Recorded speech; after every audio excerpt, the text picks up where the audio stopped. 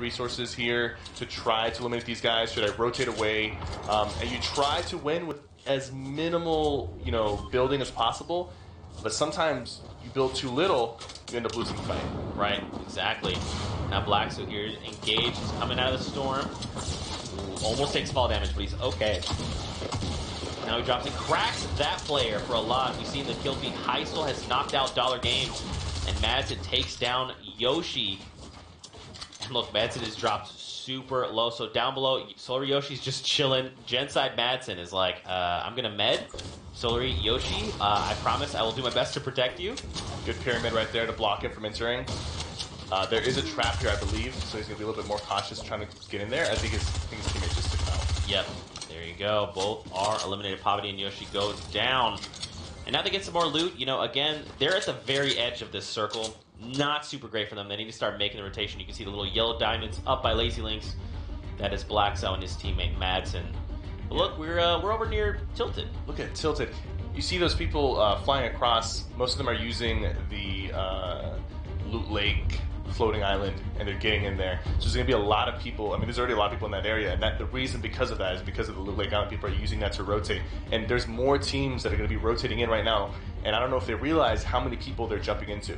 Now, luckily, there's a lot of cover in Tilted Towers, but they got to be careful here. It's gonna get really tricky, especially if this next circle goes even further towards Snobby Shores. All those teams rotating out of there. It's gonna get messy. It's gonna be a lot of people going down. Yeah, for sure. I think they should try to make rotations down by like Shifty. I mean, the assumption would be if you're gonna make rotations, they're going to Tilted, right? So yeah. Use the floating island vortex, get down by Shifty, and rotate around by Greasy. But Crabble here with Carnifex. Rift Raiders currently engaged in Pleasant Park. Boogie Bomb on the floor. He picks it up. Ooh, they get cracked for just a little bit now. Carnifex still okay. He's topped off. He's ready to go. They also have the med kit. Yeah. Yep. But look, it's Mitro and his teammate Vilex. It's a scary duo to be going against right now. And they've got him pinned inside here. They've got materials. They've got shields. And they're playing aggressive. Like, at this point, they've already invested enough time to these guys. They want the elimination. They want the resources. When you, they're investing their time instead of, looting or farming, because they feel like they can eliminate these guys and whatever they have is now theirs. Right, it's like worth it to them, right? Yes. There we go. Crabble going down. Carnifex rolling towards the trap to try to get him. But these guys are smart enough. They're not going to walk into the trap. There's no way. It's a 1v2 situation right now. What's interesting is they don't execute Crabble there. They're just leaving him up alive. They're kind of forcing his teammate to come and try and get him. There we go. There you go. He takes him down. And now they're sitting okay. We saw Mitro, he was low before, so he tops off with that med kit. And like you're talking about, man, to them, they feel like this whole engagement is worth it. It's valuable. If they can find Carnifex, that's 500 potential brick heading their way as well. And they need it. At this point, they've already... they haven't wasted time, but in their mind, if they don't come out of this with the loot that these guys have, then it's been a waste. Wow, Crabble. Mitro takes him down. That was a good attempt. That was a good attempt coming in there with the pump. He really had to... When you're in a 1v2 situation like that, you just have to risk it. You can't play too safe. You have to hope that you land your shot and potentially knock one of them out with a well-placed pump shotgun shot. So that was a good attempt, but Mitro and Vilex, they're scary. They're scary, man. Raid bosses indeed. Look at the top there. Tixi, Kinstar, 4 eliminations. So Cypher, they've got themselves a point on the board. It's pretty good. Now keep in mind, we still have plenty of players left in this match, so you got to think they're probably thinking about that most eliminations single match. They're probably been thinking about the likes of Royale Flush. They're halfway there, just on Tixi by himself. And here's the thing: is obviously Kinstar doesn't have any eliminations, which tells me Kinstar is the shield up front. He's like, look, I'm gonna build, I'm gonna distract you. Tixi, you can run in, go full send, get the eliminations, my friend. Let's take a look at this replay from Dalo and Dollar Games. Oh, this was the fight we fought earlier. We watched earlier. A lot of times when somebody has the 0 limbs and their partner has a little bit more, it could just be that their partner is the finisher. Right.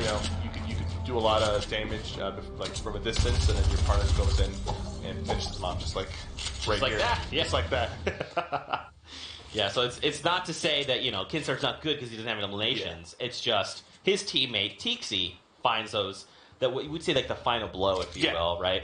Yeah. Yeah, for all we know, Kinstar could have done the most damage. 99 damage. Yeah, and then at the end of the day, this is a team game. That's right. The elims is what matter. I'd be very interested to see where Keenstar and TC currently are on the map in terms of their positioning. Because if they are in near the tilted area, if they have the resources, they could get a lot more eliminations and maybe be our first team to get that Royale flush. Cool. You gotta wonder if that's going to be the case. I mean, people here's the thing, though. It's not even like the likes of Kinstar, who is an incredible player. We see him make it to top 10 every game. Mitro, still alive. Still running around this game. He's a terror. Even the likes of someone like Rasmussen, another player in Atlantis, Kinzo, even Ghost is his duo partner. There's a lot of stacked duos here. And again, this is just game one, right? This is just like that filler, that feel it out game, right? Yeah. People are just like, first game, just warm up. Just see what happens. Typically, game ones are played a little bit slower. People want to just get the feel of it. Maybe get a point or two place. Make it to the final. There's a big influence on your confidence levels when you make it to the final 10 on your first game. You feel like, okay, we have what it takes to make it there. Let's keep doing that. But getting knocked out early on the first game, it can definitely drive your momentum down for the rest of the tournament. And a lot of these guys know that, so they want to do well for the first game. Some clingers coming in. And he's even got the they're committing clinger as well. Clingers and over to tilted though. Skosis and Dav. Man, again, take a look at the top right of the mini map. Just look how many players are in close proximity of each other right now. This is going to be a battleground. All right. Definitely. Now, what's good... Oh, I thought that scared me for a moment. They're wearing the same skin. Okay, good. What's going to be tough here, like you talked about a little bit, it's just kind of navigating the space, right? We're kind of... A lot of these players have already made their way into the safe zone, and they fortified. They're ready to go. They've picked their spot. But now it's on these other guys to make it through safely. Yeah. And when it comes to rotating out of this, you need excess materials, you need launch pads, you need shockwave grenades. If you don't have that, then you're actively searching for teams to eliminate who potentially might have that, or get the resources that you need. A lot of times, people will play safe when they have the resources, but for example, right here, Evil has 380 metal. I don't know how many materials his partner has, but they're trying to get these elims because they know that if they want to win, if they want to make it past this point on this next rotation, they need some more materials. And that's why they're playing very aggressive here, and they're going for the risk. And it's going to pay off. There's a chug jug, there's some materials. Great pressure from these guys. Holding the low ground, playing safe, shooting from the edited window, and now the materials are stacked. And they've got chug jugs, so now they have a better chance at potentially moving out of this area and going into the safe zone. That's a great point. They've only got 45 seconds left to make these rotations as well, but again, just look at how cluttered that area is. And now look, the new safe zone. They're already in the safe zone. They're good to go. And that's a Kinstar call. I'm going to tell you right now, Kinstar is the guy that says, look, we need to make it to these safe zones. We're going to fortify, and we're going to show people that we're here. Because the thing is, as well, Kinstar builds a very specific way. So when you see it, you're like, oh, yeah, that's Kinstar. Nice little tunnel they have going on here. Replacing the enemy walls with their own. Just fortifying it. Sharing the shields. It's good to communicate with your teammate. Make sure that you guys are both even when it comes to materials and shield count. And sometimes you will want one person to hold more, especially if they have more health and you're more prone to going down. But they both are healthy and they both are sharing the resources well. So I'm really hoping that they can pull this off because I'm pretty sure. Are they on Twitch banners? Who are? DC and Kingside. Let me take a look for you. Oh, man. They are not. Oh, they're not? Okay, they are not. I take everything I said back. I hope they go down the next 10 seconds. Oh, my gosh. Over to Paffy and Noisy, though. See, this is where it gets a little scary because what happens is if you get caught out of place and you look weak, if you look weak to the people around you, everyone will kind of have a gentleman's agreement to start shooting at you. You want to look strong, you want to look like you have a lot of materials and that you can defend yourselves. Because now these guys are getting attacked with grenade launchers, but they're doing a good job of defending and putting the walls up, so people might stop shooting at them. But if at any moment you look like you're taking too much damage or that you're running low on resources because you're cycling through your materials, everyone around you is going to make it their job to try to take you out. Now right here, Paffy is Not looking good. He's not looking good, and more people are going to potentially start shooting at them once they realize that.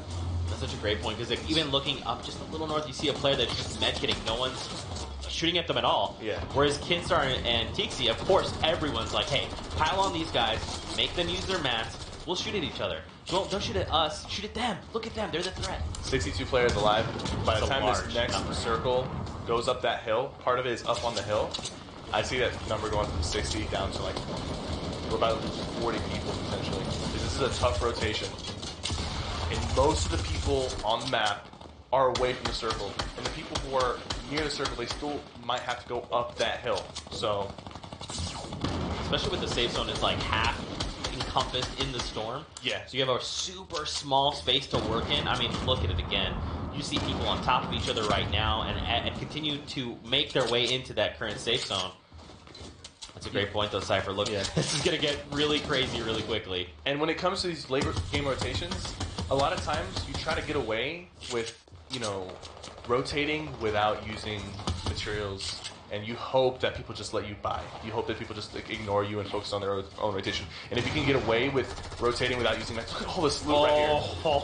Oh my. That's another player. That's he's trying to snag their loot. Oh, that did He's not go well. punished for it. Oh no, it was Oh, the Paffy. Porter Rift, that is so clutch. And now Did he look. pick that up or did he have it with him? Yeah, I believe he picked it up, and now they can make this clean rotation. And Mitro's like, look, I want to go in. I want to steal the high ground. Limbs. They are so They need one close. more for another point. But like I said, that you need those resources to make those late game rotations, and that's why people play a little bit more aggressive, especially if they're low on resources. Keemstar is very weak right now, and him and TC are just running around, and they're hoping that they don't get shot. You see, they're not really. That's a great shot from TC, but they're not really building because they want to see if they can get away with it. That's kind of the hope. When you go, okay, Yeah. please let me buy. Yeah. Let me buy. Let me try to get it through here without spending too many materials. And if they can do that, that's great.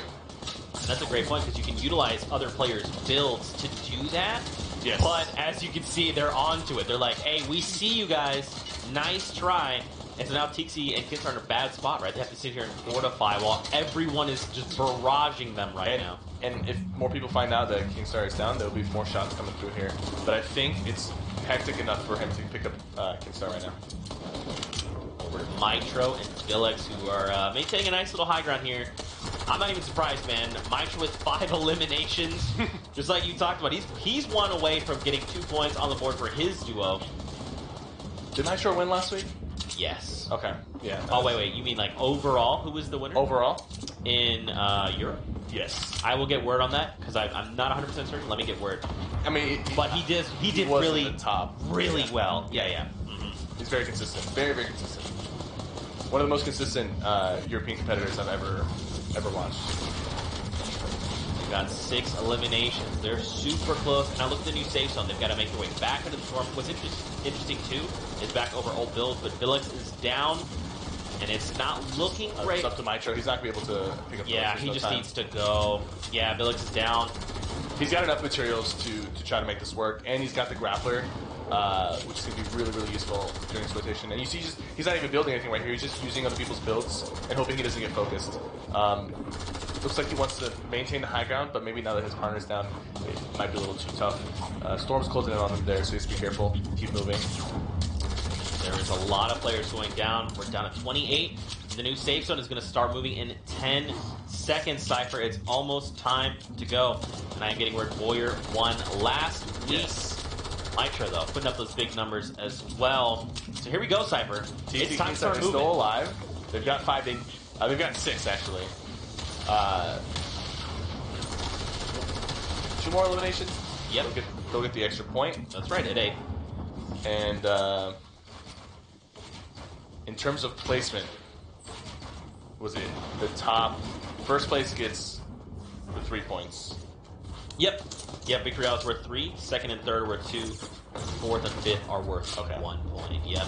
So now they're probably shifting their mindset a little bit, right? They're Yes. like, okay, well, there's 30 of us. Could we play for top 5? Well, I don't know. There's still 30 of us. There's still 30. Yeah. So we're talking 15, 16th place right here if you go down. Yeah. They're just I guess some people are hoping that they just don't get noticed a little bit and that they're able to make it to the top 5. And then the people who are, maybe 1 or 2 limbs away from getting a point, they might be looking for that. Wild Card Bowman and Alpha have that high ground. I believe it's Solary Kinsar who takes down Mitro. And look at the kill feed light up. People are being eliminated left and right. Alliance Tomo takes down 2. So now they need one more Cypher. They are so close. They have the potential to get the Royale flush right now. You see people going down. Kinsar goes down though. He's currently knocked. TC is by himself, dude. And they've got the 8 elimination, Cypher. Yes, they do. And I would be very surprised if TC picks up Kinsar here. It's going to be the second time, and he's running from the storm. No, I don't think it's going to happen. I don't think it's Looks like it's going up the hill, so he will be going down here. It just needs to be TC. He needs to go by himself. He's got the double barrel. Oh my goodness. 10 eliminations total. 8 from TC alone, and he's looking for more. There's 9. He's getting the double digits. Oh, the storm just stopped moving. There's 2 people on top of him. They know he's there. They can hear him breaking. He's got to be extra careful. He's going to replace these walls. He has enough materials, sort of, to try to get this out. But the thing is, as soon as the storm starts closing, it's going to be closing towards the center. And he won't be in the center. There's no way he can get there. Yeah, unless he tries to maneuver out of here. Yeah, he's got to go now. But it's going up the hill. Oh my. He could make it. It's going to be really close. Double barrel now. He's going to find another. Going for the spread. They're all looking at him. Not enough, but Tixi and Kinsar land 11 elims in the first game. We're down to final 8. So hectic. 2 elims. 6 players left suddenly. I'm sorry, wow. Kingwin. The duo of Heisel and Tyovsky. Oh, he's 8 elims. 9. Cypher. 9. This is all going down. What just happened? We've gone down. Cypher, what just happened? Okay. The wildcard duo, they had the high ground. At no point were they being contested due to the fact that it was going up the hill. So everybody who was climbing up the hill were fighting each other. And they were able to just stay up top and avoid all the combat. So they get that easy victory royale. And it's good that they held the high ground early on. Sometimes when the high ground's held and it's kind of like a easier place to work with, not on a hill, people will try to contest it. People will try to, grapple up there. But it was so hectic down there that they kind of were left alone. And what I assume happened is one of them stayed up top to heal, and the other one went down to try to get as many limbs as they could before it went down. And also to mess other people up who were maybe trying to heal through the storm. Tixi, at the end, just went on a reign of terror, took out so many people. They are currently in the lead, I believe, for most limbs. Yep. That is 11. Tixi by himself dropped 9. And I mean, we saw there at the end, Kinstar went down, and you got to think Kinstar's like, dude, just go. Just be free. And Tixi's like, cool, double barrel out. Where is everybody? And I believe at that moment he had just hit 8 as a duo, and then he picked up 3 on the way down into that little nook we saw him in at the very end. That was a pretty explosive game 1 to start the day. Now, I'm curious to check out some of the replays coming out of this last game. So, keep in mind, victory is worth 3 points. Second and third place is worth 2 points. Fourth and fifth are worth 1 place. This is dependent upon where the duo itself lands. So I do not believe we saw a Royale flush. We got really close, right? If Tixi and Kinstar could have pulled it off, we saw also another team as well hit that 8 elimination threshold. Yes. I think we had 2 teams hit the 8 eliminations, unless there was another team that, slid by us. But Tixi right here, just the double barrel, really close range, hitting those excellent shots. The double barrel after the nerf is a lot harder to use because if you're not right in front of your opponent, you're not going to get the damage that you're looking for. Right here, great spray from Heisel to secure the 7 limbs, and then he finishes them off for the 8 limbs. So Heisel and his partner are the second people, and you'll notice that in that late game, action, that's where you get the most limbs potential and easy limbs where. If you have a good shot, you have a good loadout, you get in there, you bust out your shotgun, finish them off with the SMG. Both teams, Heisel and Keenstar's group, both got most of their eliminations in that last 2 circles. Yep. Mm-hmm. And that's interesting to talk about because you got to think throughout the whole game, there's like two ways of thinking, I guess you'd say. You say, okay, look, we're going to play for placements, or we're going to play for eliminations, maybe both. And so to say, because we tuned into Tixi and Kinstar at one point, they only had Kinstar at 0 and Tixi had 4 eliminations. And we thought, that's not a lot. And then they're like, don't worry about it. Final circles, we're going to pick up eliminations. Don't even worry about it. And that's what we're seeing. So Wildcard Alpha picks up the Victory Royale. But we still have 2 teams that drop 8 eliminations in game 1. So just off the bat, they're going to get the 3 points coming in on the board. And if Tixie and Kinstar maintain the 8 eliminations all day, they're going to get $25K. That's great. But you know what? 11 elims, I think that's going to be broken. Yeah. I think either they will break their own record or another team will come out because 25,000, that's a big incentive. I think these guys want it.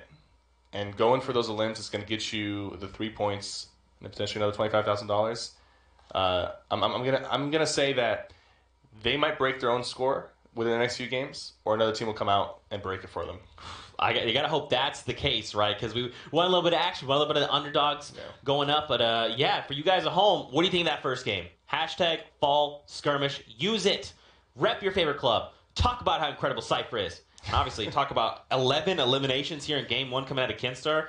I mean, I'm not even surprised, right? Kinstar is a dynamo. He's a robot in obviously the most positive ways I can possibly use that word. And TC's like a robot. He's just he goes in there, points, clicks, gets a limb. I've never seen somebody be so accurate in that close range encounters and just be so confident in his approach. He walked on like 2 groups and he didn't care. He's like, I'm gonna shoot you guys before you shoot me. Yeah. He took some damage, but he ended up eliminating them. So what an excellent player, honestly. That's a good point, because in those final moments, it gets really hectic. You have to maintain like so many different things all at once. Like, how many layers up are we? Layers down? How many players around us? And just like you said, Tixie walked in and is like, double barrel, you're down. Swap to shotgun, you're down. That's 2 more for me. You got to have that mentality in the late game. People are like scared. You're like, okay, we got to be careful. You know, the circle's closing in. There's people all around us. If you get scared, you're gonna like not be the first person to shoot. And in that situation, you want to be the first person to shoot. You want to be the first person to play aggressive and make that initial move, because people are gonna get caught off guard. They can't really hear the footsteps because there's a lot of footsteps everywhere. Right. There's a lot of builds everywhere. It's very easy to make simple mistakes, and that's when you want to capitalize off those mistakes. People in the early game, they farm, they get the weapons they need, and they hope that they get to the late game with enough resources to take out the people who are unfortunate enough not to get the resources or spend the resources early, and now they're a weak team. So even if, like a duo like Keenstar, they're excellent players, but if they didn't have the materials or resources, another team could have easily taken them out in the late game. Right. But they did a good job of getting those early limbs. You want to get some of those early limbs because the way I see it is that you want to get a couple early limbs to pad your resources because you can only do so much farming. You try to get as many resources as you can. You find another team, try to beat them without spending all your resources, and that's what they did. And then they had enough to go into that late game and take advantage of that. Yeah, absolutely. That's a great point, especially for the likes of we saw Mitro go down, the titan that he is. But it's interesting that Kinstar was the one to dethrone him for that game. Yeah. So obviously, when 2 titans clash, one has to be winner, and in this case, it was Kinstar. I like that we saw Mitro as well land Pleasant, and they just like took out another team. Yeah. That's how you want to start the game. Hey man, game 1, let's land up. I don't know, Pleasant. That sounds good. Oh, Mitro's here.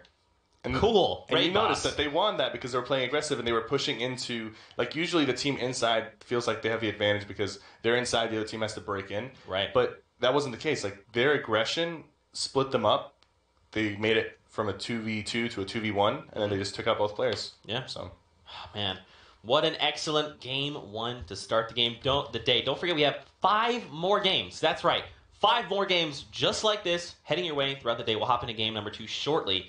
But my, oh my. It was a good game 1. That's a good game 1, man. These rosters currently from each of the clubs, super stacked. Fun fact, Ali A is playing. I wanted to throw that one out there. He's seeing his tournament debut.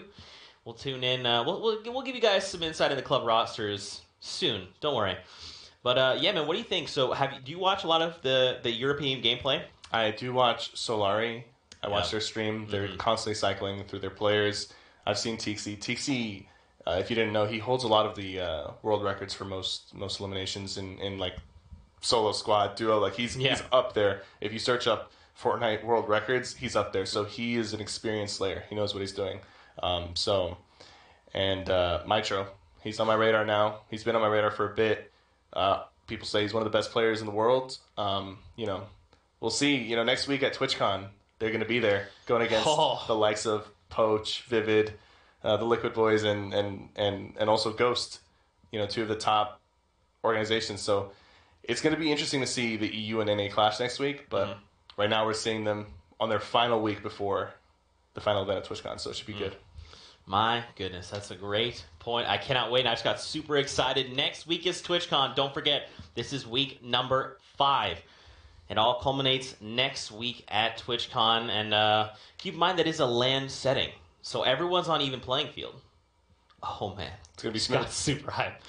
Woo! Oh, my goodness. So what do you think, man? So do you think there's any, let's say, like, misplays that happened in that game? Do you think... So for me, watching and observing Europe, it seems... They kind of have a slow start, right?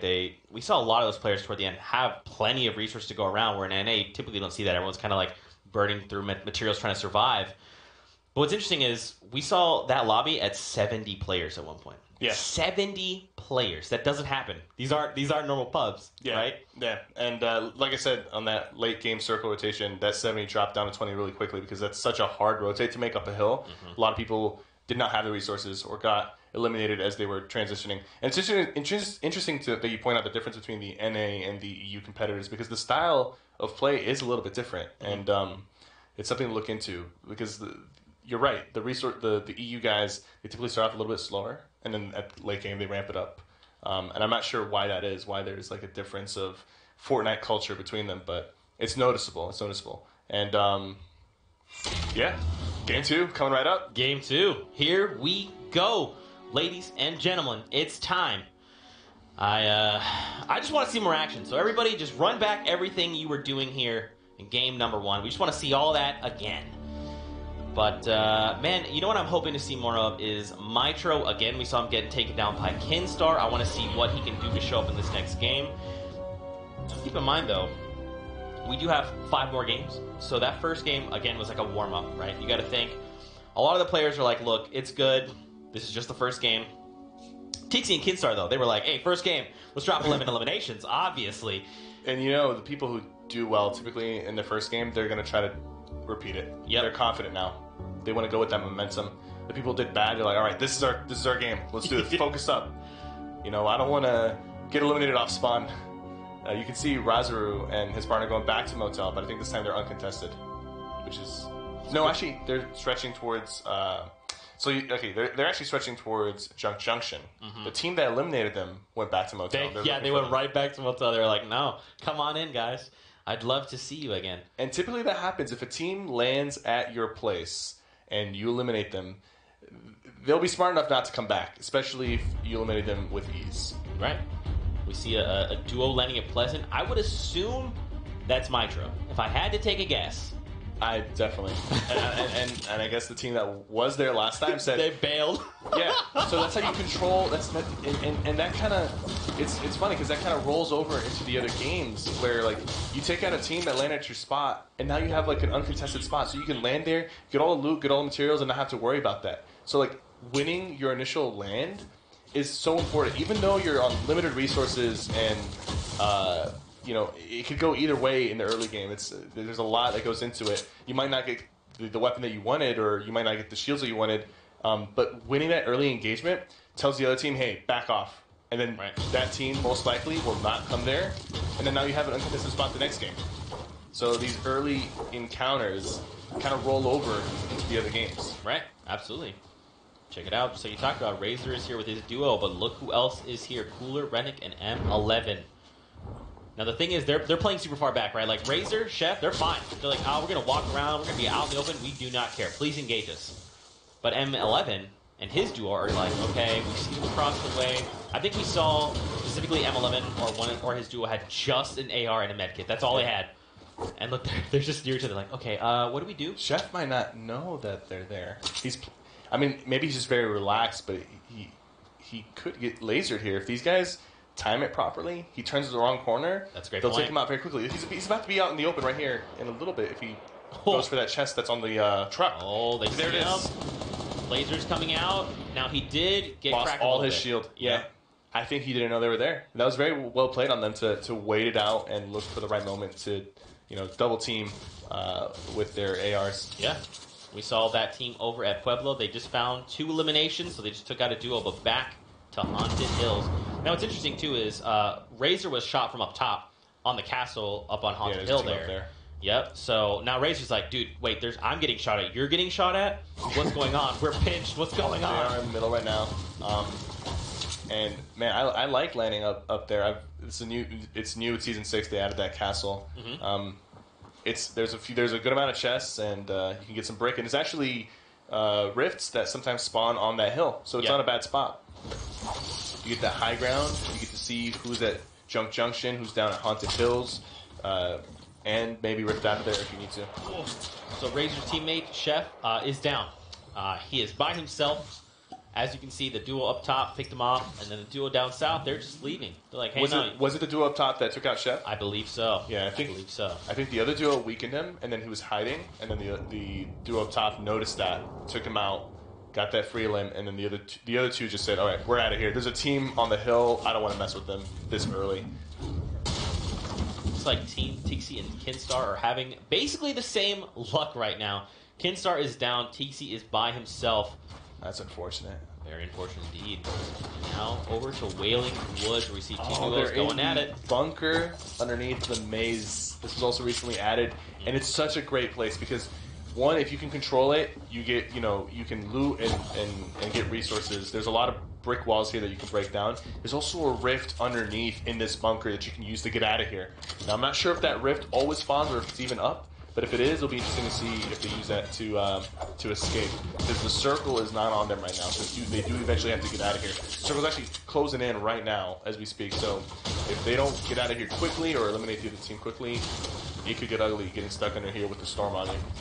Just taking their time. You can hear Chess. Harmy on the other side of the ramp. He sees Harmy. Harmy's like, nah, I'm good, man. I would like not to fight right now. They're trying to pin down Black, so this is a really tough spot to fight in right now. There's just not much wiggle room. Fighting in areas like this, you have to be a really fast editor. You have to be very, very good with your close countering. Right. As there goes down the likes of Harmy. Now they're just trying to close in on Black Zoo. There he is. Look how far back he ran. You see how he noticed where he was because he built that ramp? Right. Sometimes when you're running through these builds or like these close building fights, building actually gives away your location. And sometimes you try to get away without building. That way you can slip away. Because as soon as you build, it's very easy to hear the build and see it in action, and then you know, okay, this guy was here. Exactly. But if you can try to slip away without building, kind of like this, a little bit, you might be able to get out of there without too much resistance. But it's risky because you don't build, you get shot. Right. Exactly. And that's a great pull. The rift is up. So I mean, they were banking on it. Just leave. Yeah. They must have known it was here. Unfortunately, though, they're not looking good on health. They're both missing health, not a lot of shields. Yeah. About 75 between both of them, just about. But this rotation is going to be very, very important in terms of where they land to potentially get some of that shield back. Because I don't think they can really get into a fight with a healthy team right now. Yeah. Take a look at Trimax and Gray Fox who are near Fatal Fields. Look who else is around them. You got Mr. Carrero. Now he's got his eyes on someone else at range. The question is, though, does he know about the duo not that far away? They're just chilling. Yeah, and this is kind of where we're seeing that a little bit of a lull, right, Cypher? Like we kind of touched on earlier. They play a little slow, play a little safer. They've got the max. I mean, look, just off the bat, 600 wood to go. I mean, yeah, but he has 600 wood, and there is a lot of rocks in front of him that is unfarmed. So hopefully, eventually, they won't want to sit there. They won't like right here. This opponent, he understands. And he's sitting here farming. He knows there's people over there, but he's using line of sight for the trees. And he's trying to get his resources up. That Trimax and Gray Fox, they're doing a good job of staying there. But 600 wood, that's not really a lot in these type of games. You can go through 600 wood in just one fight. So them sitting here right now, being healthy and just looking for these kills or eliminations on the rotates, it might come back to haunt them, especially if the circle rotates them out of here. Yeah, because that's just a bunch of wasted materials, also time. Because they're not doing anything here. Yeah, exactly. Like you're saying, they should be farming, right? At minimum, they're just chilling. They're trying to gather information, which is good, but there's not many people around, so you just got to take advantage of every moment that you can. But over here, it's Mitro and Villex. They're closing in on one duo, and it looks like there's a second duo. Three-way fight. Yeah, I guess they saw two duos engaging, and they're like, look, we'd like to third party this. Please. Skyark is down. It's M11 as well. Look, Mitro is the high ground? Yep, he's like, high ground, let's go, Villex, up top. And you notice they were on the low ground initially to assess the situation, and then once they saw that the other team was, making moves on the team that was already down, they're okay, this is our opportunity to take the high ground. They do have to be careful. The storm is right on their back. I don't know how far. The circle is actually a decent bit away from them, so they have to make the swing. And I can expect Mitro and them to rotate out of here, maybe even with no limbs if they have to. Because if they're smart enough, they'll realize, okay, the circle's going to close. They do have a launch pad and grapplers, so maybe they're banking on that launch pad.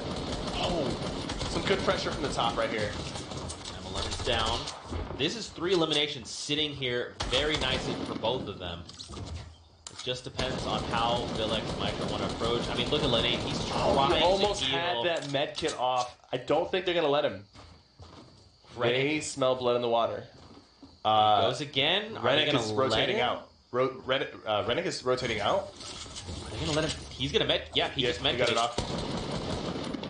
That's interesting. They probably didn't know that he was that weak. Yeah. Okay. Yeah, they were like full send there, and right now he's trying to replace his pyramid with his own. One of them should probably drop down and okay, there we go. They got the pyramid, but now that he realizes that he's rotating out, it's very smart of them to rotate away as soon as they got the pyramid on top of it. So they were both breaking the pyramid while one of them just spams and tries to place it on top of them, and they're gonna ignore this. They're gonna so they have a rift. I didn't even realize they have a rift. Villex is really low on health. You can't stay there. Yeah, that's a little unfortunate. I feel like that if they put the pressure on the other player earlier or spread out the pressure, I feel like both of them hitting the top of the pyramid might have been a little bit of a bad move because that player was able to just deny both of them at the same time. Where if one of them was on top and one of them was underneath, waiting for them to edit out, they might have got that a limb. But yeah, that's a great point. They should have definitely, just like you're saying, man. If you just dropped down on either side of that 1-by-1. To split the attention, but now it's go time. We got to see a lot of these players make these rotations into the current safe zone. Skosas, Dav, they're making a rotation coming in from the east side. There's a duo not that far behind them, Jam Side and SSK. Yes. And they're healthy. They've got their shields up. Mitro and Villex are ready. So this is the play that was running from them. Yeah, they caught him. They caught him as he was rotating out. And the storm is still closing in, and Villex still does not have a lot of health. But there we go. They're going to have to use the launch pad. Wait, they have another rift to go? Rift? Yep, they're going to go. Wow. Where did they get that from? Dude, Look at the loadout right now. Not much in the way of AR. They've got 5 shields. Yeah, 5 minis, 2 half shields. They've got a grappler, a launch pad. But they're both missing a lot of health. Yeah. They need to find some medkits, some bandages. Two of those rifts, extremely clutch. However, they use them to secure what? 2 limbs? 2 limbs. Yep. Late game that could have been a lot more useful. That could have secured them the victory royale. That could have secured them, position on the high ground. So having to use those that early, it's a bit tricky. Yeah. Now Skosas is trying to get Dav up. Now here's the thing. He's going to get Dav up, but Skosas is going to go down. And they're going to just cycle through. Yep. They can pick each other up, and they'll get out of there, but they're going to be extremely weak. You saw it on the kill feed there. Skosas go down. You can see the little red health bar up there. Taking a look, man, there's not much in the way of eliminations. There is, but it's spread out very evenly right now, right? Right at the top, Issa and Kinsel, 3 eliminations right behind them, Peyton Camo. Outside of that, though, Skosas is down. So I guess Dav... Okay, they're both... Someone must have caught him. Yeah, they both were eliminated. It looks like lost to the Storm. The Storm was ticking for 4 at that point, I believe, so... Or 2. I think it's ticking for 2. Okay. Yeah. If it's ticking for 2, you just kind of don't have... Okay, so 10 seconds, you're taking 20 damage. You have to instantly pick up the other person as soon as... Run. And then run for a few seconds and then instantly pick them up. They might have fumbled the revive, or maybe they were getting shot at, and then they started building, and then the storm took them out. That's a pretty hectic, situation. So Yeah. It's a tough spot to be in. But already we have less people right now alive than we did last game when it was a smaller circle. The circle was all the way in, and we had about 65 people alive. Right now we're at 63, and people are dropping, and the circle hasn't closed yet. So people are being more aggressive. But like you said, it is very spread out. We don't have any teams that are dominating in terms of four limbs like last game, but right now everyone's just trying to position themselves in the circle. Everyone's just waiting. Yeah. They're like, someone else make the move there. I loved Zypan's loadout there. Grenade launcher, double barrel, minis. He was set. Grenade launcher. I'd like to point out something, Cypher. It's been 2 minutes since the last elimination. And that typically happens with this circle. You're missing some of the early action, right? People are now, they have resources, they have shields, so if they get shot at, they can protect themselves and prevent that death. While as in the early game, maybe you didn't have time to get the resources you need, or you spent too many, and then you get caught in a bad spot. Well, now, most people that were watching, they have the resources, so they can protect themselves and avoid combat. But somebody did just go down. The stream, Skype got eliminated. Oh, I don't know if you saw, but Kingwin Heisel hops down with the Rift to go, catches Tyoski and says, boy, we gotta go. And he's got another one in his inventory. That's the second team that we've seen this game with an extra Rift to go. There must have been either they got very lucky with the loot, or there was a vending machine that was selling Rifts to go and people found it. Yeah, ready to make that move. Perma and 5-Skill, though. 5-Skill is probably one of my favorite players. I don't know if you've ever seen him play. I've seen him play. Have you seen his crazy DPI? My yes. God. What a legend. When I saw that the first time, my jaw dropped. How do you do that? How do you focus? Apparently 5-Skill knows something we do not. Is he still doing that? Is he still, yeah. Is he still doing those crazy builds? Mm-hmm. He puts up 1x1s faster than you can put up a single wall. And that's just globally. No one can build as fast as him. And he's only going to get better at it once he learns to control the speed. And because sometimes you'll see him mess up and he'll get stuck underneath his ramp. But if he gets better at it and he starts just not messing up and not getting stuck underneath his ramps, that's kind of scary. It's just a terror. Yeah. All things considered. But look, Cypher, we've only gone down by 2 players. We're still at 61 remain. The kill feed starting to see a little bit of action, right? We're seeing people actually get knocked, but not much has happened. Currently, it's been 1 minute and 12 seconds since the last elimination. So again, we're just slowing things down. These stink grenades are very useful. You don't see them used a lot in public games, but that's because in public games people aren't boxed up like this all the time. But in these matches, they're vital. They're one of the most valuable throwables to have because you force a team to move out. You force them to use their resources, and sometimes people are just very weak on health. Just like we were watching the previous duo. Was it Tixi and his partner, or no? It was the Atlantis duo that had low health but high shields. Yeah. If those guys got hit with the stick bomb, they would both get eliminated. Even though they have 100 shields, they would go down just like that. So there's a lot of people that are going to have low health, just like Mitro right here has 45 health. So if 2 stick bombs were thrown at his box and he had a hard time getting out of there, he would go down. Yeah. Because that stink bombs do damage directly to your health. In case you're watching and you've never seen Fortnite, hello, this is Fortnite. We hope you're having a great time. I'm also joined by Cypher. He's great. Mitro and Velox are pressuring Pate 1K. I think they took down his partner, and now they're going for the finish on him. Now there's another grappler, a gold compact. You like to see. They still have that launch pad, Cypher. Oh! Came out of nowhere! I didn't think he was looking away from them. He was looking away from them. He didn't even see them. And now they got the resources. Look at his. They've got extra wood on the floor. They've got 999 wood, and they've got extra wood on the floor. These are the limbs that you need to finish out the game. Right. And these guys are so good. They're always actively searching for limbs. They're always putting pressure on their opponent. Whether they have shields or no shields, they're playing like they're 100-100. And when you play like you have 100 shield, 100 health, you scare your opponents to think, oh my god, these guys are stacked, even if they're not stacked. And that's kind of the mind games that you have to put on to put that type of pressure on your opponents. That's such a great point, because if someone damages them now, they just see blue numbers, like they're tagging shield. You have no way to know what their health bar is. Yeah. That's a great point. They've got grapplers, they've got extra grapplers. They're going to be able to make any rotation that they need Hopefully they don't get lasered on these rotations, but with the grapplers it'll be hard to hit them. Oh man, Carnifex is down. Crabble doing everything. He just rips to go. He rips, He but his says, partner goes "I'm down sorry." beforehand. Are they going to take that rift? Do you think? I would be surprised. I think they should. I'm not gonna. Well, you know, they're not too far away from the rotate. They're on the shorter end of the circle. So. Yeah. So I think playing it a little safe there, because maybe he would have gotten it, his partner would have, and you don't want to split up. Yeah, the partner was too far away, but then immediately ONF Evil, it's like, hey man, I see you trying to use that rift. Nice try. You see Mass is like, I'm out of here. I gotta rejoin with my teammate here. 4 limbs for Ghost, Issa, and Atlantis Kinzo. One more, they'll get that second point. I think they are leading right now for this game in the limbs. Look at that, we got another quad launcher in play. Dude, you know what we still have not seen is any of the quad crasher. You know what I'm gonna make the prediction right now. We're gonna see it in NA, 100%. Oh yeah. I don't think we'll see it in Europe. I think we will see it for sure in NA. The NA guys tend to mess around a little bit more. Yeah. They're the ones who put on the bush. Yeah. Take a look. Cypher top 5 standings currently. Tyovsky and Heisel number 1, Wildcard Alpha, and Bowman in second with 3 points. Behind them is Tixi and Kinstar. We saw them drop those eliminations. Airwalks and MZ as well, and then in 5th is Camo and Page 1. The Wildcard duo, they didn't get 4 limbs. They only won. Yeah. And you know, that's good to get those 3 points, but I think if you want to take this home, you really do want to get those limbs while you win.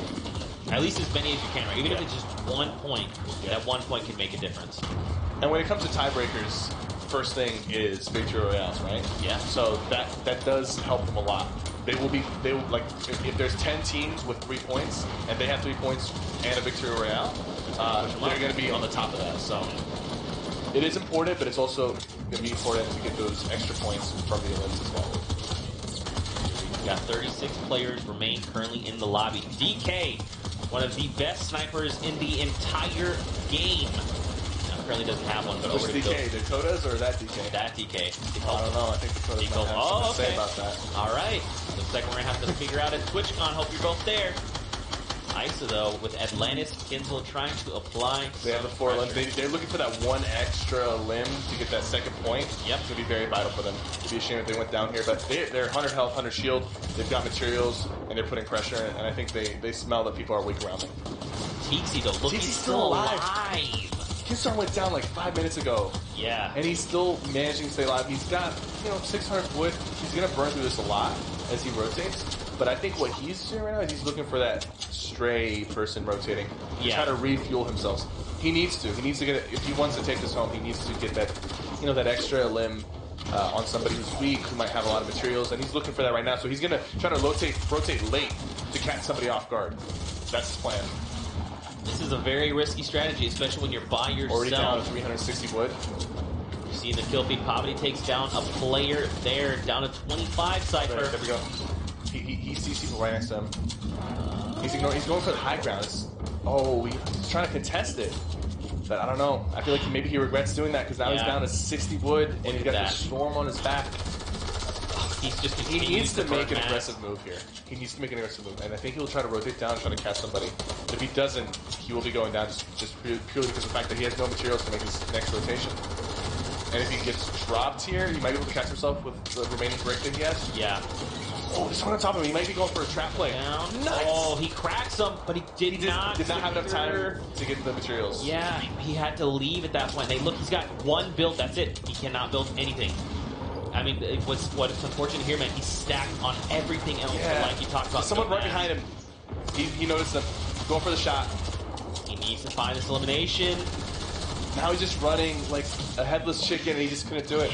Yeah, that's a really tough spot to be in. That is. It's unfortunate, and I was hoping that he would get the resources from that guy he eliminated. Was that his teammate that he just opened up on? Sure. Yeah, that player right there, yes. Okay, yeah. I was with the quad launcher, yeah. It's unfortunate because he did get the elim that he was looking for, but he did not have any time to. And if he had gotten the loot, he had so many shields, he had good weapons. Alright. There's so much going down, Cypher. We're currently in top 12. A lot of players left remaining. There's only 1 duo that's down to 1 person at this moment. You gotta be careful here because, you could potentially die and get 6th place or 7th place if there's enough solos alive. So the people right now, they don't want to be the next person to go down. They want to make sure that someone else goes down so we can at least secure that 1 point of being 5th place. Look at this. Mitro Billick still Who's on very the high much ground? alive. We're about Team 42. That's Heisel and Tyovsky. Weren't they in the lead? Don't they have 5 points from the last game? I believe they do. That's right. Oh, that is such a good position to be in right now. There's enough Dude, they have 6 eliminations. Yeah. Cypher, they're close. They need 1 more. Mitro and Villix. And they've got the med kit. Should potentially go for the heal off. But if the team on top has campfires and a med kit, and even if they don't, these guys might not be able to go for that heal off just because of the fact that another team might push them while they're attempting to do that. And right here, I believe he's trying to run into the storm to get that tick of damage they need to take. Because you can't get the med kit off if you have 100, you need at least 90. Yeah. Then you can start pre-med kitting as it closes. But I don't even think he's gonna be able to do that. There's too many people alive right now in such a close area. I think the guys up top are gonna take this home. If they finds another one. He needs 1 more to get the 2nd point. He's super close. Cypher down to 9 players. Shot, double barrel. Look at how many people are close together. Wow! What's happening? They just let him do that. His partner just went down up top. Oh my! Heisel finds so many eliminations. He's got 7 by himself. He's got to finish that guy off. I don't think it's too late. It's too late. Powder is up top, and Powder had started the med kit, and he would have gotten that off.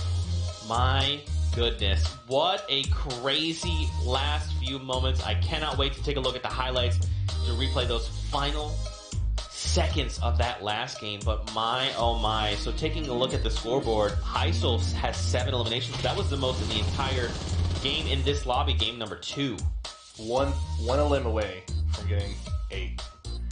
And I don't know if that down player, he did not finish off that down player.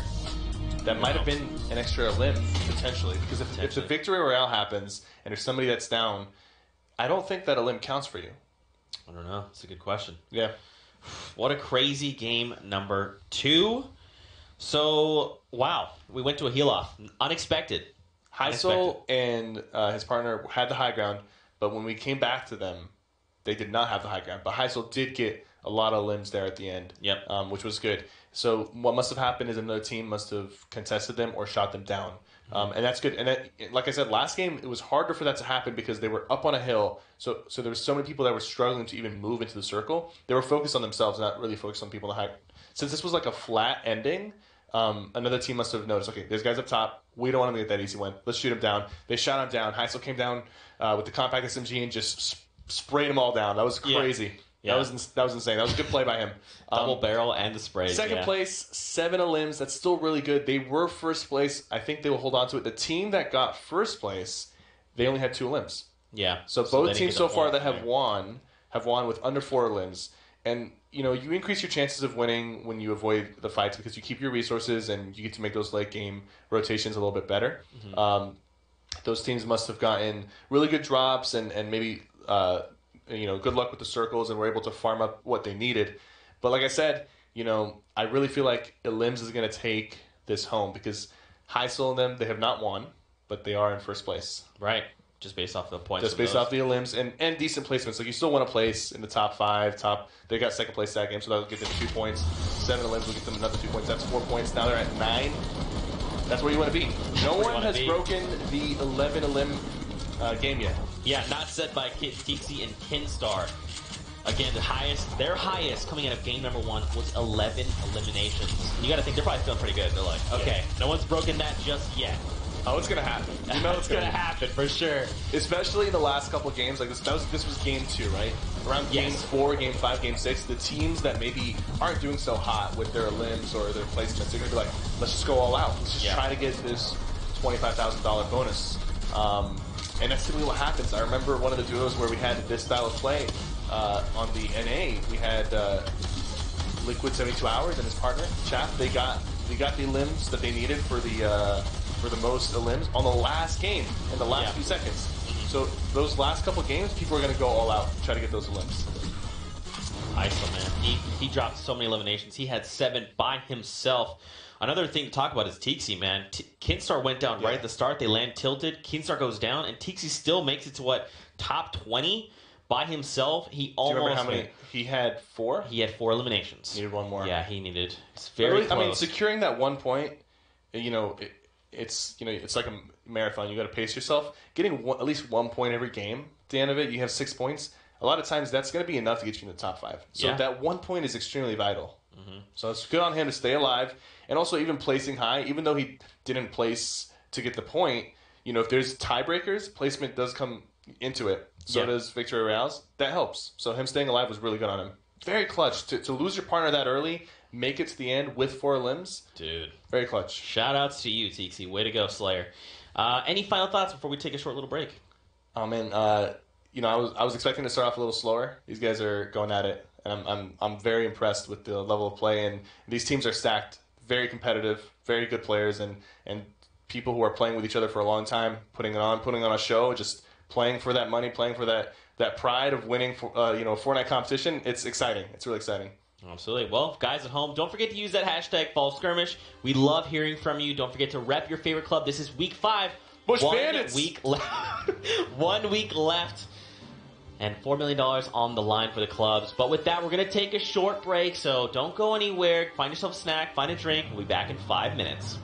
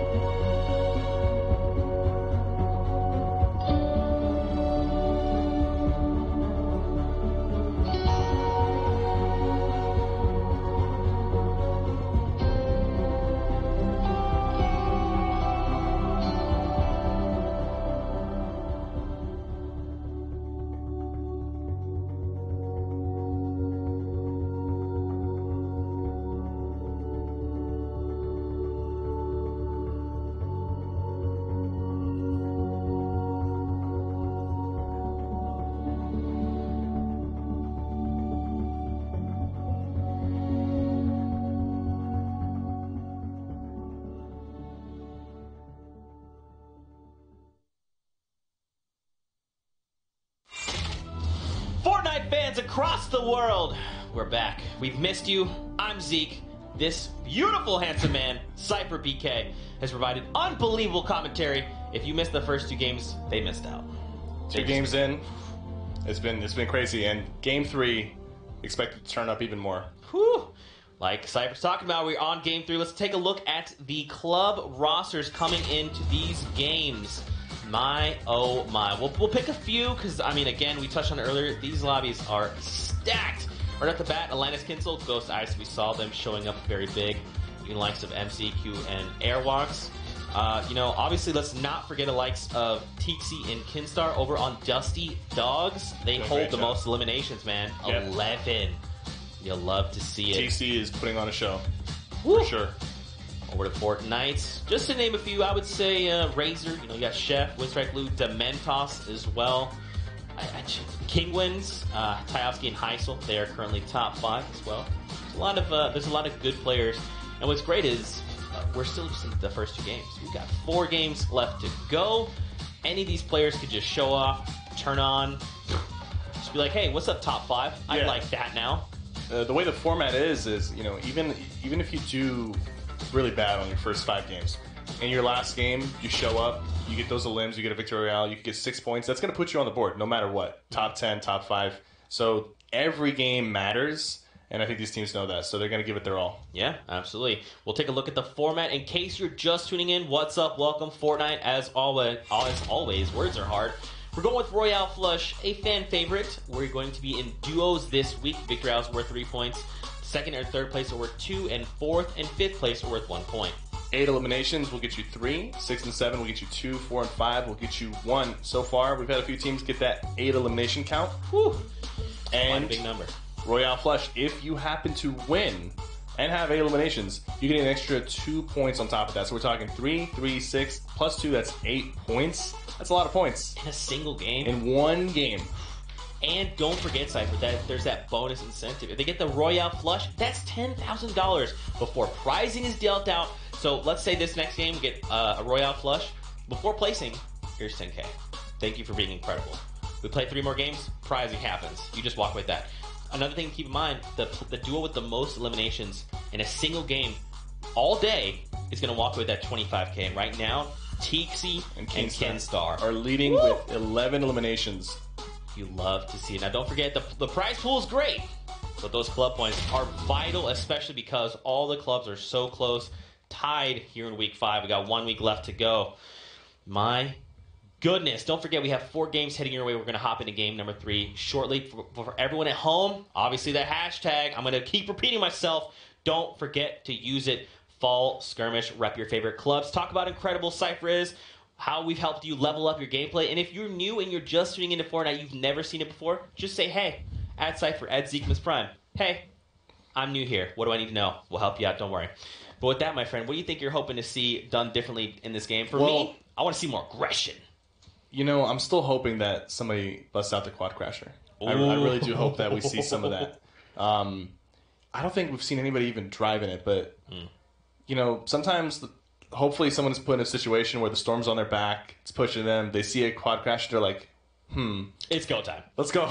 Yeah. I want to see something done with it, because you can pull off some crazy stuff with it. And and you might think, like, oh, this is like, it's not smart. Like, maybe driving around an ATK, you can't really do much with it. But this thing moves fast, and with the boost, you can take high ground, you can travel across the map, and people won't be ready for that, because people aren't practicing to counter quad crasher mechanics, Yeah. So hopefully, I'm hoping. I really do hope we see it. Absolutely. With that, we'll take a look at the current standings after the first few games.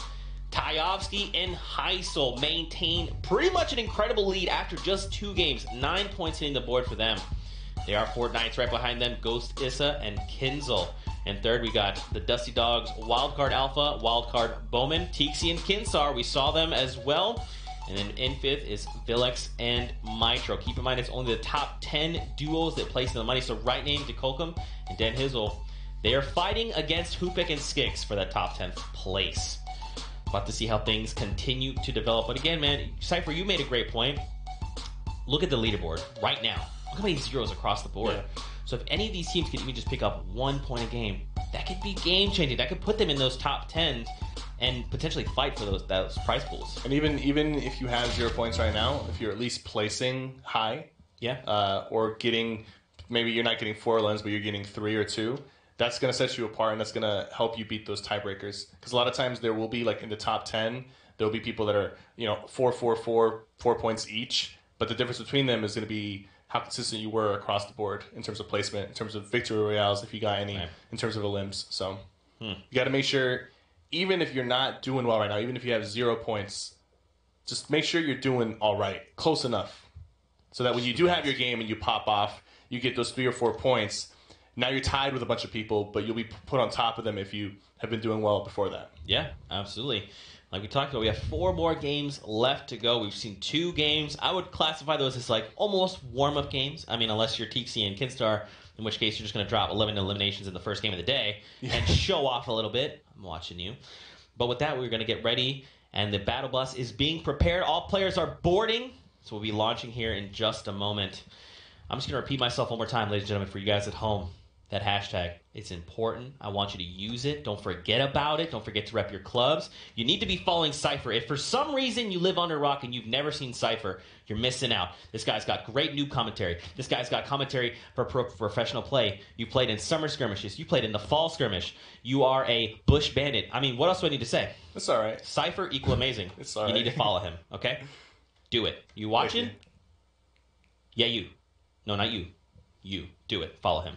Well, with that, ladies and gentlemen, we're going to get ready to hop into game number 2 on the day. Game 3. I can't even count. Game 3 on the day. Man, counting is my Achilles heel. Don't ever ask me to count because I will mess it up. So, dude, another thing I'd love to talk about as well is the quad launcher. We've seen that as well. We saw some players bust it out. I think last game we saw two duos that had one. One was a gold and one was a purple. Late Didn't get game. to see much of it. Oh, okay. Late game, though. You're like, hey, you guys are all hiding in your 1x1. I can very quickly fire 4 rockets and now bunker buster you. Let's just all have a great time and fight and just see who wins. So, when I first picked it up, I thought it was going to be very easy to use, but those rockets do have a big drop on them. So if you're using them from range, you do have to kind of lob them a little bit. Yeah. And even in close range, the radius of the explosion is very small. So at first it might seem like, this is very like a noob-friendly weapon that anybody can just pick up and do well with it, but you do have to be precise with it. And if you're using it at long range, it's a lot harder to land those hits. Yeah, absolutely. I've yet to see this, but if you look straight up, like you're saying, they do have a fall-off. So if you look straight up, they come back down. Yeah. So I want to see mortar plays. You have one duel right in front of you, they box up, you fire some straight in the air, and you just apply pressure. Just like, don't move from that spot. Stay there. And then immediately 4 rockets come down and land on their head. Match 3. We got the battle bus coming in from Snobby Shores heading towards the racetrack. This is a pretty good bus because it's cutting down the middle and it's going over a lot of hot spots, so people won't have to stretch too far. Even if you're landing somewhere in the desert or even in risky reels, if you jump out now, it's not too far of a stretch. So this is a pretty good bus that I think will spread people out. I'm interested to see how many people visit their location that they've already dropped at. Maybe if somebody's uncontested. I think Pleasant Park. Who do we have over there? Apparently they went topside. They're going up toward Jump Junction. Or maybe they're going someone else? No one went to Pleasant Park. Interesting. We've seen 2 duos land there pretty consistently. Back at Motel, looks like the same duo that's been going there. Yeah. Looks like people are going to opt to go toward Wailing Woods, Risky Reels. Yeah, we've actually seen a shift in places where people are landing. No one went Snobby, no one went Pleasant. So those places, if they get rotated too late, people will be like, hey, there's a bunch of chests here. Let's... Oh! That's early game. Blue tack. That blue tack is, if you're close enough, it can do some serious damage, and it's fast, and like... If you have a pump, right, early game, you only have a pump. You don't have a follow-up weapon to switch to, like an AR or a shotgun. Right. I'd much prefer to have that blue tack just so I can take rapid shots at an opponent. Yeah. Especially in that early game. Especially when they don't expect it, right? They're like, he's probably got a shotgun. He's not firing at range. Oh, it's attack. Just kidding. He's putting down shots. I'm in trouble. This area is always going to be contested mainly due to the fact that there's so many chest spawns in this place. There's rifts to rotate out of here, and there's a lot of chest spawns. Bogdanak is already down, so this is a 1v2 situation for Nova. He's low on shields now. He's trying to put some pressure on one of them, but it's too much. When you don't have the materials to fight off, and he didn't even really have a hard-hitting weapon like a shotgun to use to take one of them out quickly. It's rather tricky. So now these guys, Ghost Camo and Pate, have this place uncontested. They don't have shields right now, but I guarantee you, once they're done looting that place, they'll have full shields, extra shields, med kits, and potentially a rift to get out of there. It is a very, very heavily contested loot area. Yeah, for sure. You can see even Risky Reels, you see a duo over there. Genside, Madsen, and Blackstar are taking out Risky Reels, but back at Tilted Tower. Look who's down right now. TC. Kinstar. TC is trying to just close in and pick his friend up. Look at this. Kinstar's calling down. He wants to make sure he doesn't take fall damage as he comes down. Oh, it's not enough. TC knocks out a player. Yeah, and he was really close. He was really close to beating him too. He only has about 10 health left. I don't even think this guy's partner is up. No, he was taken down. Yeah. Marwana is by themselves now. But the thing is, Marwana now has Tilted Towers all to himself. So he should be able to get out of here, hopefully. Yeah. Unless somebody rotates early for Tilted Towers, he should be able to get the health back. It's really unfortunate for TC and Kinstar to go down. But Tilted Towers, going there, it's a risky move. It either pays off well, or you end up getting eliminated early. And in this case, did not go well for them, but that's okay. Hey, this is quad crasher. Oh yeah. Okay, no. Okay, first of all, I don't think they're gonna take it because there's another team at Risky contesting them. Yeah. And Risky's another spot that usually has a lot of chests and good loot, and then also the cars there is gonna give you a lot of metal, and metal's the most important resource to have. Yeah. After the changes they made, metal now has like the most health when it's placed, and of course it's gonna have the most health once it's fully built, and you can't see through it compared to wooden brick, where when you're hiding these late game circles. Metal's going to conceal you a lot better. Yeah, for sure. They got the stink bombs as well. I think he's going to. Hopefully, he'll hold on to these for the late game rotations, and maybe they'll find some more. They're just making the road. They're like, look, let's just start rotating over to the safe zone. We're going to be contested there. Let's just leave. But back over to Junction. Dan Dizzle went down from Dan Dizzle. That's tough, man. Now it's a 1v2, but Chef is putting a lot of damage into Dan Hizzle. Dan Hizzle's not playing like he got hit. He's playing like he still has a lot of health, and that's kind of how you have to go about it. Because if he starts playing weak, Chef is gonna be like, okay, this guy's weak. Maybe I can get close. Maybe I can take him out and then make it a 1v1. But even though he got hit, he kept shooting and he kept putting pressure with the AR, and he just relied on his teammate that if I go down, you'll take care of this. Right. But I'm gonna keep giving it my all while I still can. If he had hit away, that it could have turned into a 1v1. Such a great point, especially because you touched on it earlier in game number 1. There's like a confidence factor that goes into this, right? If you play like you have 200 health, it's different than if you get cracked once and you start to play defensively, because then you give your opponent that upper hand. Dan Hizzle did not skip a beat. He got cracked once and said, look, I can't back down. I have to just keep applying pressure. And it pays out for them. Man, these guys are hunting down. He does not have any health remaining, and he's just trying to maneuver away from them. I don't know what the game plan is here. Honestly, at this point, it's looking pretty bleak. Yeah, you kind of know it's over. There's not much you can do. When you got two guys who are healthy pushing you like that, you've got 10 health, you're running low on resources, your partner is down. It's an easy fight to lose. Yeah. But now we're at Greasy Crow. We see Solary MZ and Airwalks there. Carnifex and Crabble are also here. We've seen that duo perform very, very well. So I'm actually interested to see these guys clash. Now, will they? Tough to say. It depends on the mentality that both these teams have. Yeah. Some people are going to be like, okay, man, we're not doing too hot. Let's play aggressive. Let's get it. And other teams will be like, okay, we have enough points. Let's keep playing our regular pace. People tend to change their pace when it's not working. They might start off very aggressive, and if it doesn't work out, they'll slow things down, or vice versa. Right. And if two teams are playing slow, usually they'll be right next to each other, but they'll end up rotating away from each other for the sake of their own game and making it to the end game. Look at this guy. Herma and 5 skill back on them. These guys are typically a little bit more aggressive. Yeah. I like you got the silence AR. You got that gold thermal, so they can take shots at range, especially when you have these third-party opportunities from basically across the map. Someone bails out there on the rift. Wesh his goes teammate down. I wonder if he'll come back down. No. Nope. Oh, this is now a 1v1. Yeah, his teammate though. He left him. No, it's a 2v1. Oh, he did come back down. Okay, so it's Jamside and SSK. I wonder if that was maybe like an accidental rift or something, because there wasn't that much pressure to use that to bail. They've got a grenade launcher, shockwaves. Taking that rift is a little unfortunate for them, because now rotating out is going to be hard. But maybe they just took it, so the other team can't take it. One of them just rifted. He's actually going to be separated from his teammate. If he does not make it back in time, and I don't think he will, he might be separated from his teammate. And now he's in the storm. I don't think he's going to be fast. He's still moving. He hasn't been in the sky just yet. I think he missed it. I think he might have missed it. He did. He's making his way down south on the map. He's definitely missing. He needs to. And look at his health go down. If he does not have a med kit, he might go out in the storm. He right now he's running around. Maybe he's looking for a med kit. Maybe he saw even just bandages, right? Yeah, there's some bandages okay, right there. He finds the bandages. Good. But that might not be enough. He's already think very so. low. He picked up bandage. Okay, so actually he has 15 and a med kit. Okay. He will be able to make it out, but he has to link up with his teammate. Now I wonder, is he gonna drop the grenades? Yes, he is. Okay. That's the smart move. It's a smart move. He could have potentially just bandaged up to 75 and then ran out with the med kit, but you don't want to risk that. Having the 10 nades is nice, but you don't want to risk that. Exactly. Back over to the Colcom and Dan Hizzle. They're engaged with players right now.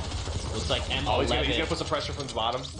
I think his partner just partner just took them out 1v2 in that box. Wow. What a great play. Dan Hizzle put on 4 eliminations and that 1v2 with 2 guys in a box like that. That's coming out alive like that. It could have gone bad. If he went down, they would have thirsted him, and then it would have been a 1v2. That's such a funny spot, because if that's me and I'm in a box with 2 people, I'm going down 100%. Not Dan Hizzle though. He's like, hey, look, Zeke, watch me, do what I do. That's what you want to do. But what's great is now they also have that rift to go. We saw them find those players. Rift to go. They've got materials. He's maxed out on metal. They're both maxed out on metal potentially, because I see metal between them, and they're not picking up. That means they both have 999 metal. That's what you like to see going to the late game. Going to the late game with 999 metal with you and your partner. That's what you need to make those late game rotations and finish out the game. So if they can get into the circle with those resources, they put themselves at a really good opportunity to win this. Now look at this. Take a look at the top right mini-map. Jamside is just coming out of the storm. I think they heard him. But there is a lot of action here, so he might go unnoticed. But they are going in his general direction. There's a quad crasher play. I heard it. Wait, was that Jamside? Did he come out of the storm with a quad crasher? Yeah, I think he did. He got lasered as he was coming out, and now he has to build. It's right there. He used it. Yes. Where's his teammate though? He might be down. I'm not even sure. I have no idea. Oh, there's a thermal scope in action. Yep. 100% accuracy on this thing. So if you are good with your shot, you'll get those shots in, and you might not even eliminate your opponents. But if you weaken them before getting to them, it's gonna. Jamside he took the quad crasher, and he ran away with it. Jamside, where are you? He's weak. He just got hit. Oh, but he met up. Look, he's back with SSK, and SSK has a med kit for him. The reunion, man. Oh my god. It happened, ladies and gentlemen. You know, he went back there for that med kit. It's almost like he knew it was there. Sometimes it's important to keep track of loot that you leave behind, because maybe you can't carry it right now, but it might become useful. Because he went straight back there as if he knew that medkit was there. So good on him for knowing that, or maybe he got lucky. You never know, but I'm just going to assume that he knew it was there, and he was smart enough to go back and go for it. And not just that, but also remember that it was there. Because sometimes you might get carried away with the action, and you might forget where you left stuff. Yeah. Over to 5-skill and Herma. They used that rotation. Oh, look at that pressure. Look at that floating island. He's trying to break into the box. His partner is going up the side, but he noticed that, so he's going to deny him the high ground, and he's going to make sure that he stays on top. So good on him not tunnel visioning. Look at that. The quick building. Yeah, he's like, I want to see some crazy stuff from 5-skill. I want to see some of the crazy action that we saw in the summer skirmish. We just need to see him suddenly put up a 1x1 or a 2x1. All right, so they did a good job of disengaging. They didn't want to put too much pressure, because there's people down on the hill. You see 2 teams down there. They were shooting at them a little bit. So when you have the high ground, you have the advantage on the people who are beneath you, but you're also potentially going to get third party a little bit easier, just because people will see you first when they're approaching the fight. Right. And Now look, they're just sitting here, man. Epsilon's playing Fozzie. But look at this. So this is SK and Jamside. Jamside goes down and is eliminated. Oh, he got him with one HP. Left. Jamside, that is so clutch. The people's hero. Oh, how like he came out of the storm extremely late on a quadcaster. He was getting lasered and focused by multiple teams. He's down with 1 health left on the revive, and he gets revived. This is the greatest Cinderella story of Game 3, man. How is he still alive? I don't know, but it makes me so happy. And now 5 skill, he is over here. So I believe, which 2 diamonds are they? I think they're the yellow diamonds down south, just a little bit there. I think that's the them. Bottom left. Yeah, I believe that is them. Oh, the floating island is in play. Yes. So there will be teams hiding underneath it. There will be teams on top of it, and people are going to try to use it as a late game rotate mechanic. 5 skill takes a hit there. They've got that Ford Rift. I'm wondering if they're going to use it or if it's going to. It probably wouldn't be smart to use it. They really need to just hold this place because they're in the center of the circle. They're near the island. They're in a good spot. They're in a really good spot. Look at his material count. The only thing he's missing right now is some health and some shields. Yeah. But that could come if they stay in that position and maybe catch somebody rotating. Suppose he just decided to leave. I don't know if his partner's still up, but he left. He used the little crater bounce thing in the cursed zones to move out. Ooh. Jarl and Beehive making their way around. Madsen, though. They're just trying to get to the circle right now. That's really what they want. And they want to try to get in without building. You see, they're not building right now. They want to try to get away without using too many resources. So one of them's going to build. The other one's just going to run back with shotgun just in case somebody's hiding in these builds. Yeah. To see what they can do. And now they're in the circle, so they're going to hold their position and build and just kind of wait and see where the next circle is going to take them. Take a look at the scoreboard, Cypher. We've got Veins and Say Hello. Where'd they come Roma. from? 6 elims. Where'd they come from? Dude. They need 2 more for that 8 elimination threshold to get. I really want to see what their resource count is looking like and what they've got on them, just so we can maybe they'll be the team to break that 11 limb. They're poised to do so. They just need a few more eliminations. Keep in mind, ladies and gentlemen, at home, Tixi and Kinstar hold the most eliminations on the day with 11 total eliminations between both of them. So they've got 6. That's the 2 points, right? Yep. 6 is going to get you 2 points. 4 is going to get you 1. Yep. They need 2 more. If they take out 1 more team, they're looking good on resources. Look, 900 metal, 600 wood, 400 brick. They've both got shields. Not the most amount of health, but one of them is at full, and the other one's at 125. Now the problem is they don't have extra shields. They've only got bandages in terms of healing, and I don't think they have a campfire because I think they would have used it for Hane. Yeah. Or Veins. So they got to play it smart because if they get into a fight and they don't get the elim or they don't get the extra shields, they might be stuck. They might get that 8 elim count, but they might be stuck without any ways to get back their health. Yeah.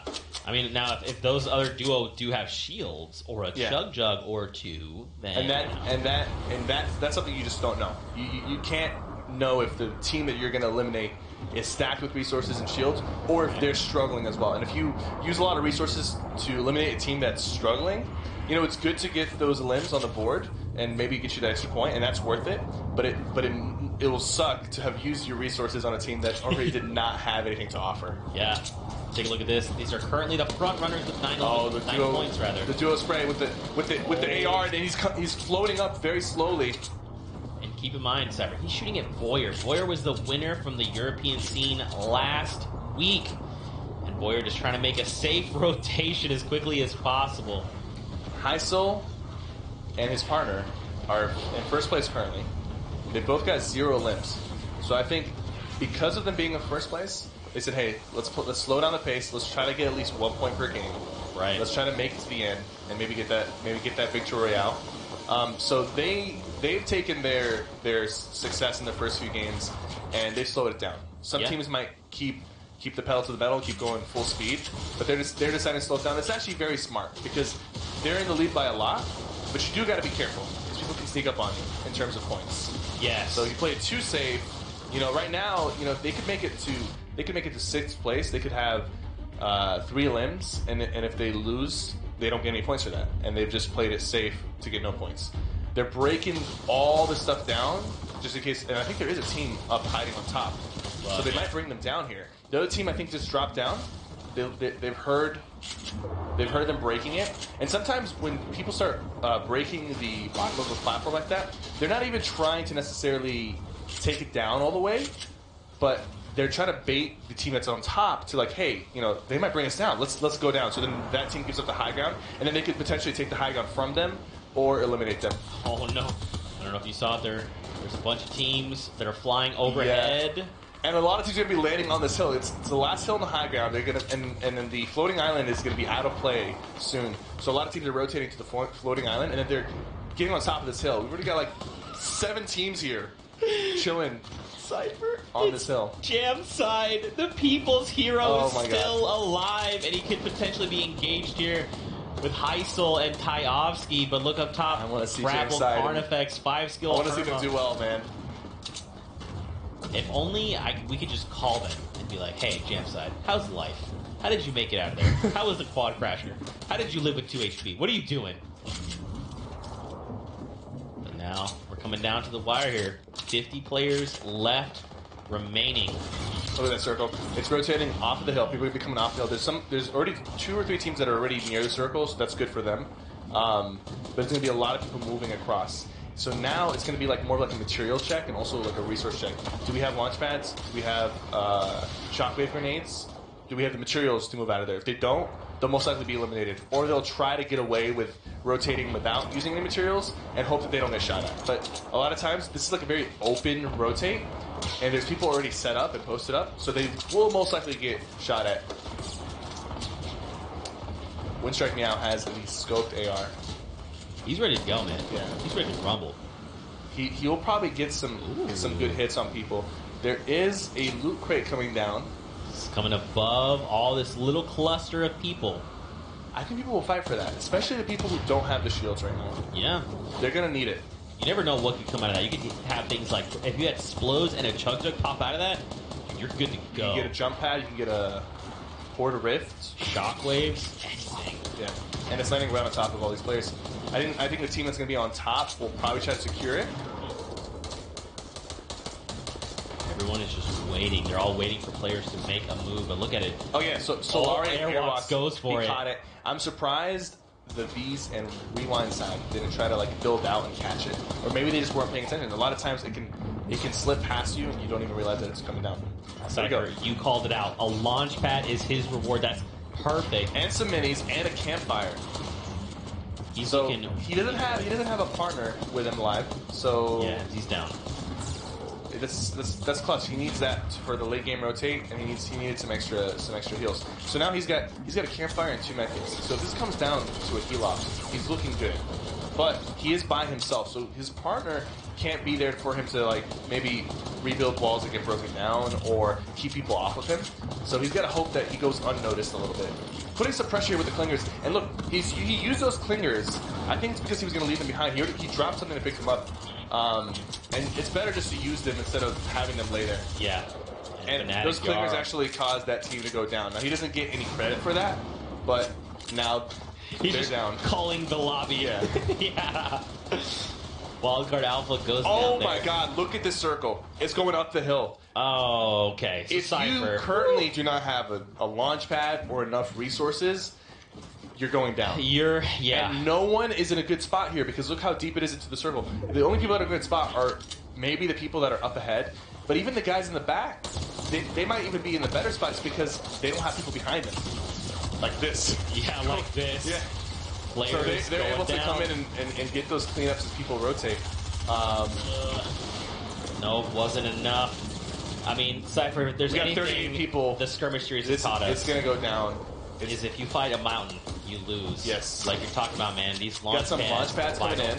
Oh. He's going to use their launch pad, Dan Hissel, and he needs one more limb to secure a second point. They've got 4 and 1. 5 skill, taking the high ground. Someone's in there with them. Who is that? I could Someone see. just landed in a box with 2 other players. Oh, it was Wildcard Alpha, and he takes him down, and they thirst him as well. Wildcard Alpha and Bowman, they take down 5 skill. He's by himself. He was by himself. Has the high ground, but yeah, 5 skill unfortunately landed with him. And these guys, you're out of mats. You can't build up the hill. It's over. I mean, he just stopped moving. He gave up. He's like, okay. It's like, It was a good run. It was a good run. I'll see you guys back in the lobby. Fnatic, Jarl, and Beehive have a good high ground, but look, there's only a couple things holding up at the top. So if somebody tries to contest that, it could get ugly. And you'll notice the second circle is moving far into the circle, and it's moving towards the island. I wonder if it's the circle right now is big enough that you could clip the floating island vortex and use it to get high ground. That'd be very interesting. I've never seen that happen before, but that'd be very interesting. Oh, they're coming down. They took a little bit of storm damage. Unfortunately, their rotate was a little bit late.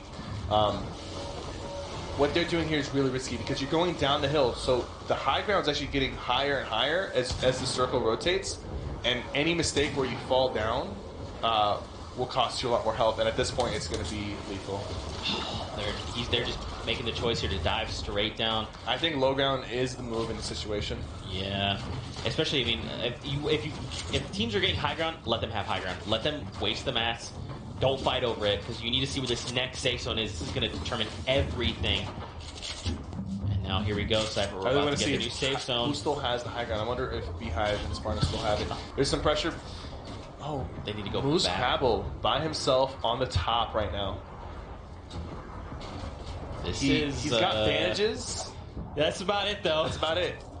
I wonder if he'll get shot down if he attempts to heal through this. But no, actually, this is not even the final circle. The circle he can move even more. So if he doesn't have the resources to move, he will go down here. And those guys, the high ground. Oh no. Oh, SSK goes down. Jamside trying to lock it up, but it's not enough. Jamside blacks out, and Matt's I don't think he will. No. The storm is going to be moving in a little too fast. He'll try to leave some space for his opponent, for his partner to crawl through. But I don't think it's looking good. Yeah. Windstrike, Sif, and Tyke up top. With 4 limps, they've got the 1 point. And I think right now everybody alive potentially is in the top 5. It just depends on how many solo players are alive. But right here, they have the high ground. The circle's going to be closing in about 10 seconds. And it's going to completely engulf these guys. These guys, Jarl and Beehive, is this the ultimate high ground? Are they all the way on top right now? I believe so. They've been maintaining that. Wow, they maintained it. And it's so risky that they... That's very smart. That is extremely smart. I love it. And Beehive is Beehive, you see, he's layering himself up all the way, trying to get as far away from anybody else who could potentially grapple or launch pad to him. And Jarl is going to, his goal is going to be to make sure that Beehive stays up there. He's just trying to go down, find eliminations if he can. And he wants to. Not enough. That's part of the. He had no mats. That's part of the problem of being that high. There's no room for error. I feel like he miscalculated that a little bit. He could have potentially just started spraying from the top instead of going down like that. But Beehive is all the way up there, and he's got the medkit. Everybody down there is fighting. I think he's got the campfire and the medkit, so he can actually pop the medkit and then pop another one if he chooses to do so. I mean, he popped the bandages if he chooses to do so. He just has to wait till he goes to 74. This is easily his game. Yeah, there's no way. There's only 2 people left, and Windstrike Sip is about to fall to the storm. There it is. And man, Cyber, I think you called it out. 2 limbs from Jarl. So far, every team that has won has not had a limb point. They haven't had 4 or 6 or 8. Enough to meet that threshold. Yeah. I think you called it perfectly, man. It came down to them maintaining that high ground Beehive, and then like you talked about, Jarl didn't have mats, so he's like, look, you have everything you need to go to this heal off. I'm just gonna go down and see if I can find elimination. He basically, let Beehive just build up, and he's like, okay, I'm gonna make sure no one knocks them down. But it's surprising. Like it's a little lucky for them that they didn't get knocked down. The other teams were so busy fighting each other. But if somebody looked up, they really weren't held together by too much. Yeah. So, but with that many people alive in the late game, sometimes you're just focused on yourself. You're not really thinking about what other people are doing. You're like, okay, where am I right now in the circle? Where can I rotate? Can I potentially heal myself in the storm? You're not thinking about what other people are doing. And the good teams will think about that because they don't want somebody to get that easy win like they got. Yeah, absolutely. We'll have to take a look at the replays coming in from that game, match number 3 on the day. I feel like this was a good way to start things back off after coming out from the first 2 games, right, coming from that break. There was plenty of action to be had. But man, so here's the thing. Now we're halfway through, right? We've got 3 games left to play. Now you have to wonder, are some of these teams that maybe don't have a point, that haven't made it too far, are they just going to turn it on? They're going to say, look, we just have to give it everything we've got. We got to try and land these high populated areas. We need to try and play for eliminations. I mean, you might even see the likes of like Kingwin, Heisel, and Tyowski that are in first. They might even slow their game down, right? Yeah, they've already started slowing it down. Yeah. We saw them. I don't know how they finished this game, but we did see them with 1 limb or 0 limbs towards the late game. Mm-hmm. So when you have that first place, it's easy to slow it down, but you also got to be careful not to slow it down too much. Because if you're not getting points, if you're not getting at least 1 per game, somebody else could catch you. Yeah, absolutely. We're getting ready to hop into the 4th game. I was Already? Say Let's go. the second game. The 4th game, we're halfway through the European scene. Don't forget, ladies and gentlemen, later on, we'll be back for 6 North American games, so definitely don't miss out on that. Obviously, that hashtag, super important, fall skirmish. Don't forget to use that as well. Rep your favorite club. This is week 5. We've got 1 week left for the clubs to try and come out on top. And obviously talk about Cypher. Talk about things he's helped teach you, maybe things he's learned. And again, if you've never watched Fortnite and this is the first time, welcome. It's great to have you. We hope you're learning some things because Fortnite's a crazy fun game. Definitely. Skill ceiling, very high. And when you're watching these guys play, you might even think, like, are these guys playing the same game as me? Because you don't see this type of stuff sometimes in a regular game. This is not your typical pub lobby. Let me tell you what. When you make it to 7th to last circle and there's 70 players left in the lobby, not your typical pubs. It's actually interesting because normally you see like right around 20, 25, and you're like, all right, I can make this. Work. Even 20, 25 is like on the high end, but you know, sometimes you accidentally get into a lobby with a bunch of pros, and you're just like, why is there so many people alive? Where are these? What's happening? Why is everyone building? Yeah. With that, we'll take a look at the current standings. Let's take a look. It hasn't changed too much, so it's something to keep in mind. Again, Tyowski and Heisel, you talked about in Cypher last game. They didn't accrue any points, but they're still leading with 9. Isa and Kinzel right behind them for the Bush Bandits. Your team with 5 points in second, and then we got 2 Dusty Dog teams, Wildcard Alpha and Bowman, Tixi and Kinstar with 4, and then Alanis, Vilex, and Mitra there in 5th. Keep in mind, top 10 teams are going to place in the money. So right now, Boyer XD is currently pushing down Veins and his dual partner. But keep in mind, we still have 3 games left to play. In Cypher, just something, again, I want to touch on very quickly. The points, they're still super close. Even 1 point could take someone like Dan Hizzle from 2nd up into top 10. And look, now we're starting to see these points spread back out throughout the remainder of the leaderboard. So we've got 3 games left to play. You got to hope that... We'll definitely see some jumps. Some people who are at 1 or 0 or 2 points, they'll have one good game where they pop off and they'll jump up. And in that situation, you want to make sure that if you are in the lead right now, you've cushioned yourself enough that if somebody does have a good game, you'll still be on top of them. Yeah, for sure. And keep in mind, another thing to touch on is the current pricing.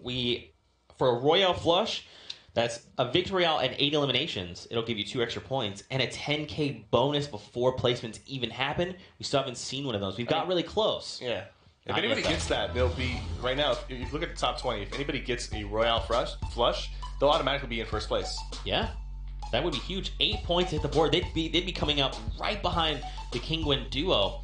And something else to touch on is the most eliminations in a single match. That is all day for Europe. Right now, if you're just tuning in, Tixi and Kinstar in game number 1 of the day drop 11 eliminations. So they could very well see this 25K before placements even happen. And keep in mind, they're currently in top 10.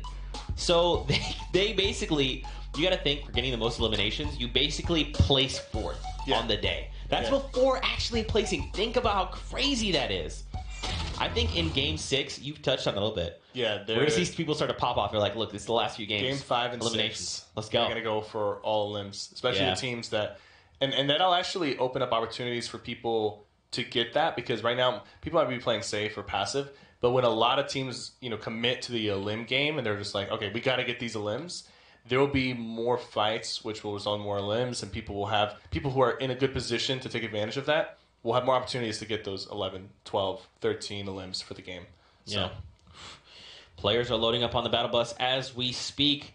Now, I'm curious again, do we see people slow down? Do they speed up their game? I think people are going to start speeding up. I think the people on top right now, they'll still play their same game. They'll play what they've been doing. The people who haven't been doing so well, maybe the frustration will build up, and they'll be like, all right, guys, let's do something crazy. Yeah. We'll have to see here in game number 4 on the day. It's time. The battle bus has launched. Hopefully all these players have thanked the bus driver for working tirelessly, just 24/7 But Pleasant Park was empty last game. Yeah, man. I think it won't be again because I think people will notice that. So, some teams will have noticed that maybe no one went Pleasant. So let's go check out Pleasant because there is a lot of loot there. Especially if only one team is landing there, you'll have enough loot for you and your partner. There's so many houses there. So many loot chest opportunities, but here we go. We see the battle bus traveling from Risky Reels down toward Greasy Grove. So what I'm curious to see is, like you talked about, man, are people going to change up the landing? I feel like we've seen some teams definitely swap it up, not by like a large degree or anything like that. Yeah, they'll still land like somewhere close to where they usually landed. How many people are like hovering over Tilted there? Like maybe Tilted. Who's feeling saucy? Pickaxe battles at Tilted Towers. Let's see it. 2 teams going for the island right now. Yep. Now, don't forget there is that lower little rock below the actual floating loot lake. There, yeah. You can spawn up to 3 down there on top of all the chests up on top where the house is. Look, we're actually going to see some action in Pleasant Park. Maybe even Snobby Shores. It looks like a duo is heading over there. Not a lot of empty places this time. I think you see 3 people heading towards Snobby. Snobby was uncontested last game.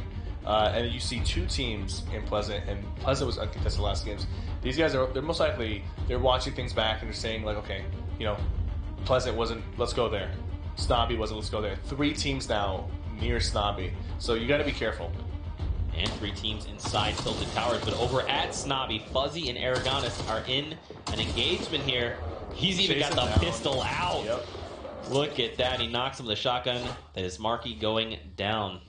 Was that both of them went down? No, it looks like it was just the one. So they confirm the elimination. Now his teammate is just behind them. Towards them, actually. He's coming to get revenge. Sprinting. He's like, no. Oh. He cracks once, cracks twice. He took him down.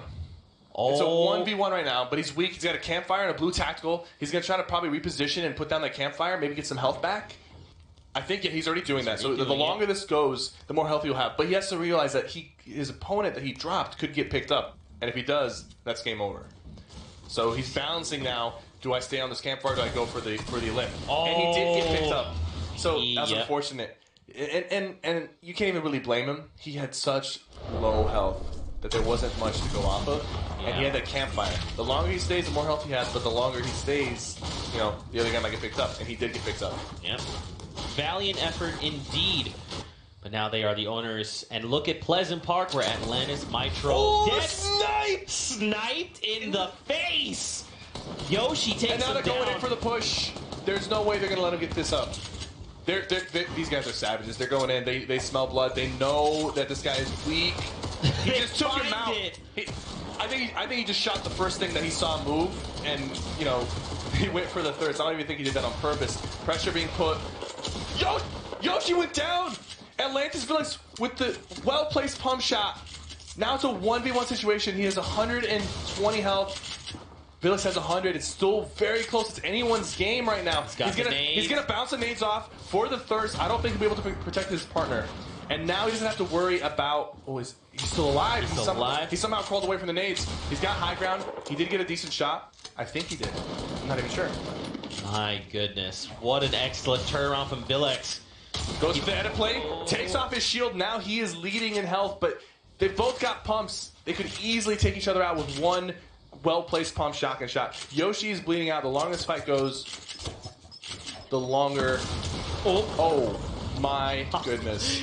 How did Poverty find the angle there? He cracks Villex and takes him down. That was so well played by Villex. Wow. Being pressured like that and playing defensive while also playing offensive at the same time. Yeah, man. Put him in that good position, but unfortunately did not go in his favor.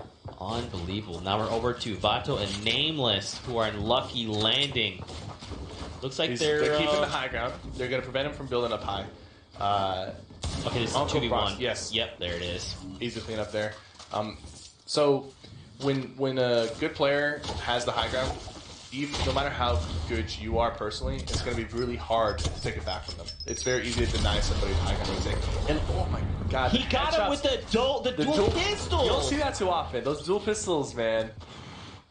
Putting in work, and he is able to get his teammate up after that as well. And then they've got Pleasant themselves to loot, and hopefully they have enough shields to come out of that. It all started with that crazy snipe. Oh my gosh. That low-key scared me. Yeah, I wasn't sure. Okay. They were on the same page there. Let's not do that again. Down below Nova, though. They've got the rift. It looks like they want to use it, but I'm not sure. They can sit and wait. They can sit and wait. They can play patient. When you have that, you get to kind of control the tempo of the fight. Yeah. Over to ONF Evil. Very low on health. So is his partner. They both have critical health right now. But look how he's playing. Look at that. He has 39 health. He's running at that guy like he has 100. But look, there's a team coming in on the north side right now. It's he's going to try to secure the limb. The other team that's coming in is very healthy, and they're looking to third party this and get the clean up. And I think they will, to be honest with you, because LH Baines has 100 shields. They're already on top of them. Both these guys down here are extremely weak. And you see how they're splitting the pressure. One of them's on top, one of them's on the bottom. That makes it really hard to defend. And now it's 2v1. Nox holding on for dear life. He's got that boogie bomb, but I don't think that's going to really... Yeah, he tried. He tried. But even if you hit him with it, he is the high ground. He could just sit up there. Yeah. And his partner's going to finish this off. This is a good rotation. These guys found people that were... Goodbye. Oh, there we go. TC and Kinstar. 3 limbs. One more, they'll be in... Was that it? Was that a knockdown? I think that was yeah, he was knocked and they thirsted him there. Okay. So we saw his teammate Shockwave grenade toward. Like you see, they're trying to land a 20 there. He got it for 200 meters. How? Tixie, stop! Your guy is a machine. TC is a machine. I couldn't even see him on the screen. He got it from 200 meters with an AR. First shot accuracy. Unbelievable. And that secures them another point. This guy's on a tear. That's gonna get them at 5 points total. And like I said, like if they have a good game here, they could jump up to first place. I really want to see them get that Royale Flush. I want to see a team get it. Yeah, we need to see one team. Look, this Kinstar goes up. Now TXC will join him. They're going to make a rotation from there. But now over to M11 and Rennick. They are fighting against Fuzzy and Aragonist. Yeah, they're kind of alone right here. So Fuzzy and Aragonist seems like they want to disengage. And I think he's gonna let them. Maybe, yeah. They're both gonna agree. Little gentleman's agreement here to disengage. Little shots. I guess the gentleman's agreement was broken. They're like, gentleman's agreement. No, I'm just kidding. I don't want to. I mean, I think he was just kind of fishing. These guys, they don't necessarily know how much health each other have. So if those shots had connected, and let's say for example he didn't have shields, and they saw the white damage, they'd be like, all right, let's go get these guys. Yeah. And if they saw blue, they might be like, okay, they do have shields. We'll replay right here on TXC going for this. Do you even see that man? I just don't. He's just this tiny little... Dude, you gotta think TXC is freaking out. When that happened, he lost his mind. Or he's like, calculations complete. Beep boop, beep boop. Continuing robot rampage. Here we go. I'm gonna be honest with you. I think TXC's the type of guy to just hit that and just not even say anything. Not even say anything. He's facial expression, same. Just you gotta be like that when you're a Stone Cold Slayer like TXC. God. TXC, I hope you're going to TwitchCon because I need to meet you in person. This is unbelievable. Look where the safe zone is currently. So you got a couple teams taking the island, and they're going to rotate in. So a lot of teams will be in the same area near the soccer field in the safe zone, like we had in Game 1. That island can really dictate where people are rotating. The smart players, you see those 2 purple guys. They're going like towards Greasy. They're trying to stretch it a little bit. They won't necessarily land in the safe zone, but they'll avoid other people who are just taking the direct route from the island to the safe zone. I just looked at the number. We're still at 69 players, by the way. 70 players still remain in the current lobby. This is going to start to thin out just a little bit. Yeah, especially with this rotation being deep near Snobby Shores. Got 3 different teams here. I think it's a solo and 2 sets of duos. Beto's putting pressure on these guys down there. Now, Dav is weak on health, but his partner does have enough shields. Is he going to go for this edit play? No, it's not even his hole. Ooh. That is an RPG that flies overhead. Nameless is hurt. Was that from his partner? That wasn't even from... No, that wasn't from his partner. That was someone else. That was someone else. He missed that rocket, or he was going for somebody else. But he's probably really happy that it didn't hit him. Yeah. Trimax currently holding that gold RPG overhead. It's actually 3 sets of duos. It's on a solo. Oh, good knock. Down. His his partner Nameless is bandaging, so he'll be back in the fight probably once he hits 75. He's just going to keep the high ground and make sure people don't leave without getting shot at. But the circle is closing, as remember, it's almost near the soccer field. So it's not too far away, but if these guys don't have bandages or medkits, some of them will go down to the storm. Gray Fox looking super unhealthy. He's probably going to go down in the storm. He's trying to make anything happen. And he's got bandages. He's got bandages. Oh, he's wow. Easy cleanup. Okay. Not enough. Okay, so I'm going to be honest with you there. That was a good play, but he could have gotten the 6 limbs instead of 5. Because what he did is he went for the person that was still up. Yeah. Right? But if he had taken out Gray Fox went down to the storm. But if he thirsts Gray Fox, that still counts as elimination. Right. The fact that he skipped thirsting him and went for the eliminate, it was a safe play. It's not a wrong play. It's just a safe play. So he could have potentially gotten 6, but he went for the 5. You know, I respect the safe play. It's still a good play. They have bandages. Wait, did he? Okay, look, TC, stop. TC, relax. You're just too strong. He put 60 damage down on that player, and they were at full. They started that descent on full L. And he's doing this with a green AR. Imagine if he had a Epic Assault Rifle or a silenced, he would have taken him out. That would have been game over. He opens the door and there's a little ding dong. Hello, it's me, Tixie. Take a look at the scoreboard, though. 5 eliminations on Vato right now. The most in the lobby currently. Now, Tixie and Kinstar, they're not too far behind. 4 limbs. They've secured 1 point, and right now they're in Greasy. They're farming and looting a little bit more. I think, and they've got the Port Rift too, so they can make any late game rotation that they need to. This is looking really good for them. Even though Vado and them have 5 limbs, they're coming out of the storm with no shields. Right.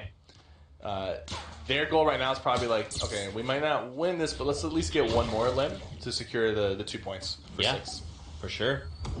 We got 2 minutes before we get a new safe zone. Or rather, before the storm starts to move and overtake this area. Look who's still alive. The People's Hero! And TC and Kinstar, they're not. They waste no time. They're immediately going to take advantage of this opportunity. A little bit of a misplay there, but that's fine. They actually they don't even want to wait. They're going to launch pad right on top of these guys to go for the limbs. 72 damage with that pump. Finishes him off. He had a quad. That could have been really scary if he got a quad off. Up top. 2 more limbs. They've got the 6 that they need. They've got an extra point now. The question is, do they know about the other duo that's here? The other duo is already leaving. I think they decided to dip. They definitely know there's another duo here because the only reason they came here is because they heard people fighting. They took out one of the duos, and now they know there's another team that's a little bit weak because they were underneath, and they're just looking for them right now. But they got to be a little bit cautious because they don't know exactly if they have a lot of health or not. For all they know, they could have 100 shield, 100 health, and they were just tunneling inside there. Yeah. So I'll be surprised, but they can stay here as long as they want, just because of the Porter Rift. So they can wait it out until the other team leaves. Get 2 more limbs. That's going to be 8. That's going to get them another point. So it's so impressive how fast they rotated. They didn't waste any time. They probably didn't even talk about it. They heard the shots and immediately they even used a launch pad. Yeah. They even used a launch pad to get there as quickly as possible. It's interesting that they did commit the launch pad. I wonder if they have a second one, or maybe they just knew, like, hey, we got the Rift to go. It's okay. We just need to get in there and get eliminations. I think, they're starting to close in on these players now. You could just tell how hungry Tixie is. There we go. Some good hits from Tixie. He knows he is white health because he just hit him a couple times. It was almost like he was baiting him into thinking that he was going to disengage. And they, like I said, they can stay here, and they're going to move a little bit back so they're not sitting in the storm, but they're going to hold high ground. Those guys come out. Those guys are still... Okay, now they're coming out. They're kind of forced to come out. The storm is sticking for 2. Oh, God. Zypon has a quad. One of them went down. Whoa! That hurts so bad. Oh, my God! Zypon turns the whole thing around! That quad was so impressive, and he's got their materials, and he's got the Rift to get out of here. Oh, they probably were not expecting that. That is so unfortunate for them. Wow! Heading over to Carnifax and Crabble, who have a replay themselves. Looks like they're going to try and secure Novash, and Good they shots. do. Dude, that was so crazy, Zypan. Let's go. They probably thought they had it in the bag. I really thought they did. I did not think that was going to happen. That quad came in clutch. They couldn't defend against it. He used all 4 shots. He knocked down Kinstar, and TC tried to build, but it was just too late. And then he had the angle on him to finish him off, and the storm was ticking. My gosh, quad launcher. This thing is unbelievable. Done, dude. That's and for that to be Tixi and Kinstar, take him out. 2v1, and he takes both down. And he had very low health. Neither of them had shields. Kinstar and Tixi, maybe they were just a little too confident in that engagement. They tried to play it safe, but at the end there, they kind of just pounced on them. When the storm came in, they just pounced, and they didn't realize. Like it was good that they concealed the quad launcher. Right. Sometimes, you know, if you give away the fact that you have a rocket or explodes, your opponent will play safer, and they'll be prepared for it. But Tixi and Kinstar, neither did we. We didn't know that they had that. And so when it came out, it caught them off guard and it took them out. Yeah, absolutely. Now you gotta wonder, is he still alive? Did Saipan? There he is up top. You see him? He's topped off. He's ready to go. He rifted. He was able to choose where he wanted to land. This thing is finishing near Snobby, near the hill, in the hills near Snobby as well. Yep. Such a great play. I'm shocked. I'm shocked that even happened. Just unbelievable play coming out of Europe today, as always. But now, man, we've got 35 seconds left to go. 2 teams up on that hill that are really close to each other. They're going to be forced to rotate. If neither of them have like a means of rotation, like one of them, they're rotating now, and they're getting shot at by this team. But there's 2 teams. They're kind of, the other team's going to probably use some of their builds, and they're not going at each other, but eventually they might be forced to. Yeah, they're just trying to bail Zakibus there, and Wikisi trying to leave, but Kinsel and Kinzel. I don't think Kinsel. He doesn't know about the team up top. He doesn't know. He just got lasered. Ooh. Good shots back from Crabble. That was good. That was good. And he smells blood. He got him down. He's popping the med kit. Will he be able to get it off in time? He might be able to. It depends on how quickly Crabble plays this. He did not get it off. He canceled it. He didn't want to risk it. Storm was closing. No, he actually did. He did. Oh, he did. Okay. It was literally like 1 pixel. He moved the moment he could. And now they're trying. Wait a minute. Did he turn that? 5 skill finds an elimination on Saipan. Yep. We saw him take down. This is a 1v1. Both teammates are down near each other. It's not enough. Isa goes I don't think down. I mean, no, he just picks some card effects. He's good to go. But the storm is going to hurt so much. It's 60 for 2, and he's getting shot at. I don't know if he got it off. We'll have to stay tuned and see. But look how many players are here just around. I believe this is near Snobby Shores. And now, like you talked about, man, we had to start moving away from Snobby toward the mountains. This is where things are going to get interesting. And you can see Herma actually goes down to the likes of Foyer there. When you're replacing these walls like this, you're actually getting back more materials than it takes to replace it. So it's definitely worth it. You're getting a net plus on your resources, and then making all those walls yours is definitely it has the added benefit of being able to edit the walls. Right. You own that wall, man. We're gonna hopefully we don't see the circle move over these mountains because man, Yarrow and Beehive are definitely playing for the win. They both got 0 limbs. And even last game, they had a low limb count. Yeah. So they're definitely playing for the late game of limbs and for the win potentially. Look at this. Circle's going back up the hill. Oh, that's terrible news for those guys down there. But look, Tyopsy and Heisel, the front runners right now, they're already set. They've got their new zone. Yeah, like we predicted, they're playing slow and they're playing for just guaranteed points that they can try to get. They don't want to risk anything, and they're in a great spot right now. The circle is favoring them. They have the high ground. They're putting a little bit more pressure on these guys beneath them because these guys beneath them are the ones that could potentially challenge them for the high ground. So if they can take them out early, they'll be able to focus on the people that are coming up the hill as the rotation happens. And now we're down to 42 players. We're about to see the storm start to overtake this entire area. Not a lot of materials on Tiavsky. Yeah. But he has enough to hold this circle down. Yeah, for at least like a little bit, right? Yeah. So people launching in. How many people are still left alive all over the place? 5 skill is left by himself. They have 7 eliminations as a duo. One more. I think he's looking for it. He knows he needs it. Oh! Almost finds one more shot would have taken him out. No, he did knock him down. He knocked him down with the rifle. Okay. Now the question is, will that person get picked up?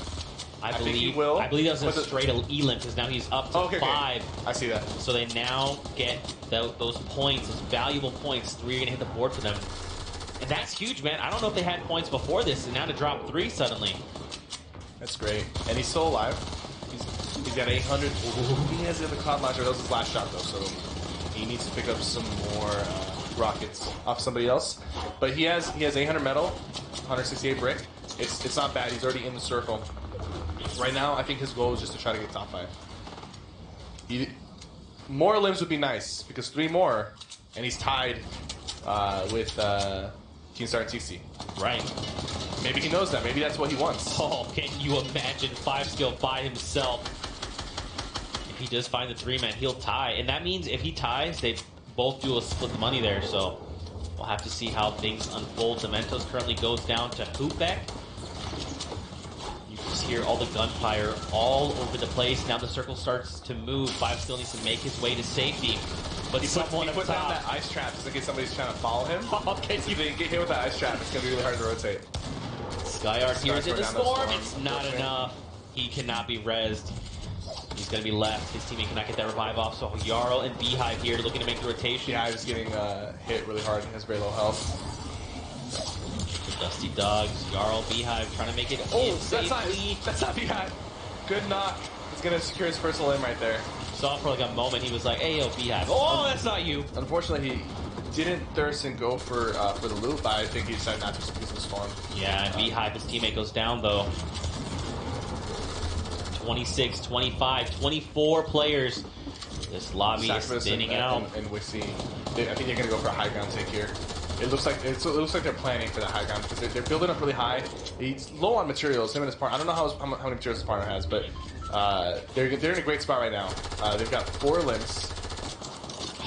Look at the ammo count though. Yeah, Cypher 13. It sounds like they're getting shot down. By the way, they got to be careful. Yeah, He's playing a little cautious. I feel like they're not looking around enough. They He's trying to locate players. He's not peeking. I think he knows they're going forward. I'm sorry, Fuzzy. Are you in a bush? Okay. Okay, if he's not part of the Bush Bandits, he's a lucky llama. Okay, well, maybe we gotta get him on a different. Get him switched up a little bit. Oh my God, Bush Bandits are currently recruiting. Okay. Oh, we just slipped. Not able to get up. It's okay. He can't lose his bush. Now, here's the thing: if he, oh no, that wall is on top of edit the wall. He's Come gonna on, lose his you bush. place this. You can edit it. It's okay. There you go. Oh, Bush is done. Does he find the player? Oh no! Oh, he does. Oh, he does. Great shot. He needs one more for another point. He's got 3 health left and 15 shield. He needs one more to secure another point. Was there someone on his right? I don't think he saw him. Yeah, look above. People above, people below. He knows he needs one more, man. He's looking for it. He's playing out of his mind right now. Okay. You need that. Fuzzy. You need that, Fuzzy. Look at him right there, Fuzzy. Yep, That's an elimination waiting to happen. Dude, Fuzzy has 18 He's HP. gonna go for the edit play. He's gonna go for the. He's using the pyramid to line of sight a little bit. Okay, come on. There's someone beneath him. Look how many people still here. Siva there up top. He's using that med kit to top off. We're down to 9 players. He doesn't have the help, so he's not gonna go for the win. He needs to just secure. Yeah. He's already secured the top 5. He just needs to secure just one. Because that extra point could be the difference between being in the money and not. Okay, the storm can't touch him. The storm touches him once. He's lucky to have this metal to kind of like move around a little bit. Oh, he's getting shot from the top. If one of these hit him, he's down. Oh, he barely hangs on there. Out of materials. Goes for the shot.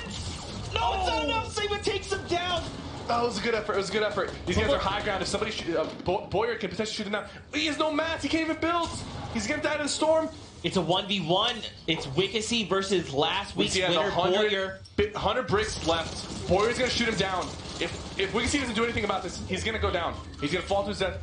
I don't think Boyer has enough attention.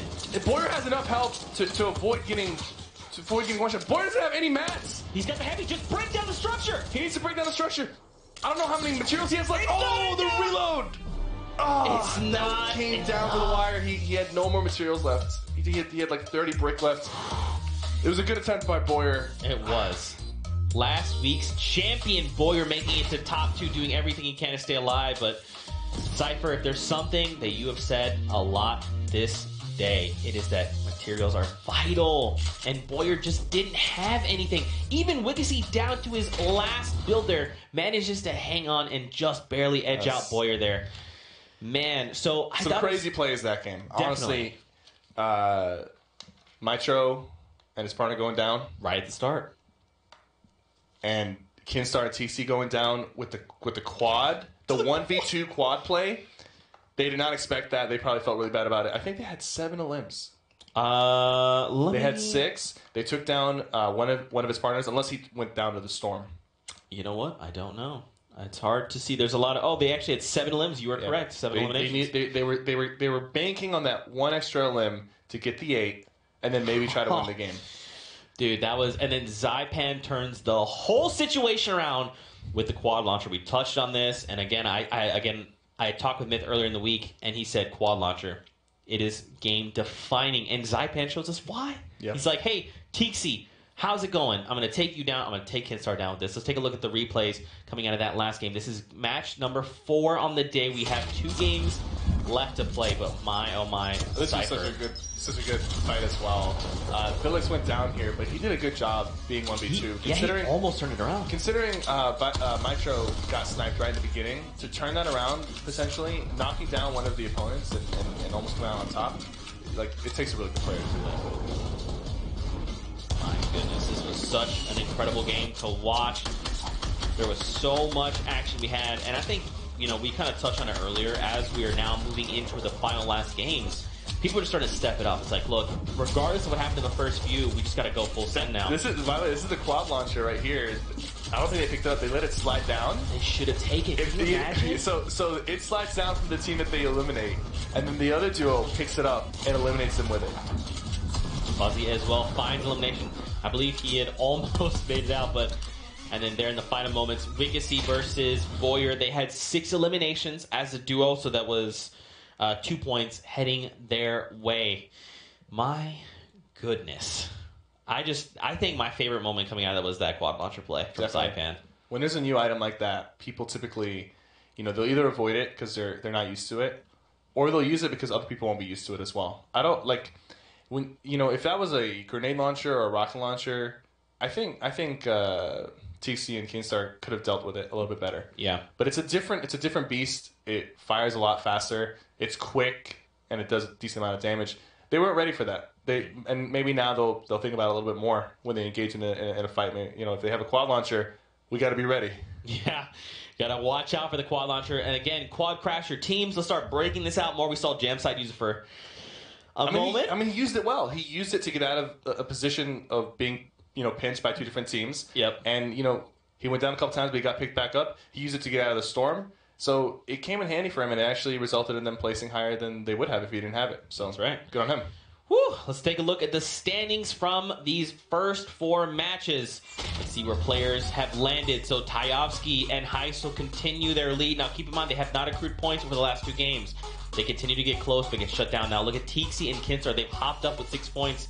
Siva and Boyer now, last week's champion, they are now in 3rd place. They edge out Zacubus and Wixie, who come out of nowhere, by the way. Wildcard Alpha and Bowman in 5th. And look, so now we push down Isa, Kinsel, Herma, 5-skill, and Baines also get pushed down as well. Keep in mind, the top 10 teams place in the money. Mitro and Vilix are currently in 10th. They've been shut down 2 games in a row. And now they're in contention with Tyke and sit there for 10th. They'll come back. They'll come back. It's Mitro. He will come back. But my goodness, that was a huge shutdown on their part. They find... it was very unfortunate to get sniped like that. Right out the gate, you got to think they're probably like talking through comms or like, we're going to make this push. And then immediately Mitro gets headshot. And his teammate Vilix almost turned it all around, which could have come up huge if they had gotten that double revive off. But we'll have to see. The team in first place, they got to be careful. I think they might be playing a little too safe. They're making it. We're seeing them make it to the late game, but with 0 limbs and not getting top 5, you're not getting points. Yeah.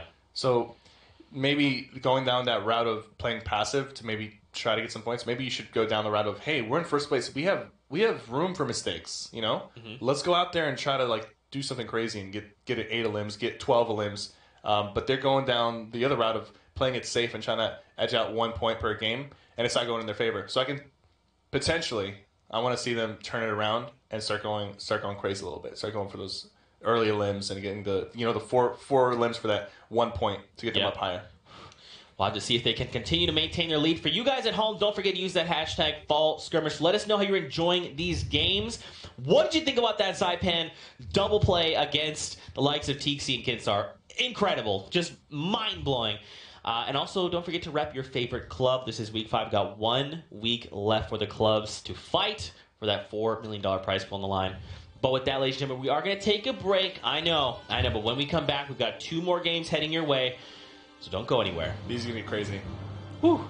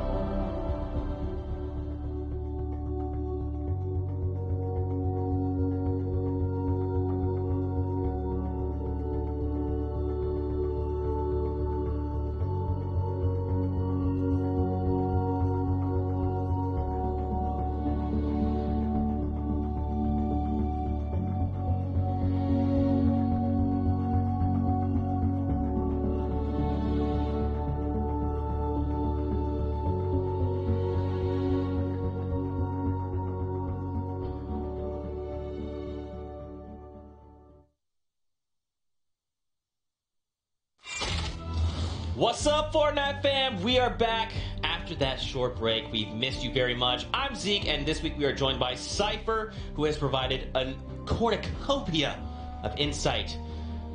And we've now come down to the last two games of the day. Two more games, game 5 and 6. I predict that these will be the ones where somebody comes in and breaks 11 limbs. It's been fun watching, man. Like, these guys are going to, like, they start off slow, but they get really aggressive in the middle game, and you see some teams like TC and Kinster just going all out. Yeah. And I think you're going to see more people jumping on that bandwagon, game 5 and game 6, that comes down to it. Especially the guys who are right now sitting at 1 or 0 limbs are like, all right, man, this isn't working. Like, let's do something. Let's try it. And I've been there before, having been a competitor. When you're having a rough tournament, those last few games, you go all out and you don't really care, but you just try to put on as big of a show as you can. And it's happened before, and we'll see it happen today, hopefully. There you go. With that being said, we'll talk about the format. If you're just tuning in, we're going with a fan favorite, the Royale Flush. We're going to be in the duo format. Victory rounds worth 3 points. Second and third place are worth 2 points, and fourth and fifth are worth 1 point. Eliminations, if you get 8, that's 3 points. 6 and 7, 2 points. 4 and 5, 1 point. And if you happen to get 8 limbs and the win, you're going to get the Royale Flush, which is going to add an extra 2 points on top of that, totaling 8. And any team getting 8 points right now, that's huge. That's huge. Yep, and don't forget about that bonus incentive as well. The Royale Flushes are worth 10k each, and that's before even placement. On top of that, we'll see whatever duel has the most eliminations throughout the day is going to find themselves in the 20k. Right now, that is Tixie and Kinstar with 11 eliminations. No one else has even come close. That was game yet. 1. That was game 1. To start the day, they said 11 eliminations. That's the bar. Yeah. My gosh. Now, they have been shut down a little bit. We almost saw them come back last game with the 8.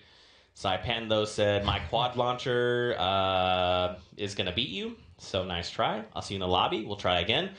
But like we said, man, we're on the last 2 games of the day for Europe right now.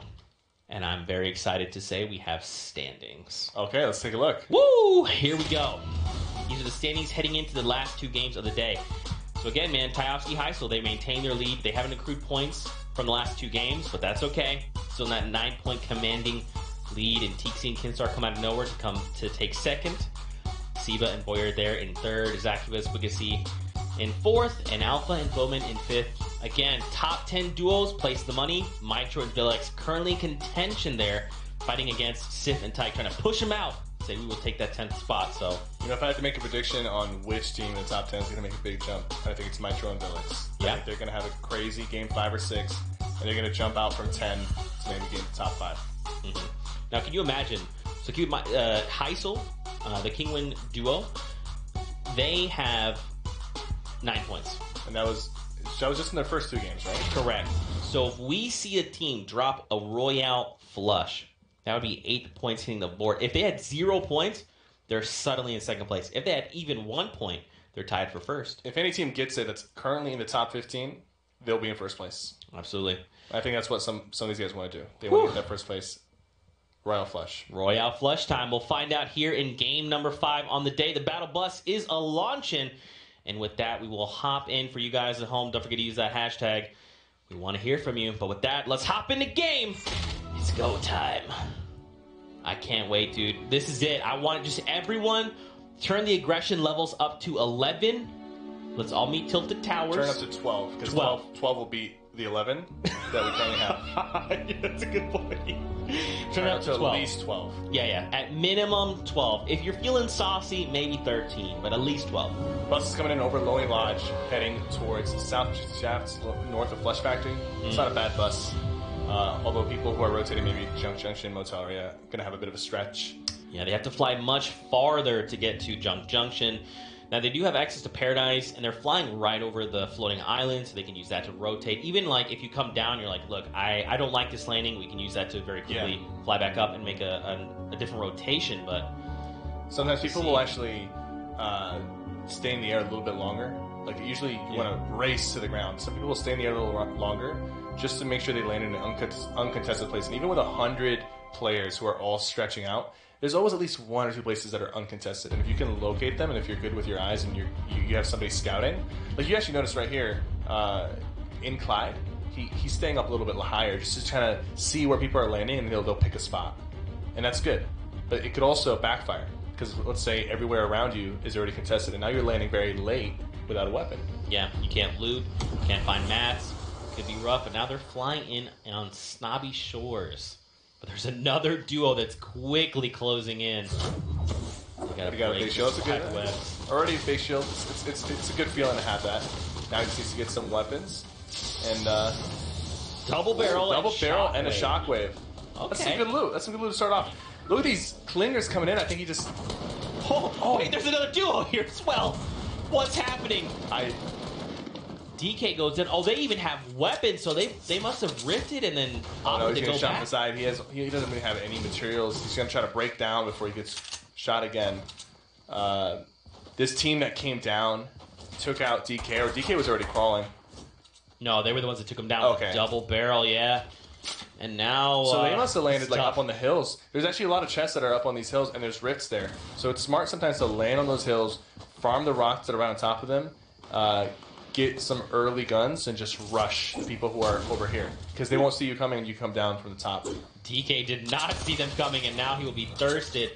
And a grenade launcher is their reward. So now, Reflection here with Hex. DK's teammate is left to fend for himself. Oh!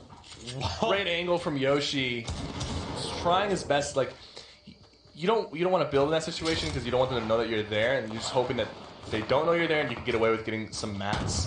Yoshi took down both. Yep. Look how hurt he is, though. Well played from Yoshi. But now these are the guys who came in from the outside. They came and they were ready to third party. Yoshi's going to get some shields off. If he comes out of this alive, or if he beats these guys, I'll be very impressed. I think he has what it takes. You know, if he catches them off guard, one of them doesn't have shields, one of them does. If he ends up shooting Skosis and knocks him out real quick, maybe with a well-placed headshot and body shot with the AR, he can turn this into a 1v1. It's only a matter of getting the right attack. And I think he doesn't have any reason to rush right now. He needs to just wait. These guys are looking around for him. They know it's a 2v1 situation, so they're playing a little bit more reckless, but they also want to make sure they find him to secure that limb. They do have the grenade launcher there, so they could just, paint this entire area and just but then they won't have a grenade launcher for the late game. So it's like I was talking about earlier, it's all about like how many resources do we want to invest into this fight? Medkit, that's great. Will they hear him? They might have heard no. He might have been far enough away. It looked like Dab closed in for a second, then backed off. So now this is a pretty even playing field, right? However, it's a 1v2. Sosa did find a big shield. Oh. So there's no easy limbs here for Yoshi. He's going to have to really outplay these guys. And these guys, they know he's here. I think they just spotted him. As soon as he started building, they heard him. Oh. He goes down. Wasn't enough there. And they used the grenade launcher just as good measure, just to make sure that it doesn't go south. Because 2v1 typically you'll be like, okay, this is a free limb. Yeah. But these guys are professional players. Exactly. You got to respect that, and they did, which is why they invested a little bit more into that fight by using those grenade launchers. Down below, look who it is: Kinstar and Teaksy. And they're healthy, by the way.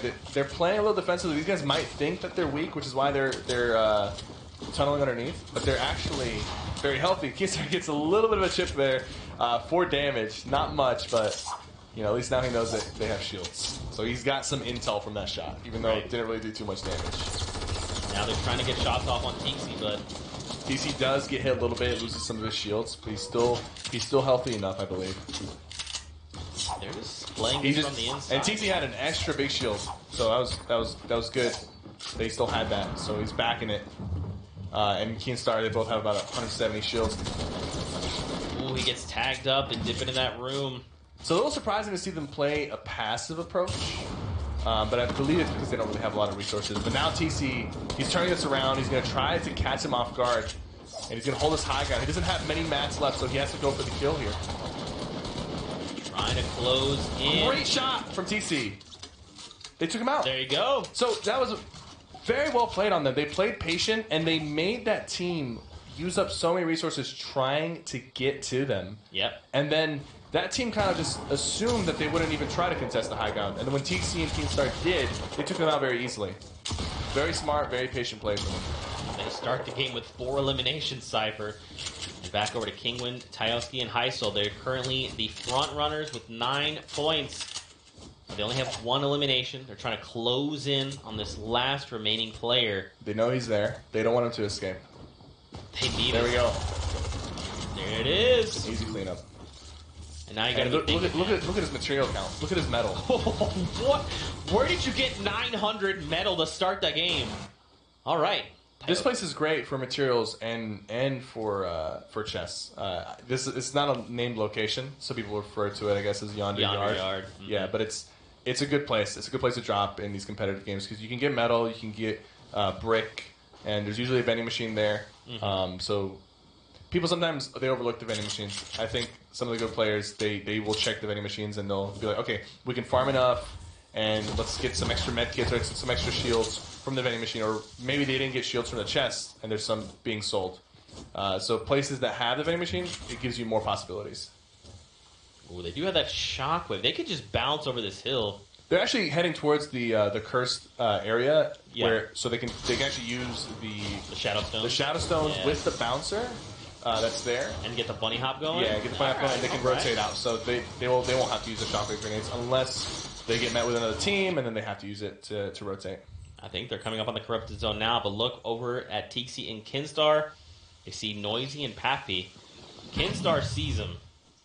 It's not, yeah, they're moving away from them pretty quickly, so I can't imagine they're going to try and follow up. Just looking at them on the little red diamonds up at the top. They're just keeping an eye on them. Like, all right, we see you. Oh, someone's on a cross crasher. I think someone's rotating out of the desert with a cloud crasher. They just took the Shadow Stones? the shadow stones, Mhm. and now they're rotating away. They waited for the right moment. They don't want to get lasered Yeah, because TC's known for lasering people out of the sky. we saw them in those Yeah. previous games. And now we get to say some. Look at this top team all the way to the top left. What's going on? Your lazy Lynx. They're just taking their sweet time in the storm. Yeah. Someone got knocked by a big fall that his vitality adds. Saiba eliminates Dan, his only kill feed. Build fight happening over here. Saipan, we saw him take Great down. pressure and great damage coming in from Saipan. Yeah, he was the one who took TC Kinstar down with the quad Yep. last game. The quad launcher. What a play. He's looking to eliminate these guys. He knows they're weak. One A little more shot, pressure. 2 shot. There it Great is. limb. And that's just one of them. There's still one more that's buried underneath. They just wanted to make sure this guy couldn't escape. There he is. Trying the laser. There's another team that's rotating into Salty right now. It's the Kingwin duo. The King they have 100 shields, and they had good loot on them last time we checked. So they're coming in right now. This could get bad for a Zypan. There was a slurp juice right there. You can see it. Obviously, you know. He's going for the limb. There's a trap there. He has to be careful. Tough angle to shoot at this. All right. The reason why it was really tough is because of the trap. If he slipped in, he can't really jump across. If he accidentally falls in, he's going to take 150 damage. Yep. But look, Heisel, Tajowski up top. Getting an extra big shield. That must have been laying around.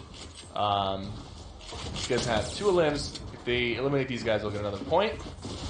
And these are the guys in first place. And you can, like we said earlier, I expected them to start playing more aggressive after failing to get a point in 3 games. That shockwave coming in clutch right there to take the high ground. But they did down Zypan's teammate. But his teammate got down too. Yeah. It's a 1v1. Now, what is the question? Oh, look, Tajowski's right there, though. Yeah, he can just go for the... Oh, a quad. Okay. I don't think he's going to let him get the res off. If Zypan's smart enough, he will put enough pressure on these guys. Yeah. He's going to try to force the situation into a 1v1. He did get the floor off. That was really well played by Heisel. So some people, when they put that floor down, they immediately go for the edit play. But you got to understand that the person that's inside there could still shoot you. And Heisel let him put that floor down, or even if he didn't let him, as soon as the floor was down, he just had a shotgun out and he was ready to shoot him. Zypan did not expect that. Zypan probably thought he was weak or he was going to go for the res, and he just opened up without really protecting himself. That's why it's really smart in that situation to step off to the side before making that edit, so you can peek and shoot your opponent who's like sitting there kind of waiting for you to make the move. Right. But what he did there was he opened, and because he made that edit, that's basically like a move. So he made that move first, so Heisel was able to shoot before he could shoot. That's right. Helping him win that fight. Super clean coming out, and that's why they're currently the front runners. And there we go. They secured a point. All right, so they are currently tied with Keemstar and Tixi for first place as far as eliminations go, but so are SK and Jam side. Now, a lot of these teams have 4 eliminations, and we still have plenty of players remaining in this lobby, over 60 players. So yeah, we expected them to go off game 5 and 6, and they're doing that right now. And now they have 10 points, so they finally, after 3 games of being dry, Heisel and his partner finally have an extra point. Oh, scared me. Tinsel there and Isa trying to lock down this player. It's Jam side and SSK. You shockwave grenade. Shockwaves. Oh, he's coming down from the shockwave. He caught him off guard. And that took him a while to come back down. No, they managed to turn it around and secure Jam side. That was a good defensive building from Isa. We heard the shockwave, and he must have heard it too, but he probably thought that he maybe went away. This guy just comes up from above him, and he reacts very quickly, building out of there and securing those limbs. Oh, look at that. Oh, no! Oh, that's unfortunate. Rennick, let me in, please. Rennick, teammate, please. Okay. Oh. Somebody spotted that. You're hoping that nobody saw it, that your teammate just fell to his death, but somebody spotted it. Comes in with the trap play. Oh, he breaks the floor. It wasn't fast enough. Oh, they're too slow. Razor takes them down. And now he's by himself. Jensai Black, so... Razor went down with him, too. Razor went in for the trap play. He thirsted, but unfortunately... I mean, he secured one limb from there, so I don't know if that really secured them a point or not, but he came in there. He's very aggressive. Yeah. My goodness. Now Kinstar and Tiki back over to them, They're in the circle. They've got a lot of materials. Look how many players are around them, though. You've got several duos. Ghost, Camel, looking for the edit shots. Now, Kingstar is the one carrying the limbs. 4 for him, 0 for TC. But at the end of the day, I mean, these guys, they're working as a cohesive unit. They're both moving around looking for potential targets to eliminate. Look at how Tixi's just maintaining aggro from everyone, and then he just lets Kinstar build and fortify. Yep, and like these guys, they're building a lot here, but it's going to help them because there's so many people around them that if they do get into these close quarter skirmishes, they have all these walls to work with. So they're investing a lot of resources into this, and I do hope that it pays off for them. You can see that little yellow, that red line there was someone looking at him. It was close. He bails out, and now look, the Kingwin duo bail on out. They're trying to just find a new home. They want to. There's so much happening here. Let's just leave, let this all unfold, and we'll. So it's gonna be really important for the teams that are here to maybe know that there's a launch pad. Yeah. That way they could reuse their launch pad. Keemstar's gonna break every single wall here. Every material counts. It's interesting that Tixi and Keemstar, they're together, but they're both doing separate things. Like Tixi's out there looking at people, trying to laser them, while Keemstar's fortifying their base. Mm-hmm. Dab right in front of them. You got a duo, 2 duos right behind them. 3, 4, 5 duos up north of them. I mean, look at all this. This is all Keemstar and Tixi's base, and they're not done. They're still going out there fortifying and extending. Kaz on fire, Meow right in front of them as well. So we've got 30 seconds. The storm is going to close in and overtake the area outside. We're going to get a new safe circle, and that's where we're going to see people start to make rotations. But again, I mean, look how spaced out players are currently. It's just that one area that's dusty that's pretty congested. And you know why it's contested is because of the floating island. We've noticed that people are typically on the floating island side because they're using it to rotate in. And a bunch of people probably used it, rotated straight to the circle, and now they're all in one spot. So it's interesting to see just how much of an effect the floating island has on these games and where people are positioned. Regardless of where the circle is, it's almost like the floating island dictates where people are in the circle. Yeah, we get that new safe circle up by Tomato Temple. So some of these duos are good to go. They're like, hey, we're already here. Yeah, we're good to go. But then everyone else, like TC, Kidstar, they've got to make a decision. Who is shooting from the high ground right now? I have no idea. It all happened so quick. Roja here with Royalist. They've got the Shockwave. Yeah, Shockwave. Oh, not good. It's okay. You hate to see that. Okay, it's fine. Just okay. He's just gonna commit to it. Yeah. He has to. He's gonna use it now. And his partner is very low too. No. Oh, he dodged the bullets that time, but he landed right next to another team.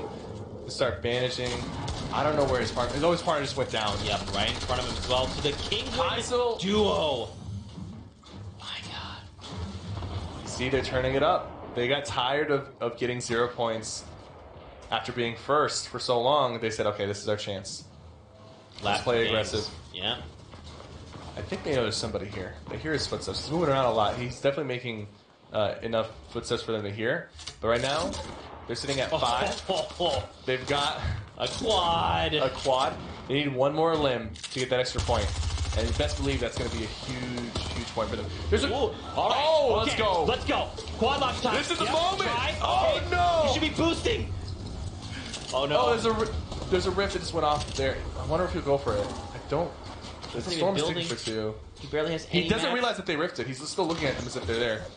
Oh, yeah, they bailed out. Yeah. Okay, it's okay. Just hop back on the quad. Get back on the You quad. think they'll get back on it after what just happened there? Oh, yeah, dude, come on. Right there. Yeah, perfect. All right, look, get on the quad. Oh. You go up the hill Oh and my you God, they boost. Go up the hill and boost. Come on. These guys are insane. Come on.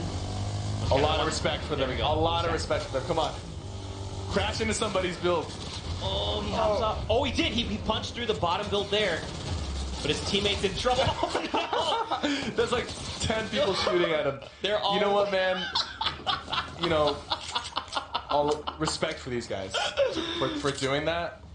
For the entertainment value. You could tell that they kind of knew that was gonna happen. That was a really good chance that they're gonna go down there. I mean, look at where the quad is and the loot is. It's dead center of everyone. And everybody heard it. And they're just like, "What are these guys? What are they doing? What are they doing?" There, here it is. Oh, so he boosts through, flips the quad, hops off. He's like, "Hello, He has no mats. please, everybody." He has no materials. I mean, that's probably why they were going for that play. It was really the only play they could go for. Frito's just sitting here mourning his friend's untimely death. Oh man. I look up top. Demento's there by himself. Kling and Pobsy there. Trying to punch him. They don't fly. There it is. There, but Frito's Dementos take advantage of this opportunity and maybe go for a sneaky little shot. He's probably thinking about it. He's definitely thinking about it. TC, they're still alive. very man. weak. Does Keenstar have the resources to get him back up in terms of health? We're about to find out. You know who else is still alive is Atlantis, Mitro, and Villex. They're both alive somewhere, moving around. They've got 2 eliminations for their duo. I wonder what their resources are looking like. I predicted that they were going to be the ones to jump up. Maybe they'll prove me right. I mean, take a look at Kinstar's mats, man. He is good. Yeah, they're looking good. Oh, And they're in a circle. They're safe. yeah. But what's cool, too, is just the way that Keenstar farms. They've just been building this mega base that's just shifting and slowly making its way to the safe zone. And they still have enough resources. They still have so much. The only problem here is TC now has low health. But, he's still going to play like he has a lot of health, and he's still going to, be useful even with low health. Oh, man. Quad launcher comes out. And there you go. Just like that, he destroys all the builds and secures the elimination. So now they've got 6 points, or 6 eliminations on the board side. There's that's 2. That's getting 11 points. Just like you said, man, they were dry for so long. And I think they should have been doing this. I think they should have been playing like this from the beginning. I completely You have agree. such a big lead. Like, even if you play aggressive and it goes south, just keep going. Yeah. You talked about it. You have room for error. Look at that lead. Not 3 points ahead of TC Kinstar. Dude, just go off. and they've had a lead for such a long time too. It's interesting. I wonder why I didn't use the quad to just blow that 1-by-1. He's got 3 more shots left. I feel like he wants to be very selective. Make sure that When when he uses it, it's for a guaranteed limit. Now, So 40 many people. rockets are pouring right now.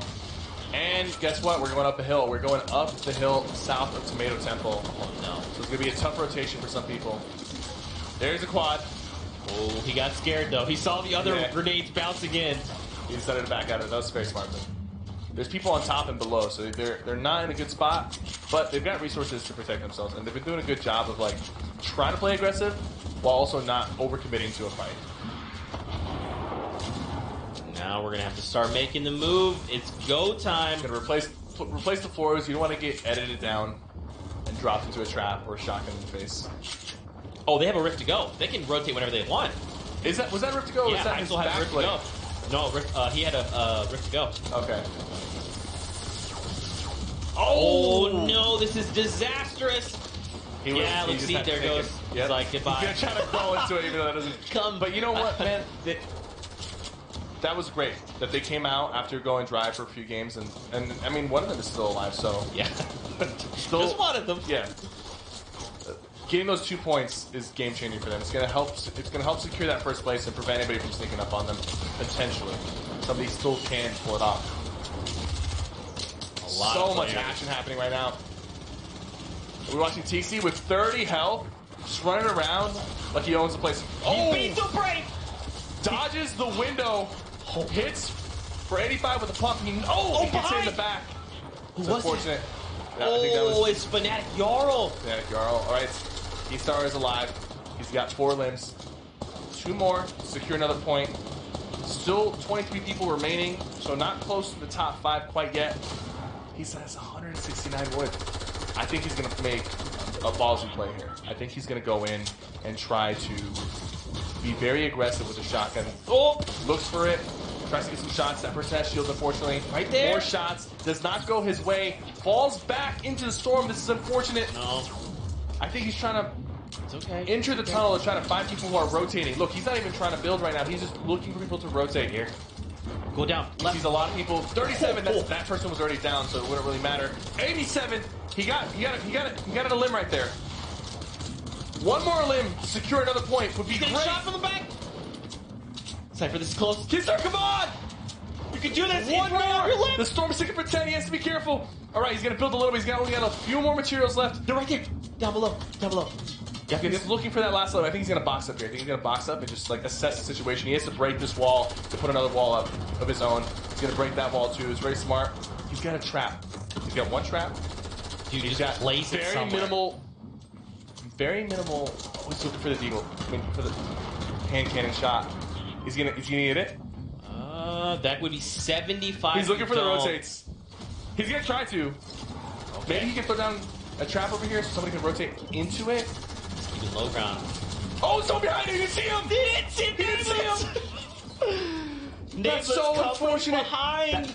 If he had put that trap down, he might have gotten nameless. I think you just use it at that point. Yeah. Skiggs here. His teammate Hubek is down. We're down to 12 players. Man, and if he stayed alive, he might have finished in the top 5 as well. But I don't think he finished top 5 there. Camo takes down Billick, so Atlantis' teammate is down.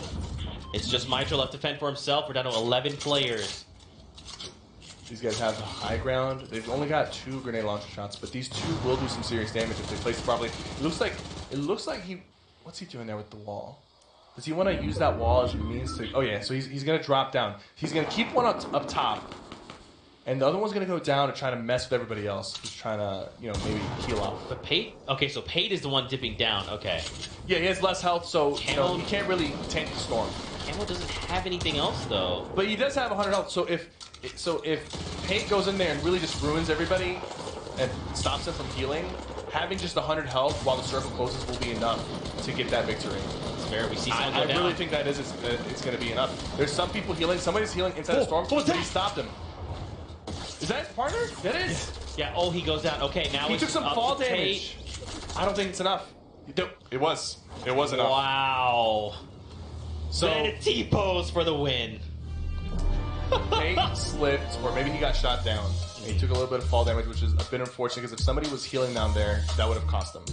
But there was so much chaos down there, and there was some people who were trying to pop a med kit, but they just weren't able to. You see Veda with the campfire, couldn't get it off. So everybody got kind of pushed on, and they weren't able to get those heals off. So even though he didn't have heals, just having that 100 health, being healthy at the end there was enough. Yeah. So, we saw down at the bottom a lot of players tried to engage, but Storm, the second best player in the lobby. Did you know that? Fun fact. Storm is the second best player in the lobby because it eliminates the most people. But with that wraps match number. Is this 4? This is 5. Yeah. This is 5. One more game left. One more game for people to go all out and prove themselves. And you called it the best, man. Right after this, we kind of saw some people slow their game down, and you said they need to kick it up. And that's what they did here in this game number 5. One final game left. Let's take a look at the highlights coming out of this game, match number 5. It's coming down to the wire, Cypher. It's coming down to the wire. I appreciate the aggression from all these players. Man, that entertainment value.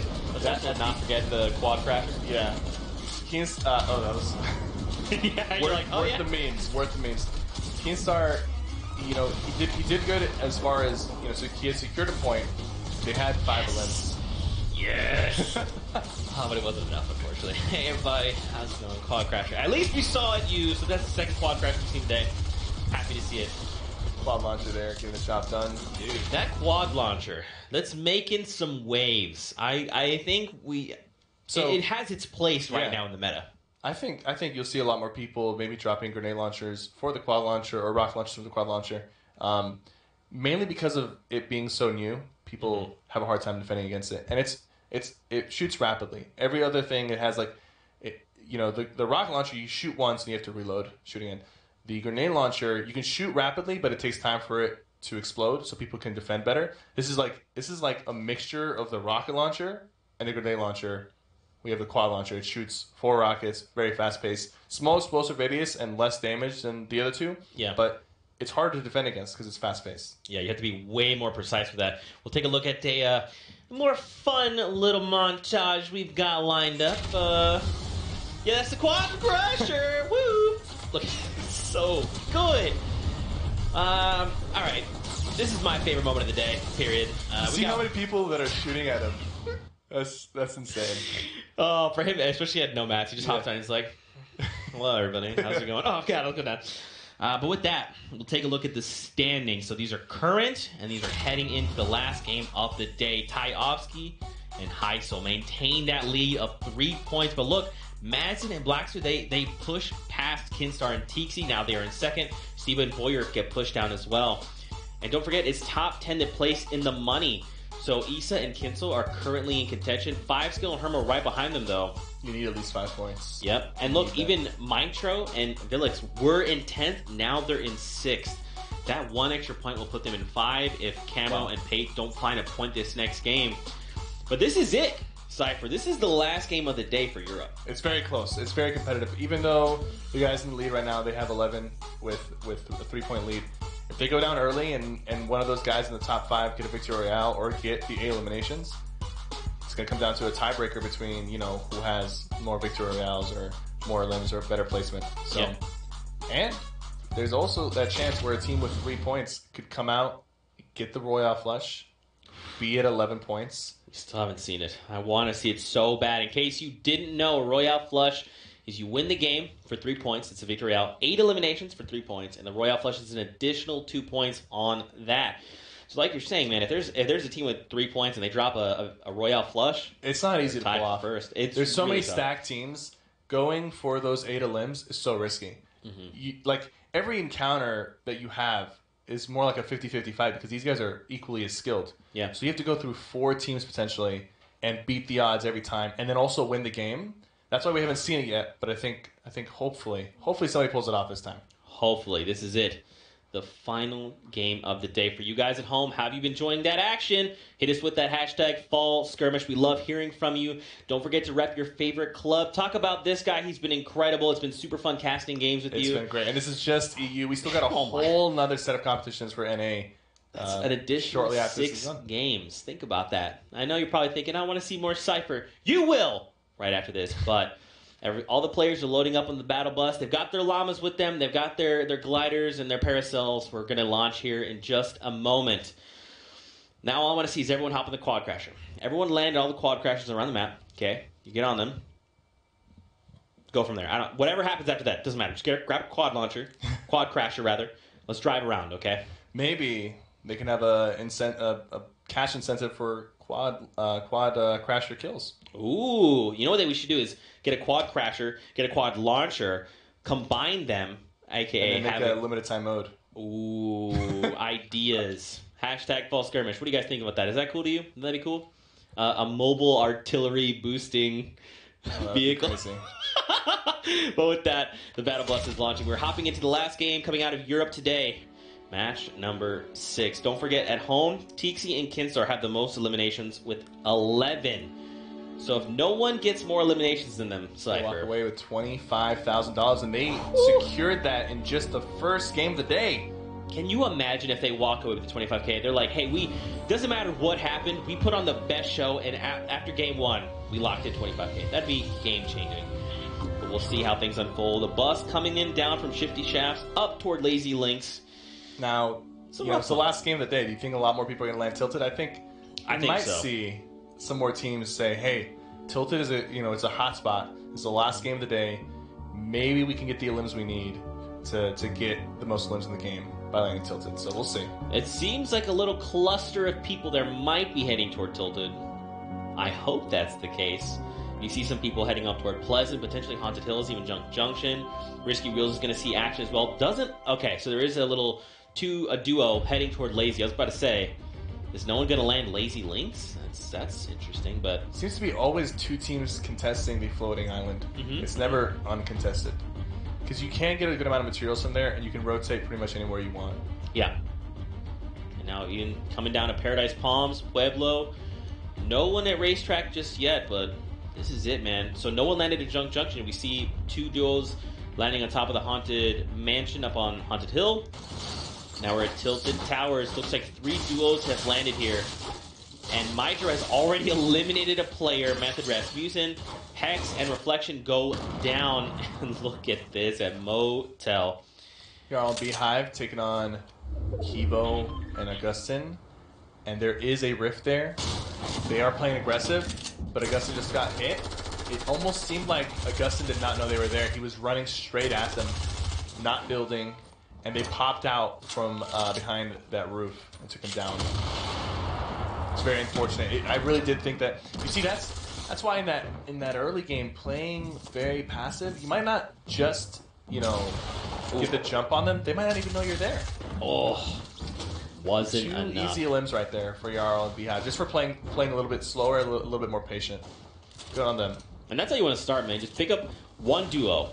And that means if you can pick off another duo, you've got a point that hits the board, and then you just continue that trend. But look at the Haunted Castle. There's a chest down there. Just pop down. No. It's okay.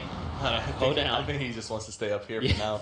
These 2 SMGs. It's not good that he's carrying 2 because longer range, they're not going to be that effective. Seems to be some nades coming in. Is that Vitaly and them throwing the nades? Such a tough angle if that's them. Yeah, he got some good hits, and now he's dropping down because he knows that he's weak. Oh! That burst rifle shot straight to the face. I think that was 2 headshots. Just double dinks, man. And now he's pushing in on He's M11 with the burst. He's trying to hit those shots. It's a 1v1. He's trying to get him. Hit him one more time. It so wasn't close. enough. So close. And now look, they didn't even secure Rennick, so M11 is going to just be able to pick him up. And they'll go about their way. The burst rifle is just not that good in close range combat, especially if you miss, because there's that delay between the shots. At least with a regular AR, you can hold down the left click and just keep spraying. But with the burst, you miss those shots. You're just standing there waiting for the next shot to come up. Unfortunately, he landed some, but it's not enough. Now they're looking to close in on SSK and Jam side.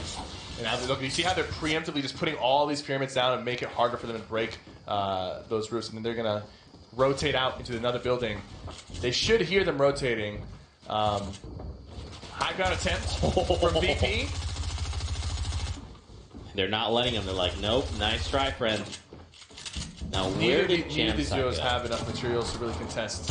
Oh, Jamside's up top. He takes down Nox. So they split the attention of this duo. This is the second time that we've seen a duo on the roof get beat by the duo that is inside the building because they were so confident that these guys weren't going to go for the high ground, and then they just took them by surprise. Took the high ground and eliminated them. We saw the same thing happen last game with Keenstar and TXC. They took on another duo like that. So you do got to be careful. Just because they're playing passive like that doesn't necessarily mean that they don't have the resources to take the high ground or the shields to beat you. We just saw one of those eliminations was Tyovsky. I believe the Kingwin duo might be out. I will confirm for you in just a moment. But Thorben with a quad launcher. He just took him. Did he take him out? He looked like he did some serious damage there. He's got some minis now.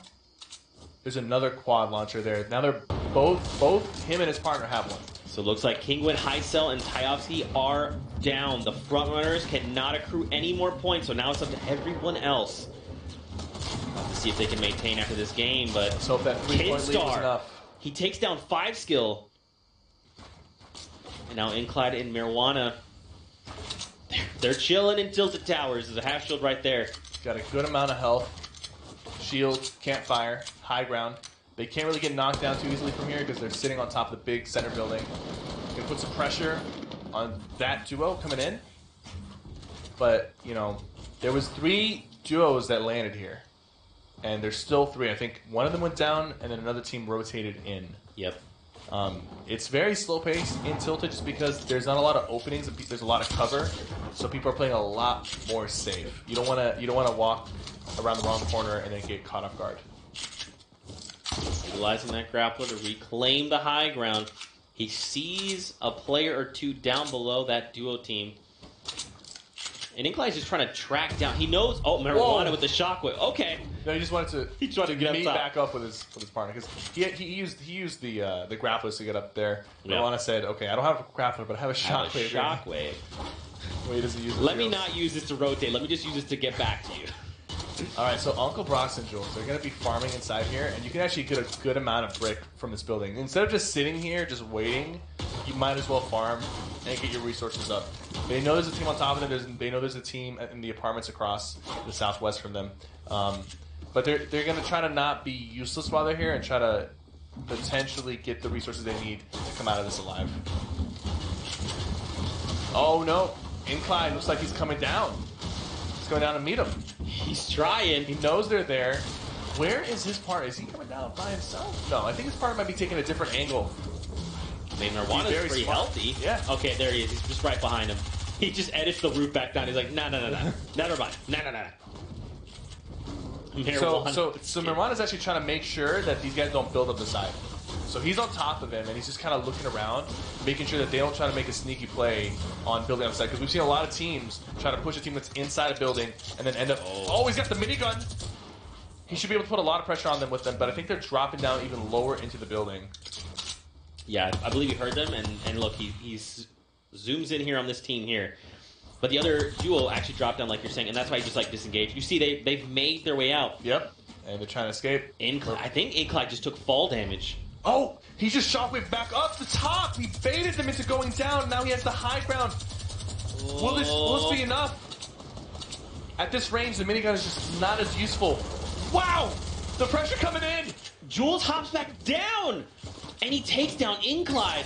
Marijuana's left to fend for himself. Skyer and his teammate are now sitting on top of the brick apartments with the high ground, trying to third party this fight. That was so well played. He baited them into going down, and then he used a shockwave to take the high ground back and get that elimination. Marijuana is still alive. Jules and his partner are going to go and huddle up in that other brick building, but the storm is closing, and they do have to move very, very soon. Someone's on a quad crasher. We hear it. I love it. It must be those 2 duos near Loot Lake that are moving very quickly. You love to see it. They're trying to rotate out of the storm. But now here's the thing, man. Sky and SkyArt have to make a decision. Do they make this rotation early? Do they stay and fight this? It looks like they're going for the fight. Sky taking some damage right there, but it looks like they're going for the fight, and they kind of have to. It's very hard to make a rotation out of Tilted with people still here, because you go down that hill near Loot Lake, and then you got people behind you shooting at you potentially. So I think that what they want to do, they still have about like 45 seconds before this thing starts to close. So they want to... Actually, the storm stopped closing, so the storm wasn't actually going to engulf them. They still have time, and they're not too far away from the next circle, so they'll go for the elims. They have the number advantage, and they have the health advantage, and I think they know that too. Skyer not so much anymore. I think he just got hit a couple times. Jules, ooh, that hurts. Great laser. He's going to try to go finish this. He tried to use that jump pad, and he gets punished for it. Marijuana gets cracked. Jules and Marijuana are now on the same team, and now they just met. Marijuana goes down to Jules, and Sky finishes it off. Wow. Really unfortunate that they ran into each other. Those two were solos. and both their partners had died. Yep. But they end up meeting each other and making it easier for Skyer and Sky to take that. Now, the thing is, Skyer and Sky, they only walk away with 2 limbs, which is good, but they could have. I think they were trying to go for the 4. They knew there was 2 teams there. They're going for the 4. Didn't really work out, but at least they got 2 limbs and a lot of materials to work with. I love those floating rocks. They help the rotations. But take a look at the scoreboard. You got 2 teams, Kinstar Tixi and Jamside SSK. They're currently tied with 4 eliminations on the leaderboard right now. Now, there's plenty of teams here. There's plenty of eliminations to go around. No problem there. 50-plus players left in the current lobby. But keep in mind, man, Keenstar and Tixi, they're currently top 5, top 10. So if they can have an outstanding game here in the last game of the day, that could shift the entire standings. I believe they were top 5. And since the team in first place are down, they just have to beat them. That's right. The Kingwin duo have been eliminated. They got taken down very, very early on. So they're stuck at 11 points. They can't get any more. Up on top, you see quite a number of people up at the Dusty Diner. Yeah, so there's 2 teams up there. There's 2 teams in Dusty Divot right now. Jamside's got a lot of materials, so they're looking good in terms of mats and a lot of shields. So 3 big shields and 10 minis. You can't even carry any more shields. He's maxed out on shields, so that's a good spot to be. This is a replay from the Diner. We see Popsy there, and Kling find an elimination. The replay coming in a little bit earlier. Jamside and SSK, they find eliminations there on Razor. He's been eliminated. That point right there. Now at the Divot, some people trying to... SSK comes up from behind and takes him out. That is 5 elims for that team. You need 1 more to secure another point, putting a lot of pressure from both sides. There we go. There it is. 6 elims for Jamside and SSK. That's 2 points. Do we remember what place they were on the leaderboard? They must have been high up because I feel like they've been doing well today. That's right, they are. They have a chance. Maybe they'll be our first team to get the Royale Flush. I really hope we see that. Can you imagine dropping 8 points on the board in the final game? Gotta hope that is the case. Now we're Dusty Diner is in the safe zone, so these guys are going to replace the walls and try to hold this down, similar to how Keenstar and TC did it in the previous game. But there's another team also doing the same exact thing, and they can coexist for now, just because they're not going to be forced to move out. But it seems like Topsy and Esling, they don't want to coexist. They want to take this from them. No gentleman's agreement here. They want the loot. Yes. Looks like they're going for the high ground now. Carnifex and Crabble. Sometimes they'll play aggressive just to kind of... They kind of want to test the other team. Like, do you guys have mats? Do you guys have shields? And if they find out that the other team doesn't have mats or shields, that's when they'll go aggressive and truly try to force the issue. Yeah. So you'll see teams sometimes make an aggressive play and then completely just back out. And it's not because they're afraid necessarily, but they just wanted to see, like, can you guys handle the pressure? And if they can, all right, we'll back up and play this differently. Crabble and Carnifex still just chilling. They haven't made any rotations yet. You do have a duo down inside the divot, as well as what looks like 1 player on the very edge of it, just trying to gatekeep people as they come in. But man, 50 players remain in the current lobby. See, we're getting less and less players alive as the games go on. These people are just... They're either getting frustrated that they're not getting limbs, and they're just going for it. And it's the last game, man. You got to give it everything you got. Someone's grappling across the river and using some bunny hops to try to move forward. Got hit a few times, does not have shield. He might have gone down. Or he's boxed up. Yeah, you can see on the map that he's sitting still right now, so he's probably boxed up after getting hit. He's like, getting finished off. Just gotta chill for now. Keenstar, Tixi. This is your moment, fellas. It's coming down to this. You guys are both healthy. You guys both have materials. Clingers as well. Look at mats. My goodness. The suppressed epic assault rifle is going to be very useful at long range here. It's got a tighter spread when you take your time between your shots, and it's silenced. So a little bit different than the regular assault rifle, but at this range and in this mode, I think it's going to be more useful for him, especially with how accurate Tixi is and Keenstar. They're both extremely accurate. look at this home they have built for themselves, and SSK and Jamside. They're joining the fight now. Closing They rotated out of Dusty, and now they're here. Now it's a three-way fight between these guys. They're definitely confident. Oh, yeah. Oh, they're ready to go. I don't think they know that Carnifex and Crabble are down below. I'm sure they know there's a duo up top. They've been playing this game very aggressively, and having 6 limbs that early, I think they're going to try to go for the most limbs in a single game. Try to beat that 11. They very well could try. I mean, it's only 11. That is a number. It's a large number, but with 46 people left in the current lobby, it's doable. Look at Jamside SK down below. Oh, they ripped it out. Very smart of them. And Kling and Pobsy heard it, and they're like, wait, where's that rift? Locate the rift. They're trying to find it. But so is the other duo. Oh, there it is. It's to his right. The other duo catches him with some shield tags. Man, they got a completely free rotation there. Just being buried deep enough inside the builds. And they are secured inside of the circle. They use that rift very wisely.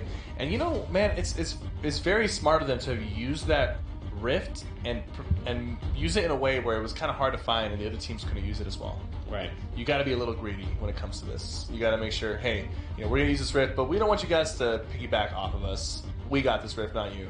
Same thing with launchpads. You'll see teams sometimes destroying a launchpad just as they use it, so other teams can't use it. Yeah, they can't follow up. Things like bouncing a grenade against the wall or something to take out that space, but you can actually even just edit a floor and jump on the launchpad and then complete the edit as you're launching, and it will break the launchpad right after you use it. There you go. Cypher PK with that insight, ladies and gentlemen. Look at Kinstar and Tixi down low. They're still okay, man. They're still, I mean, they're building their base. They've been doing this every game. Yep. They're deciding to hold the low ground, and typically they seem to prefer the low ground. They get a little bit more action, and it's just, I mean, it's personal preference and playstyle, and it seems like every time we watch them, they're huddled up underneath. Now, what are we looking to do here? We got 40 players left in the lobby, 30 seconds till we get a new safe zone. The safe zone itself, some nades coming in from Blasto. It's like not in the best spot, right? Because you have that entire valley. That river is, space you actually have to drop down into. So this entire area is going to be rough to navigate. It's definitely better than going up a hill. We've had that a few times. Have a few times today, and that takes out a lot of teams. So I'm sure that they'd much prefer this than going up a hill or a mountain. Yeah. Yep. And now new safe zone time. Moving north toward that corrupted zone. Oh, great laser coming in. Fortunately for him, he does have medkits, and he has campfire, and his partner had mini sprint, so that's good. They'll be able to recover. It's finishing on pretty flat ground here, so it's like even terrain for a lot of people. So it's just going to really come down to who has the best rotation, who has the most resources acquired, and who can make that rotation without getting eliminated. So Blacksu and Madsen can find 4 more eliminations. He was completely out of materials, by the way. His partner just dropped him half of his mats. That was half? Yeah, and it looks like his partner has the same amount as him. So his partner must have been maxed out on materials. They just dropped somebody in. That's a Klinger. That's an enemy Klinger. They took a little bit too late to realize that. I think he realized it, but his teammate did not. And they're just going in. They're going in for these limbs. His teammate's going to try to recover right here. He did get a knock. There's somebody down. So will they be able to put that pressure on that down player before he gets picked up? It seems like there's another team putting pressure from underneath them and above them. Cypher, look at the eliminations. 9. They need 2 more to tie. Oh, they know it. They know it, too. They're going to put a lot of pressure on this guy. They know he's weak. Could they Jamside find SK 2? might be able to be our champions in terms of most limbs. The player they were going for, unfortunately, got eliminated by somebody else. They know there's a lot of resources there, and people are swarming on top of the loot stack that was out in the open. And this typically will happen. If there's loot out in the open, people will immediately try to be the first team to rotate there, because if you walk over a stack of wood and you end up picking up 1,000 wood or 1,000 brick, that is game-changing for you in the late game. Yeah. This is it, man. Jamside and SSK, they're so looted right now in terms of materials, and they're both very healthy. Two more limbs, ladies and gentlemen. Cypher. Will they be able to do it? They're putting so much pressure. They have a lot of AR ammo to work with. He even has a grappler, so if it comes down to rotating, he can make some grappler plays to try to catch somebody off guard. Kinstar goes down. He was shotgunned by Isa there. This is all coming down to the wire. 24 players remaining in the lobby. We get the new safe zone. Look up far away, and they have to go up the side of the hill there in the ravine. Jamside wants this, they really want this. Here's the people coming in. The trap has been placed. I don't know if it was from on top. They're going to try to knock some people down into them. They were trying. They were like, come down. Eliminations, we need them. Whoa! That was down. Sniped from 33 meters. He took a headshot from 33 meters. Who did that? Oh, SSK goes down. At least he gets to get the materials. Oh no! Will he get the trap off? No, he doesn't. He gets it off, but it gets broken immediately. He edits down and trying to put some pressure on his opponent. He knows he's weak. He's going for the finish. He needs 2 more kills. It's coming down to the wire. He needs 2 more eliminations. The storm might take him out if he's not careful. It's ticking for 10 right now, and there's a lot of builds that are not his. He's getting stuck. He's right behind somebody. Hits them. Finds one. One more limb. Takes the launch pad. Going for the high ground. Rotate, there you go. Perfect. A little nook. He needs to box up right now. Play it just a little bit slower. Campfire is clutch. Well. One more limb from Jamside, and he is walking away with a big chunk of $25,000, or maybe he'll get 2 more and just secure the whole thing for him and his duo partner. Zeke! This can happen, dude. This can actually happen. And he's in a good spot. He's got a good amount of health. He's got good weapons. There's a rift. Are they going to take it? Yes, they will. They have 8 limbs, and they're in a spot to maybe even get the Royale Flush. They can do this. They need 1 more to tie. There it is! They just tied with Keenstar and Tixi. Jamside needs 1. 1. He's secured, but let's not forget, the other team had 8. The other team could potentially... Which team has 8 limbs? That's Jetside, Blackstone, and Madsen have 8 limbs each. Oh my There's gosh. 6 more limbs available for them. Something I want to point out. They are also Bush Bandits, by the way. Let's go, Bush Bandits! Are you talking about Jamside? Yeah, Jamside doesn't care. Bush Bandits. Jamside is looking for 1 elimination, ladies and gentlemen. He just needs one. He knows it too. Look how he's playing. He's going to use that grappler probably to try to get that high ground. He'll probably wait on the rotation. Okay, so It's Jamside. Boyer up top, though. That's not... I would not engage Boyer Boyer. and Octagon are in 2nd place or 3rd place right now. And if they win this... He's going up. He messed up. He messed up with the grappler. It's okay. He's making the rotation. He needs to be careful. He needs to block his top. Yes. He needs to protect Please. himself. Just block. It's Boyer up top, dude. If he finds 1 more elimination... He's still going for it. No. Oh, this is such a crazy play. Trade So him. risky. He has 1 more. He fights Boyer, and Boyer takes him down. That means he'll tie with Tixi. He was so focused on taking them out. He really wanted to take them out. Genside have 9 limbs. Genside, Madsen, and Blaster have 9 limbs, and he might be able to pick up his partner. Look, there's 7 people left. That means they could get 5 more limbs. Can you imagine if they take Victorialdo here? That would put them in 1st place. And they could take the 11 limbs from Keenstar. Oh, they could. This is all coming down to the wire. That's another elimination. They have 10 now. Oh, they Is it going to be a 3-way tie? One more? Is it going to be a 3-way tie, or will they take it home? Boyer and his partner are putting so much pressure from the top. It's going to be closing in. He's building up. He's forcing the situation. He got pressured and taken out by Boyer. It's Boyer. Campfire going down from Boyer. Is he going to get the heal off? No, this is Blacksu putting down the Campfire. If Blacksu wins, 1v1v1. that is a Royale Flush for Blacksu. Upek starting the med kit now. Blacksu might take it. No. He's being pressured. He has to commit to it. Yo, he did gets the elimination, but is it enough? It's not enough. It's not enough. But it's enough. Goes in. Blacksu. It was enough to tie it. We have a 3-way tie for the most limbs of the day. Are you serious? So Madsen, Blacksu. Wow. All right, hold on. I have to look at the scoreboard for this. Blackson and Matsu. You got Tixi and Kinstar. And then Jamside and SSK. Wait. All... You're right. That is a three-way tie. That's a three-way tie at 11 eliminations. So Tixi and Kinstar set the stage for day one. In game one, 11 eliminations. Madsen and Blacksu drop 11, and so do Jamside and SSK 7. We've got a three-way tie for most eliminations in a single match. And on top of that, 25,000 divided by 6 different people. I mean, it's still good. Like, still good. Let's not brush that aside. But I'm sure one of them hoped that they got that one extra limb to really secure it. Genside and his partner were seconds away from being the first team to get a Royale Flush.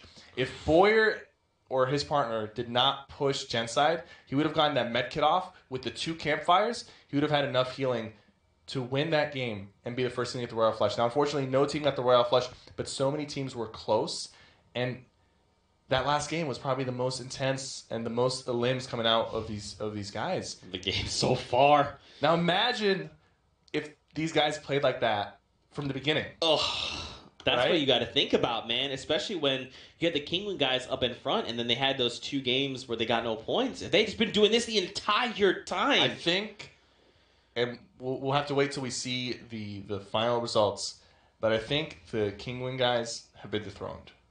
Because there was a lot of teams at the end there who did really well, and they only had a 3-point lead on 2 teams and maybe a 4 or 5-point lead on a couple other teams. So yeah, and at minimum, Madsen and Blacksuit and Jamside get 3 points. On top of, if they placed in top 5, they're going to get an extra point. Yep. We'll have to see how things shake out. Let's take a look at the final moments from that last game. The final game. What a game! Look at Boyer putting pressure on Blacksuit. He did not do that. The thing is, Boyer didn't even get a chance to shoot him. Blacksuit did secure that limb. Yeah, but that was enough to stop him from medkit. But Blacksuit securing that limb got them the 11th limb, which put them in the money for most limbs. Wow. So I'm sure he's happy about that. But it would have been nice to get the Royale Flush as well. I think there was more to gain from the Royale Flush than that limb, but it's still. If that had been a Royale Flush, that would have been 5 extra points heading their way, because it would have been 3 from first place $10,000 and 10,000. That would have been the first Royale Flush of the day. We didn't see it from Europe. We'll have to see if NA can surprise us. But let's take a look at some of the crazy highlights. My goodness, match number 6 did not disappoint. And this is early on. Tyovsky there went down to the Kingwin guys, went down at the start of the game and couldn't accrue any additional points. We'll have to see how that affects the leaderboard. Even the likes of Tixi and Kinstar throughout this game. And again, Jamside and SSK, man, they show up here in the final game and they just popped off, dropping 11 eliminations. And to have 2 teams do it in the final game, that speaks volumes. I mean, all I want to know now. What a snipe! That was a really good one. Now I just want to know about the standings. That's all I want to know. Oh, we also saw a lot of Quad Crasher, which is great. We didn't see a lot of it, but we heard a lot of it. There was one moment where the Quad Crasher was used successfully to get out of a sticky situation. Yeah. That was good. Now, I want to see the Quad Crasher be used offensively. Yeah, just punch through builds, get crazy high grounds with boosts. All right, man. That was extremely fun. I want to know what you have to say before we look at standings. What do you think? Well, we saw some of the best players in the world go against each other and pull off some crazy plays. We saw things that we didn't expect. Mm-hmm. The Quad Crasher and the Quad Launcher both being used, especially that Quad Launcher play to take out Tixi and Keenstar. As we predicted, the last 2 games were going to be the craziest games. Most entertaining and the most fights happened. I think, you got to pace yourself in these tournaments, especially when you're in the lead. And I think the Kingwin duo, they did a good job initially, but they might have slowed it down just a little bit too much. Yeah. But regardless, they'll probably still finish in the top 3, which is great. Yeah. Get a lot of points for your club. Get a good cash prize out of it. And a 3-way tie for most of the limbs. That I was not expecting. I really did think that somebody was going to come and break it, not tie it. But for 3 teams to tie it, and 2 teams to tie it in one game. This is very impressive. I believe this is the most tyingest of ties we've seen over both the summer and the fall skirmish. Yeah. So that in and of itself is crazy. With that, I'm gonna let you tell us when we're gonna go to it. You Man, make the call. I've had such a good time casting the EU skirmish, and we still have the NA coming up. Oh my gosh. This is my first time doing anything like this, and I'm just having a blast. It's extremely fun, and you're a great caster partner to have with me. You know. Thanks, man. Appreciate it. It's been good. But listen, guys, if you're sitting at home and you want more Fortnite action, sit tight. The NA skirmish is starting shortly after. We take a little bit of a break here. About an hour break, and then And we're you'll back. see some more action. You ready for standings? I am ready. Let's do it. Here we go. Where did the teams fall? So Blacksu and Madsen come out on top after that game, dropping the 11 eliminations. It was enough to overtake the Kingwin duo, who are pushed all the way down to 4th. Kingwin, Tyovsky, and Heisel, or I'm sorry, No, they they pushed down to 2nd. I'm sorry. Seba and Boyer come out on 3rd. Hupek and Kingwin Skix. Another set of Kingwin duos come out in top 5 as well. Tixi and Kinsar in 5th. And don't forget, guys, it's only the top 10th spot that places in the money. So Alpha and Bowman, they edge out Zacubus and Wiggacy for 10th place. And that was because Wow. they got the Victory Royale. Like I said, when it comes to ties, Victory Royale is going to be weighed the most. And then getting that Victory Royale in the first game, even though they only had 2 elims, that's the difference between getting 10 and then not being in the money. That's right. And that's, I mean, again, we saw the 11 eliminations as the most all day. And that is a tie between Tixi and Kinstar, Madsen and Blackcell, and Jamside and SSK. And again, Madsen and Blackcell and Jamside and SSK, they drop 11 eliminations in one game in the final moments. So just imagine that those 2 duos took out a quarter of all the competitors in that one game. Unbelievable. Europe, thank you for providing incredible gameplay. But with that, that's about it from us on the day. Just like you said, we'll be back for the NA skirmish. So don't forget to use that hashtag, Fall Skirmish. We love hearing what you have to say. Talk about that action. Talk about this guy. It's been fun, incredible. man. It's been fun. It's been fun. I'm heating up. We've got 6 more games heading around after this. So again, like we talked about, we're going to take a short break. We'll be back after an hour. So with that, we'll see you guys very, very soon.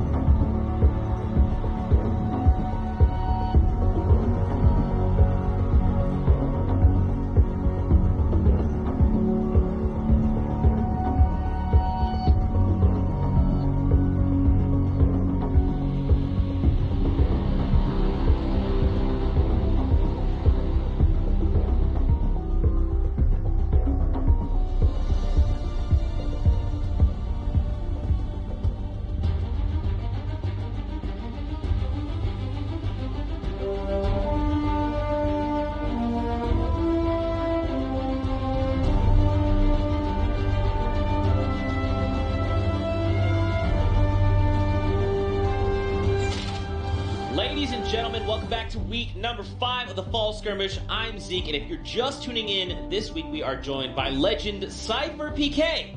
Hey guys, it's a pleasure to be here. We just got finished casting the EU skirmish, which was amazing.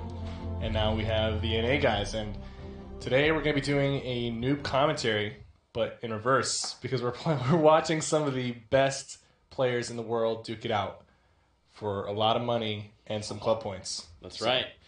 Talking about clubs, we saw during the week an ATK Grand Prix, and we have some of our favorite clips that we wanted to share with you guys. We'll let the first one play out, and then we'll talk more on the second one. Let's take a look.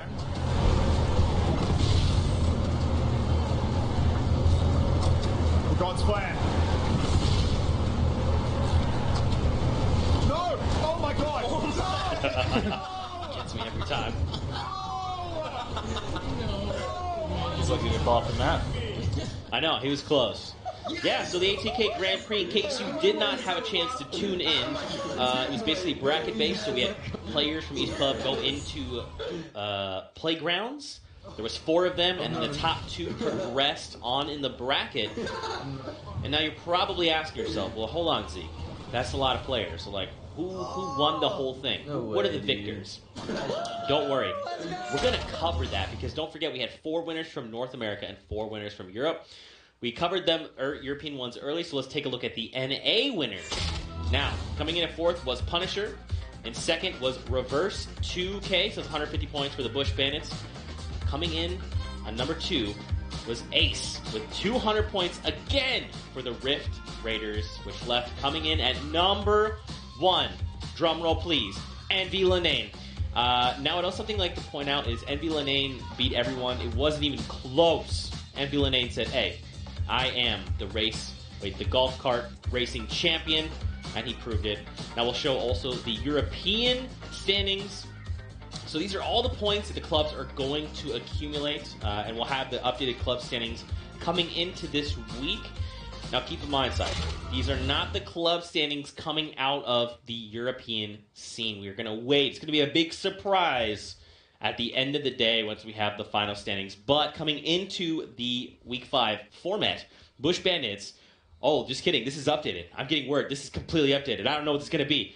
I'm going to look over there. Pow, who's in first? Bush Bandits. Wait, let's so go. Are these numbers right that you showed me then? I believe so, yeah. People did the math. Bush Bandits are in the lead. There you go. I'm a fellow Bush Bandit, so I'm really happy to see that. In 2nd are Dusty Dogs with 3,155. Who's in 3rd? Fortnite, 3,095. Now 4th, if your numbers are correct, that means that the last 2 are really close. So I'm assuming, yeah, Rift Raiders is 2,690, and then Lucky Llamas is like, yeah. Yep. Those numbers, are they right or are they close? They were right. Oh my gosh. Shout out to people Reddit. on Reddit for doing the math in your minds. You guys are geniuses. But there you go. This is a surprise because I actually didn't even know this, so it's pretty cool. So, Bush Bandits are in the lead, but anything can happen right now. And then next week is the final week with the TwitchCon event. And I think there's going to be a lot of points up for grabs at TwitchCon. So yeah, and we also have trials. Possible. Oh, yes, the trials for Week 5. This week. That's right. We'll also take a look at the club standings. Wait, no, not the club standings. I'm sorry, the club rosters, and see which participants will be joining us this week. Let's take a look, man. The Bush Bandits. Cypher represent. That is a stacked Bush Bandit lobby. Ninja and Monster. We got 72 hours in chat from Liquid, and those guys are a serious force to be reckoned with. A couple other notable names. Symphony and Nate Hill. Two really good players. I've never seen them play together, so this will be interesting to see them on a competitive level. Yeah, absolutely. That duo is going to be 100% deadly. Coming in and looking at the Fortnites, I mean, Demo and Bizzle, Titans of NA, we see them playing together. Even Base Soldier and Psalm, right? We've seen that duo a lot. I'm excited also to see Kitty plays in Gorilla. She was here casting with us not too long ago. Now we go over to the Lucky Llamas, Zayt and Aspect, Poach and Vivid. They've done really well together in a lot of skirmishes, and they're on the same team, so they have that chemistry. I think people are expecting them to come out and win this, so we'll have to see. That's right, and taking a look at the Rift Raiders, Zexbro and Creo. I mean, these guys have showed up pretty much every week. They've been unbelievable. Even the likes of Tendons and Boo Boo Bush as well. Cloaksy and Tfue. Tfue having won both the solo competitions, the last two solo competitions, he came out on top. So let's see if he can get a third victory for the fall skirmish, that would be a 50% win rate considering there's 6 weeks of skirmishes. Can you imagine? That would be insane. That would actually be insane. Him and Closey have played together a lot, and they've won competitions together in the past, so it's not off the board for them to win it today. So we'll see. That's right. And obviously, with every week, we change up the format. We're going with a fan favorite. It is the Royale Flush. We will be in duo formats. Victory royales are obviously worth 3 points. Second and third are worth 2 points. And then fourth and fifth are worth 1 point. And if you get 8 eliminations, that's 3 points. 6 or 7 is going to get you 2. 4 and 5 is going to get you 1. And if you happen to win and have 8 or more eliminations, it's going to be a Royale Flush. So on top of all the points, you get an extra 2 points. Now, in the EU competitions, there were some close calls, but no one actually got the Royale Flush. So let's see if NA is going to come out and break that dry streak with Royale Flushes. That's right, and don't forget, Cypher, the Royale Flush, if you pull one off, is worth 10k. Now, this is before placements happen. On top of that, the most eliminations that'll happen in a single match, that duel will walk away with 25k. What's interesting is that in EU, to start the day, Tixi and Kinstar drop 11 eliminations in game 1, and then in match number 6, Madsen and Blackcell, Jamside and SSK, 2 separate duos drop 11 eliminations in the final game, and we had 3 teams tying for that 25k. So we'll have to see. Maybe NA drops like a 20 bomb. I don't know. It's possible. We'll see. For you guys at home, don't forget to use that hashtag Fall Skirmish. Let us know what you're thinking of all the action. Let us know how Cypher's helping you level up your gameplay. Don't forget to rep your favorite club. And obviously, it's a conversation. We love talking with you guys and hearing what you have to say. With that, though, the players are loading onto the battle bus, where we'll get launched up here shortly. If you haven't had time to tune in to Fortnite this week, we've also released the Quad Crasher. We saw some of that earlier. Yeah, there was some plays. Yes, I think we'll see more here. I think so. NA, they're a little bit crazier. Yeah, we've definitely seen them be used more in scrims. I believe Poach recently tweeted out a rotation he made where he claimed high ground from someone utilizing the Quad Crasher. So we're really excited to see. I've seen some interesting things from Poach, Chap, and Myth, all coming out with the Quad Crasher. Oh man, there's been some great plays, but here we go. Starting off the bus with reverse 2K. Bus is coming in from Haunted Hills, heading down toward Paradise. It's a pretty solid bus, all things considered. Not too far if you're trying to go to that north side of the map that you have to fly. It'll be interesting to see the spread in comparison to the EU guys, and also interesting to see how many people want to contest the floating island. It seemed to be always contested in the previous competitions. Yep. It looks like there's at least 2 or 3 teams potentially landing there, but maybe one of those teams will notice that and they'll use the island to rotate somewhere else. And I think that's what's happening right now. You can see the pink guys right there, but they're like floating away from the island. Yeah, and that's a very smart move of them. So it gives you that option to you might go there, but if there's too many people, you could always redirect and go somewhere else. Yeah, and don't forget we also saw those floating islands that have vortexes around them as well, just above the corrupted zones. So you could actually utilize the floating island to rotate one of those and then go even farther. So a lot of opportunities here. Right off the bat, Nick Mercs. I have never seen Nick Mercs outside of Tilted Towers. Now look who's on the end of the barrel here. It's Ghost Aiden. I mean, this is a rivalry of the century. He's got such a good loadout, too. Wait, is Aiden partnered with Nick Mercs? No, he is not. He is paired with Ambrew Games. And Ambrew goes down. It's going to be a 1v2 with Aiden and Nick Mercs. They must have agreed to maybe meet here because both of these guys outside of Tilted is such a rare sighting, and Aiden just won't leave Nick alone. Let's see if Aiden can make it out of this alive. He only has a pistol and a green tack, so it's not looking too good. I won't be surprised if he tries to just leave, exiting out of the back and floating away. Just use the vortex to disengage. I think he's probably concerned that they might try to press on him since it's just him. There seems to be a chest still here. Nick Mercs is now on the roof. He's breaking down. They will meet each other here very shortly. Aiden's going to retreat. He does not have a lot to his name. 40 wood. He can only build 4 pieces before he's out. Nick Mercs, on the other hand, the compact SMG, green tack, and a assault rifle. It's looking okay for right now. Now, man, again, Aiden is just being pressured. They even go as far as to pop the chest. They're like, hey, look, Aiden, we're not even worried, so where you at? I think you're right, though, Cypher. If I was Aiden, he needs to exit. Yeah. And even after exiting, he needs to try to rotate somewhere that's uncontested. But Aiden is, he's confident, and he's always played confident. So he's, even with a pistol and a green tack, you got to be careful with this guy. He's very accurate, and he can take you out in two hits with the green tack. He'll take you out. That's a great point. He's being pressured right now. He's got his green tack out. He's looking for the play. But it's just not enough. Hysteria and Nick Merckx both are very experienced players. They were just not going to let that happen. He didn't have the comeback potential, and that was just a little bit unfortunate. Nick Merckx getting revenge on Aiden. Let's see how that goes for the rest of the matches. We got a fight in the Dusty Divot Diner. Great shot from Kenneth, the heavy shotgun. He does not have a lot of health left, but he has some bandages. Will he stop to pop them? It seems like his partner is down, so he might be going for the revive. Bizzle might let this happen. I don't think he knows where he was. Oh, look over here, though. Nate Hill and Symphony engaged against Margosi and One Shot Girl.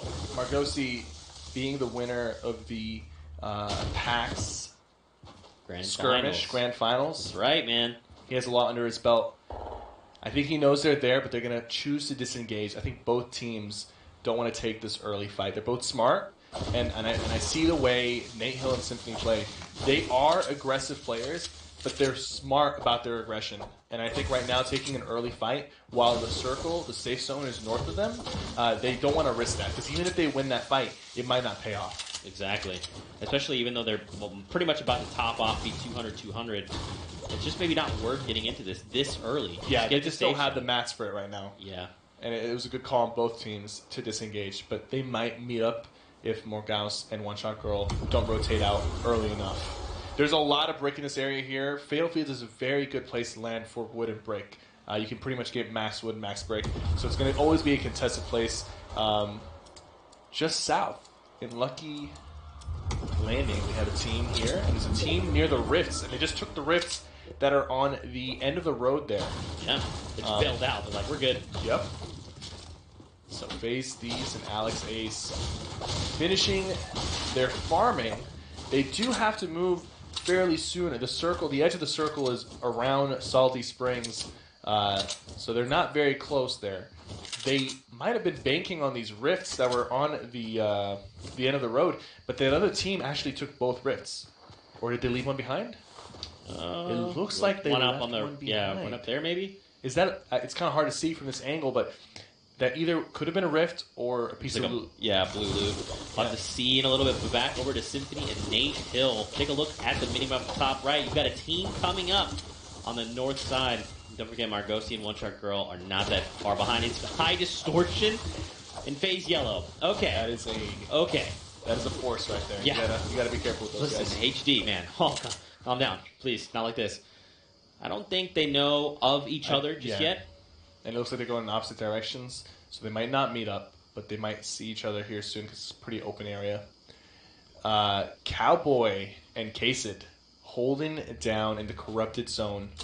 This is not a bad place to be. Even if you're on the edge of the circle, you can rotate out of here so quickly using the stones and the craters. What do you call them, Zeke? Craters is fine. Craters is fine. Bounce on out. Yeah, and it's such a good rotation. So just being here, even if you're on the edge of the circle, even if the circle moves all the way to the other side, you can take those craters and just fly across the map pretty much. You just got to be careful not to get lasered. And fortunately for these guys, TXC's not in their game. Hopefully they won't get lasered. Yeah.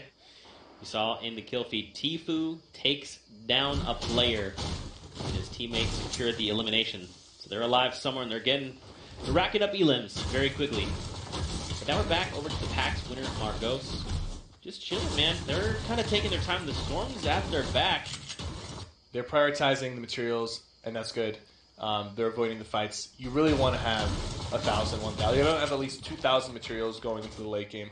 Yeah. One thing they got to be careful, though, is the Storm is on their back. So if they get into a fight here, they end up using the materials that they've been farming for, and then they have to deal with the Storm as well. There is a corrupted zone just north of them, and there are some cubes still left, so that's good. That'll help them rotate. Yeah, they've got 3, 4, 5 stones there. And just look at that speed. You get so far, and then you use that momentum. You just carry forward. So if you don't know about this, This is the move. yep, Shadowstone, you take this bounce, and then you carry that momentum. You just continue to hop, and it just keeps your momentum moving forward, so you can really make some very fast rotations. Unfortunately, Margossi hits the little lip there, so it kills the momentum. This is actually like a very recent change in terms of the momentum carrying over. And a lot of players have found out cool tricks to use momentum in the game, whether it's launch pads or grapplers. And if you jump right as you hit the ground, if you jump, you'll carry that momentum over, and you'll sort of bunny hop across the field. And I think the reason why Morales didn't do it is because they were in the circle, and while you're flying across like that, you're kind of an easy target. Yeah. When you're in that state, that invisibility state, you can't build. And if you try to transition into your normal state, there's a bit of a delay before you can start building or shooting back. Yeah. I think that was very smart. And I mean, again, their backs are the storm. They don't really have that far to go. The circle is just north here near Retail Row, so it's not that far away. The Kiwi Face, though, and Sen Animal building their way across near Tomato Town. Going to try to get on top of this hill. I assume this is in the circle. Yes, it is. They want to control this hill to have the high ground advantage. It's not a bad place to be for them. And you can see he has the quad launcher with 14 rockets in it. Oh, man. The quad launcher was putting in a lot of work. We saw that earlier. I'm very excited to see one here in game number 1. Now look, Steve's here. Alex. They have 2 eliminations on the board so far. Looking to secure maybe the first point if they catch another team off guard. Monster is here. I don't see Ninja with him. That is his partner. And King Richard and the General are here too. So it's like a Bush Bandit reunion. Getting word that Ninja has actually fallen. El Jefe is down. His teammate is left to fend for himself. The sniper rifle is extremely useful in these games because of how many people assume that you don't have one. Right. Sometimes it's very hard to fit the sniper into your arsenal. You want the shotgun, you want the SMG, you want the assault rifle, and you prioritize explodes typically because a lot of people are very good at building. But having a sniper rifle in these competitive games can catch a lot of people off guard, and if you hit your shots, we saw last week TFU hit consistent shots with the heavy sniper and catching a lot of solo players off guard. And the same thing could happen here. You just have to be very accurate and position yourself in a good way. So let's see if that happens today with King Richard. You know, that's a really great point because earlier we saw Atlantis Micro, the Titan he is, he actually got shut down in literally the start of, I believe, game 3 or 4 because someone had that sniper and took him down right off the gate. So that's a great point, man. We'll have to see if Richard can utilize the sniper. But over here, Grand Pooh Bear and Ranger. Bit of a build fight. Down. He loses the high ground right here, but I don't think he's that concerned about it. I think he wants to go and finish off the person that he knocked. Is that his teammate? Yeah, yes, that is. That is. He's trying to try to pick him up. Now, it's FaZe Replays who's up top. And I think Replays, his partner, Spaceline, is down. He gets the edit with the window, putting a lot of pressure. Isn't it enough? He has to go to the swap. Oh my goodness, he has 8 health. He needs to pop that bandage right now. It's going to start ticking for 2. I don't think he's going to make it out alive. I don't think he's going to make it out alive because the storm is going to start ticking for 2 unless he has a way to move across in a very short period of time. Make sure he doesn't take any fall damage here. He might. This is going to come down to the wire. He might barely make this. Come on. It will start ticking for 2 in 20 seconds. You know what? I think he's got it. He will make it out. He has 1,000 wood, 500 brick. I don't what was that? think I think he hesitated a little bit. Oh no! Replays, you got this. Replays. He has it. Oh gosh. He has it. Oh gosh. Just. Oh. That small hesitation he took when he was looking to see maybe there was some bandages in that trailer park location that kind of cost him. Yep. If he just kept running at the storm, he was going to make it out. A few health, maybe he could have turned it into something, but he was definitely going to make it out if it wasn't for that small bit of hesitation. Now we are near, what do you like to call this? I typically call this containers. Containers is what I usually call it. Okay. Someone recently told me to call it stacks. Dispatcher is saying containers. You know, there's like stacks of containers. Yeah. I know, Mick Merckx calls it stacks, but he calls a lot of things different names that, you don't even think of. So I just call it containers. And it's a good spot, especially when it comes to having a lot of metal. You'll notice we were watching Snood and his partner. They both had a good amount of metal. Tfue and Cloak, 2 limbs. They're in the circle. They've got a decent amount of materials. Not as much as they'd probably like, but if they get a couple of limbs here, they could fill up those material counts very, very quickly. You see King Richard making his way down with his duo partner, and in a kill feed, we saw High Distortion take down Bobby Bojangles. 61 meters with a rifle. And that was a straight-up elimination. That wasn't a knock. Now Clarify here, and Science, we're trying to make this rotation. I feel like the position they're going from now is pretty safe. Sniper as well. You got the heavy sniper. You're seeing more use of the sniper, I feel like, in these modes, and people are realizing that they are more valuable because you can catch people slipping. And now look at this. They're looking like they're going to make this safe rotation. You do have people all around them, but if they approach this correctly, nope, just kidding. Another snipe shot coming from the west. You really don't see this many snipers. Yeah, this is probably more snipers than we've seen all day in Europe. Now taking a look at the scoreboard right there at the top. These currently with the most eliminations. Now keep in mind this is outside of people that are eliminated. So right now we got a lot of teams here with 2. 72 people, 73 people still alive. That is a lot of people. We got another minute before this storm overtakes this area and we get a new safe zone. So now I'm assuming we're going to see things slow down a little bit, Cypher. You know, a lot of these players have already kind of established their ground. They've fortified. Now they're just waiting to see someone else make a move. Maybe someone make a mistake. I think Tempo might have just knocked down High Distortion, if I read that correctly. I see here losing his teammate to Jailmock. But having so much loot right here, he's going to be stacked out on brick and wood, and he has a good amount of shields and extra shields. Here's Tempo and Jailmock.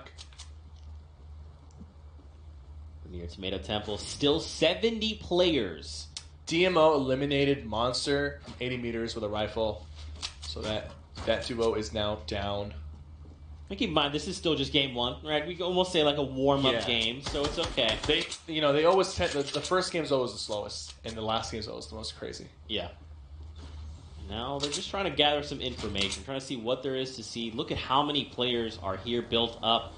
2x2s, even some as far as like Ashton and Jack. They just took over that whole house. Is now theirs. And they're being very smart about it because they're actually they're building to replace the house. But like I said before, you get more materials out of replacing a wall than just keeping it there. So you're using materials to fortify your base that you're currently in, but taking down that wall is going to get you like 14, 16 materials, and then you spend 10. So you're still gaining slowly while also fortifying and having walls that belong to you that you can edit and look good. Now we get the new safe zone side. It's down south. A lot of people have to make rotations. Mista and Ghoul are just out. They're like, time to rotate.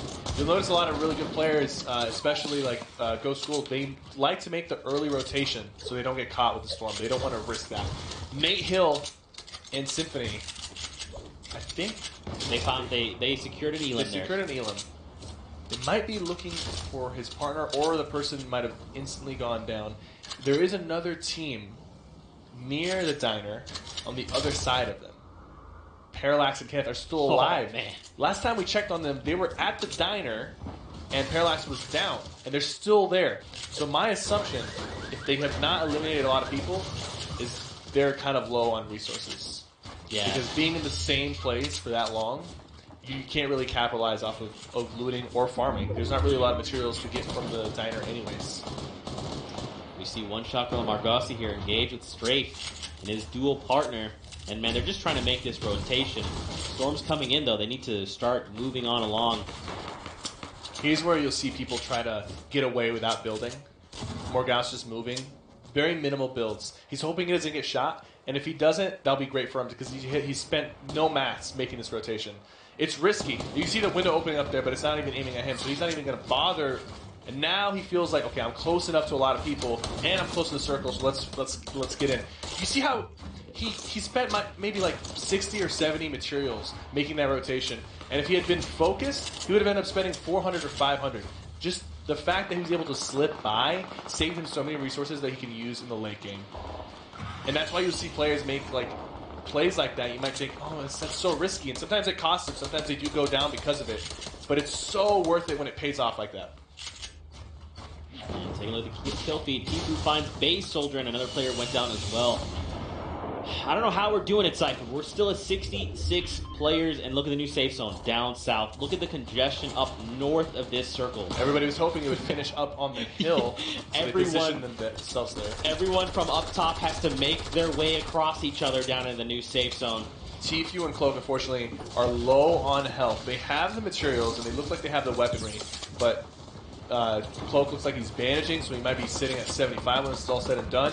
Tfue sitting at 86 health. That's not a lot of health, so if they get focused on this rotation, it could get ugly. However, they need one more elimination, right, and he took out Liquid Poach with a Explode.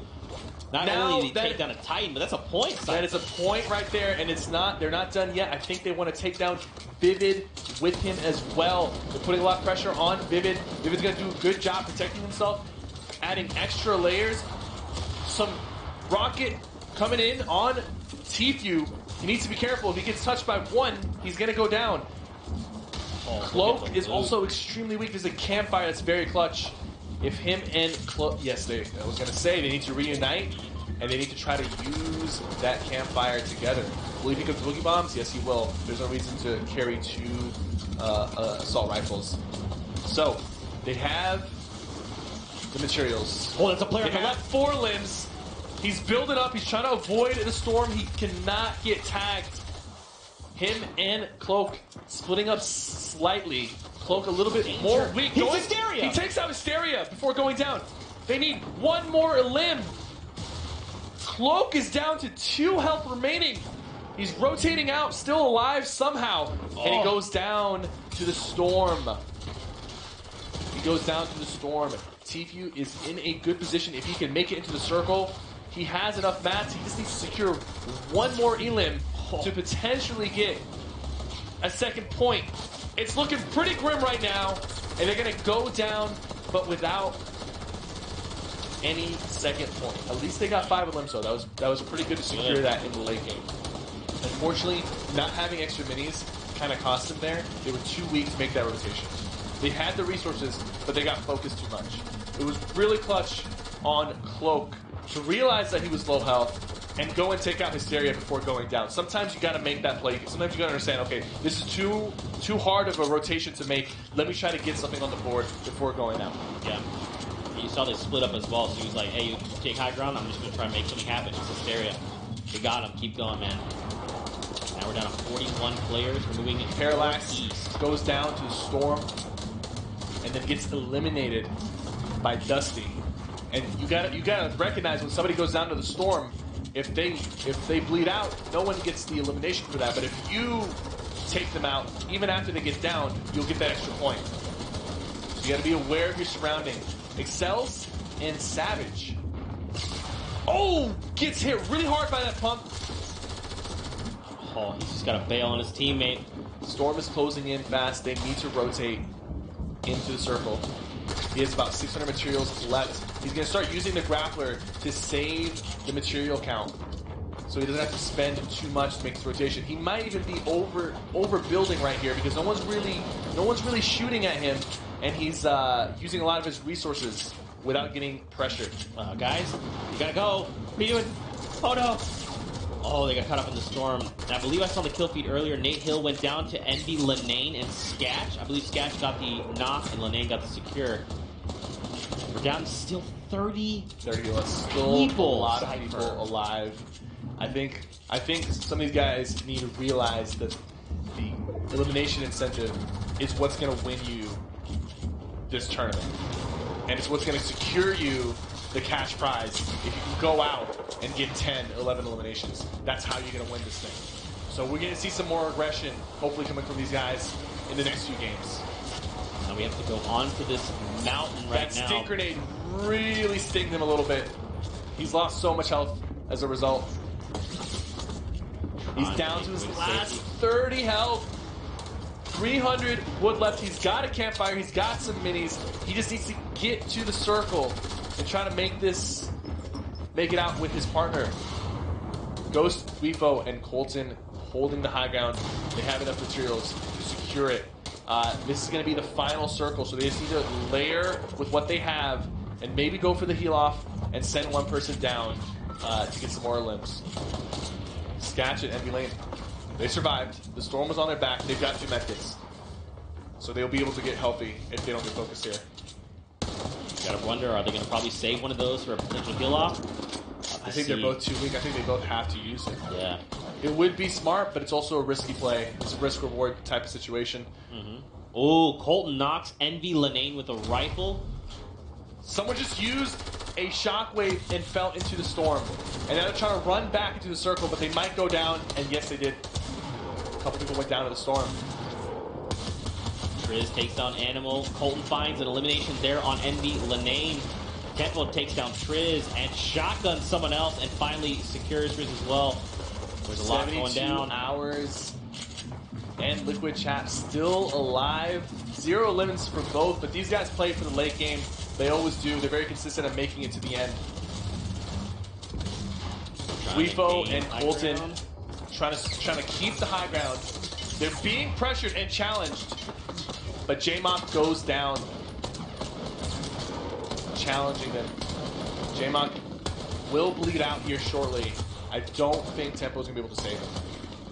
You see how they're putting pressure on him from 2 different sides, and it works. There's another limb. That is 5 limbs for Weefo and Colton. They need 1 more to secure a second point. Everyone alive right now has secured a point at least for being in the top 5. So you got to feel good about that. Now it's just time to see if you can secure top 3, maybe a victory royale, or maybe more limbs. Someone just used a shockwave grenade and got knocked by the storm. That was Liquid Chat. I really wonder what just happened there. Colton is going to go down and try to find people who are trying to heal. It seems like he can't really find anybody. It was a good attempt, but it did not pay off. Weefo is going for the medkit heal. He should be able to get it off, but the question is, will somebody else out heal him? 2 players have gone down. He must have mistimed his heal. Colton, it's down to 1v1. 72 hours gone. It's Tempo that secures that win. Wow. I was not expecting game 1 to go down that way. We end up going off to a heal off. I think we'll see less heal offs as the game continues, because I don't think anybody had more than 5 limbs. Right. And that means that there's a team that's currently leading the limbs with maybe 5 or 6 limbs at most. And people are going to realize that, hey, we can get $25,000 if we just get, 6 limbs, 7 limbs. Let's go put it on the board and put some pressure so that people go for that. Since the bar was low for the limbs, more people will probably go for it in the second game and third game. So okay, yeah, because in game 1 of Europe, we saw Tixi and Kinstar drop 11 eliminations out in game 1, and we see half of that here at Max in game 1 of North America. That might have actually discouraged some people from even attempting to go for it, considering 11 might have seemed like a high number for them. But since this one's starting off slow and the limb count is lower, more people might see it as an achievable thing. Like, hey, we only need 6 to get 25,000 or 7. Let's go for it. Let's try to secure that. So I think game 2, you'll see more people attempting that, and it will just snowball. And hopefully they'll keep pushing it higher and higher, and we'll see some crazy plays coming in. High hopes. So let's take a look at the highlights coming out of match number 1 from the North American scene. Tempo, though, secures it all, and this is how we started the game, was Nick Merckx versus Aiden rematch. I'm so surprised they were there. Yeah, that was not Nick/Aiden Towers, so I'm not sure what was going on there, but they met up on the floating island. Phase replays. Replays nearly making it out. Oh, he made just one. You talked about him, and he hesitated for 1 brief second. And that was all it took. Tifu and Cloaksy as well. Taking out Poach. That was a huge find. Huge find there. And man. Nate Hill going down to Excel's Tempo. Winning the game. Even though J-Mock went down, he went down late game, but Tempo found a place to be and healed. Did what he had to do. He did what he had to do here in game number 1. Don't forget, we have 5 more games heading your way after this. We are gearing up all of our players. They're boarding the battle bus. They're just taking their sweet time, but we'll have more of that action heading away as soon as we can. With that, man, this is a very slow start to the day. I'm a little disappointed, just a tiny bit. Not a lot, just like a little bit. Like, I wanted to see, Europe was like, hey, 11 elims? Sure. And then North America was like, 6 elims? Maybe. Oh yeah, they definitely started slow, and it's like a different type of Fortnite culture, like I was talking about earlier. Yeah. The NA guys, they like to get the elims in the late game. It's like their meta, and of course the EU guys do that as well, but they also do try to secure a few prior to that. We saw a few teams in the first game of the EU get 4 elims, 3 elims, going to the late game, and that was a consistent thing. We were looking at the late game here, and the most was 2 elims before the last few circles happened. And I think at the end, I don't even think anybody got 6 elims. I don't think anybody did. So whoever got the Victory Royale is going to be leading with 3 points, and then maybe there's another team with 2 points. But I think every other team had 4 elims or 5 elims or less, and you need 6 to get 2. Yeah. So turn it up, guys. Go for those elims. I promise you it's the way you're going to win the game, because the people who won and placed in the top 5 in the EU event were slaying out. And they were getting those consistent points, 4 elims, 5 elims. Placing top 5 with 4 or 5 elims, that's how you do it. Yep. And obviously more quad crashers. We need to see more quad crashers just across the board. We actually didn't see a lot of the quad launcher. We saw one duo had it at the start of the game, which is pretty surprising because, North America does favor that as far as like during scrims, and that's kind of the meta as well. Yeah. So I'm kind of curious to see if we'll see more of that. We actually didn't even see a lot of like Rift to goes, which is really surprising because I feel like EU we saw a lot of had more of them. snipers. Yes, a lot of teams had did. the sniper rifle. I think people are noticing how effective it can be in these games. And there's some very accurate people out there, and I feel like they always prefer to have an SMG over the sniper. But most of the times you're fighting either long range or very close range, and you can give up some stuff to fit it in, and it could pay off big time, especially when there is an elimination incentive like we have today. Yeah, for sure. And don't forget, this is just the first game. This is just the feeler out, okay? We saw a similar thing kind of happen in Europe. First game was a little slow. There was some high eliminations happening, but then the action ramped up over the course of the next following subsequent games. So I think here in game number 2, they're going to turn it on. Pick it up, fellas. Well, what are you hoping to see from the Bush Bandits? Well, the Bush Bandits, I didn't see them. Well, actually, Liquid Chap and 72 Hours. I think they got second place, which is good. I like that. That's going to put us up there, and I think they'll consistently make it to the end. And those guys are probably our best duo on the Bush Bandits. No offense to everyone else. I just think they have what it takes to take it home. If anybody from the Bush Bandits is going to take it, it's going to be Chap and 72. So go out there and do your thing, guys. Just and also, I want to see 72 Hours put the Bush back on, because I remember in one of the duos, he eliminated me while he was wearing a Bush. Oh. And at first I was upset, but then when I realized it was him, I was like, it's whatever. Tom is a cool guy. Yeah, Tom is great. Super fun. He's a great guy. Yeah, man. So, obviously, we should talk about this is the last week 5, and then we're on to TwitchCon. We saw the club standings earlier. Club standings are very, very close. And again, we've got the trials this week. Bush Bandits, you guys have been on a little bit of a tear for a while now. For like the last 2 or 3 weeks, you guys have just been on top. We've been leading since the beginning. Yeah. Pretty much. Which is great to see. And both on NA and EU, we've been doing well. Yeah. But, like you said, it's very close. And we got the trials, and we have TwitchCon, which is there's going to be a lot of points up for grabs. So, any one of these clubs could potentially come out on top. Mm-hmm. Even Lucky Llamas, who are down there at the bottom end, they're still finding their way up. They're right behind the Rift Raiders, man. A lot of these teams are clutching it up, coming out on top of these trials. So I think people will be surprised to see what trial number 5. Wait, is that trial number? Yeah, that's trial technically number 5. Oh, we haven't talked about it yet, right? No. Will we talk about it today? Oh, maybe. I'll think about it. I might tease it. We'll I might see. have to just leak it anyways. For you guys at home that are tuning in, enjoying all the action, don't forget to use that hashtag Fall Skirmish. We love to hear from you guys, hear what you have to say, make some predictions. What do you think? What are you hoping to see? Obviously, Quad Crasher. I'll just answer the question for you. Quad Crasher. Yep, got it. And obviously, talk about Cypher. He's been great. If you guys missed out on the European scene, man, you guys missed out on a lot. Cypher was dropping a lot of knowledge on us then. And we're just gearing up right now, man. We got 5 more games left to cast with you, so it's going to be a great day overall. It's only going to get better. It can only get better. Yeah. When it comes to Fortnite, there's more at stake as you continue. There's only a few more games left, and then you're just going to be like, all right, guys, this is our moment. Let's do it. And that happened in the EU scene, and we're going to see it happen again in the NA scene. Yeah. Game 2 coming right up, guys. Let's see how this battle bus is shaping out to be. Here we go, ladies and gentlemen. Hopefully all the players thank the bus driver for working tirelessly, but now we are hopping into game number 2 on the North American scene. I don't really thank the bus driver. To be honest with you. What? I don't. I always forget. All right. It's not that big of a deal, right? Look, I'm just saying, if someone's working tirelessly, you just want to give them a thank. Look at all those thank yous. Space Lion did it. I mean, he's dropping them to their death, so, like, I don't know if I should be thanking him. All right. I'll give you that. That's fair. Okay. But here we go, seeing out the new bus. It's a low bus as far as the map goes, so players are going to have to go a little longer, stretch a little farther to get to that north half. Now, what I'm curious of, we kind of saw a little bit in Europe, was some players, some duos specifically, swapped up their landings. Yeah. But to see if how that develops over the course of NA. We're looking Tilted Towers. So my first question would be, those duos on top of Floating Island, is that Nick Merckx? Is that Aiden? It might be.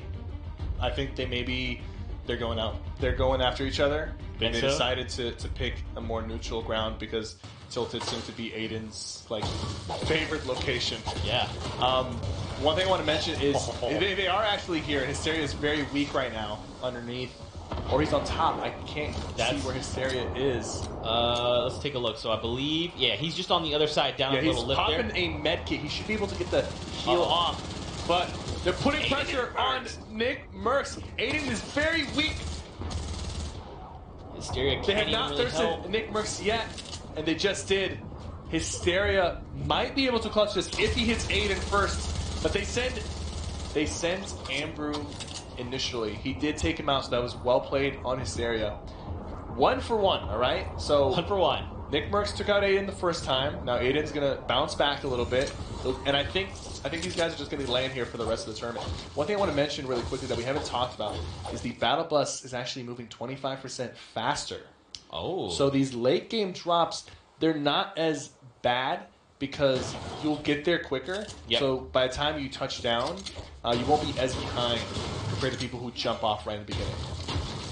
It's a good change. I think a lot of people like that.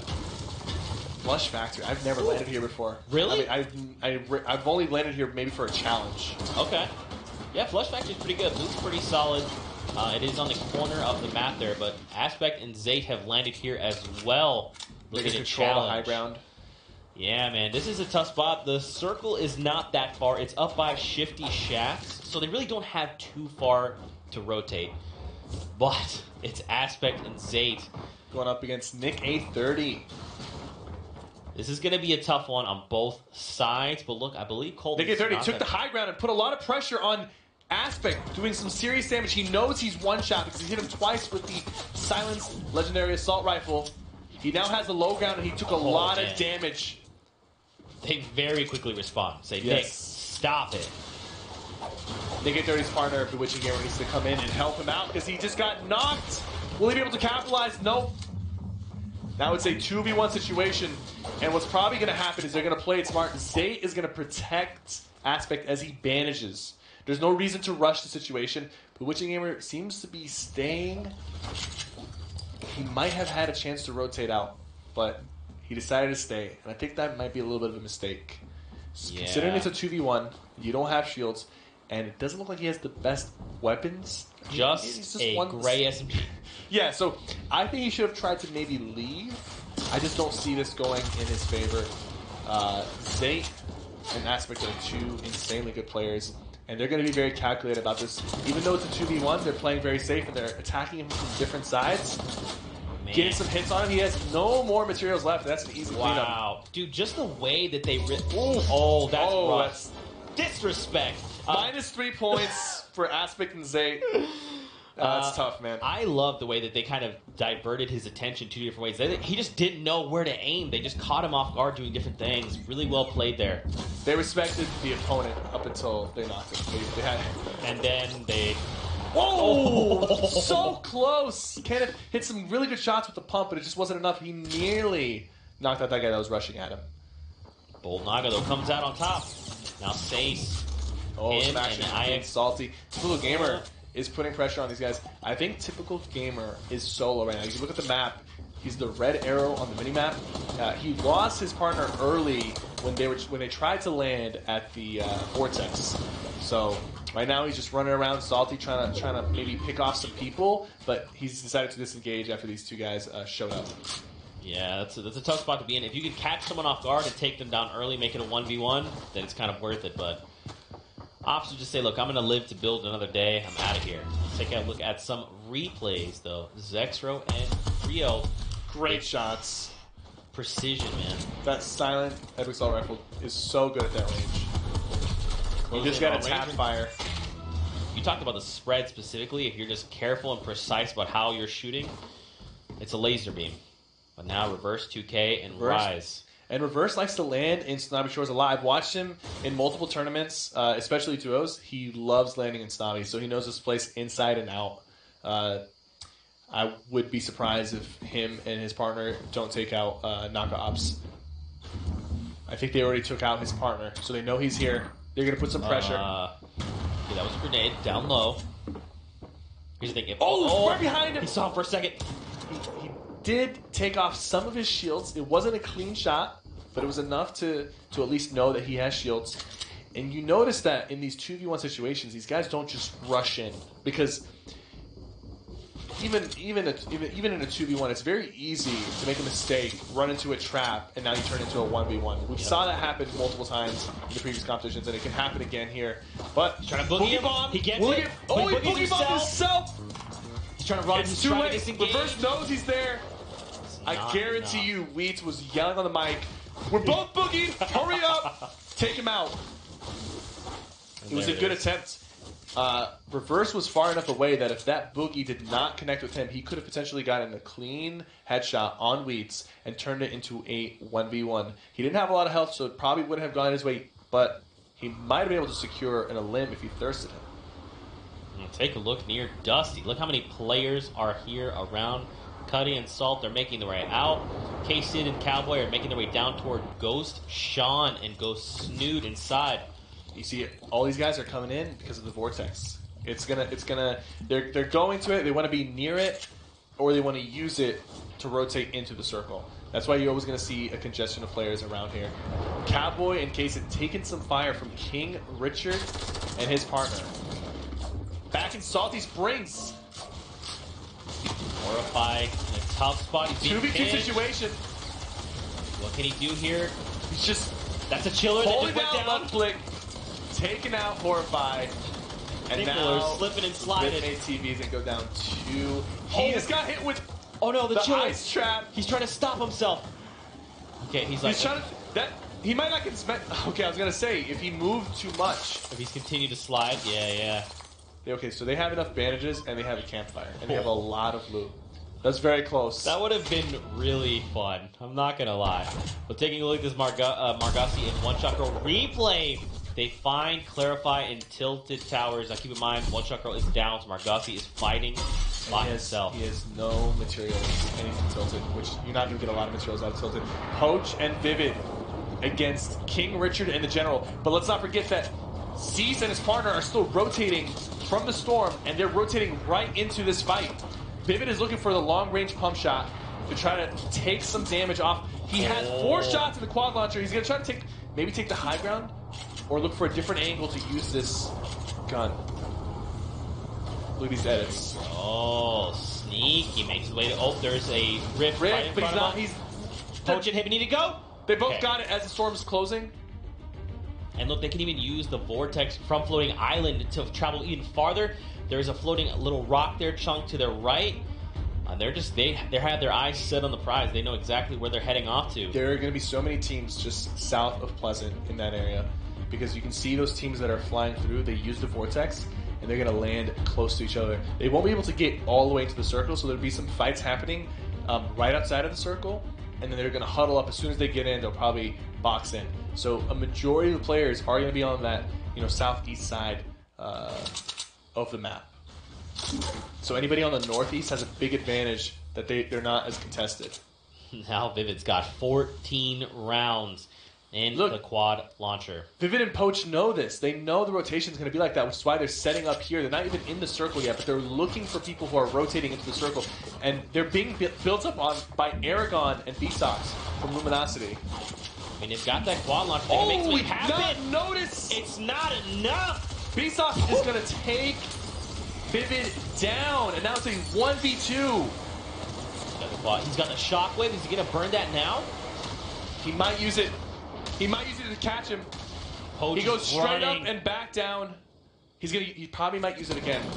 While Aiden pushes him, he's probably going to use it again. Aiden responds with the builds, though. Where did Aiden come from?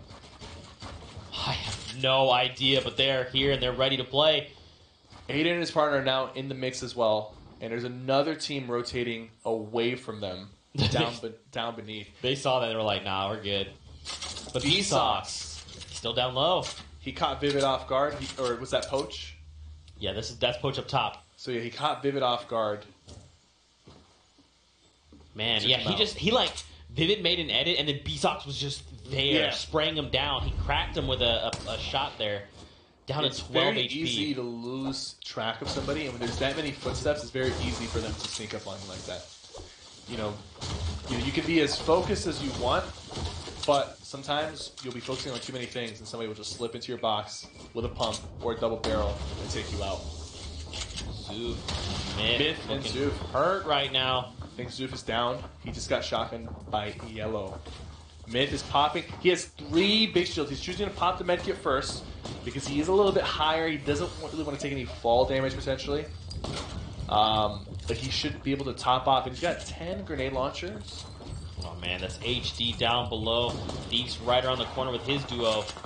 And Yellow is there as well, just like you called out. 0 limbs for Myth and Zoof right now. Myth, if he wants to turn this game around, he needs to start going for the limbs with the grenade launcher. Try to put it to use. Play a little bit aggressive to replenish his materials. Because right now, it's going to be a wasted game if he goes down without really getting anything on the board. Yeah. He opts to make the long rotation there away from those players. FaZe, Yellow, and HD just down below. Now he does have a little bit of an angle. Like you're saying, he could use that grenade launcher. There we go. The grenade launcher's coming in. 2. They're rotating away. Now they're getting shot in the back. And he's still throwing grenade launchers at them. Now they're getting pinched with grenade launchers and stink bombs. High Distortion is not very happy right now with this. Oh, man. Myth is still trying to bounce those grenades. He knows now. Myth at least knows that he has some help. He's even firing at Thweepo. He's firing at the help, but he's like, look, all right, I see what you're doing. I'm also going to make you aware we're not friends. Disengaging, people flying over the top. Oh, man, that's actually pretty dangerous if they decide to swoop Replays down. with barely any help. Myth is going to ignore that. Looks like he's going to try and get up to here. The corrupted zone. Doesn't look like there's any shadow stones.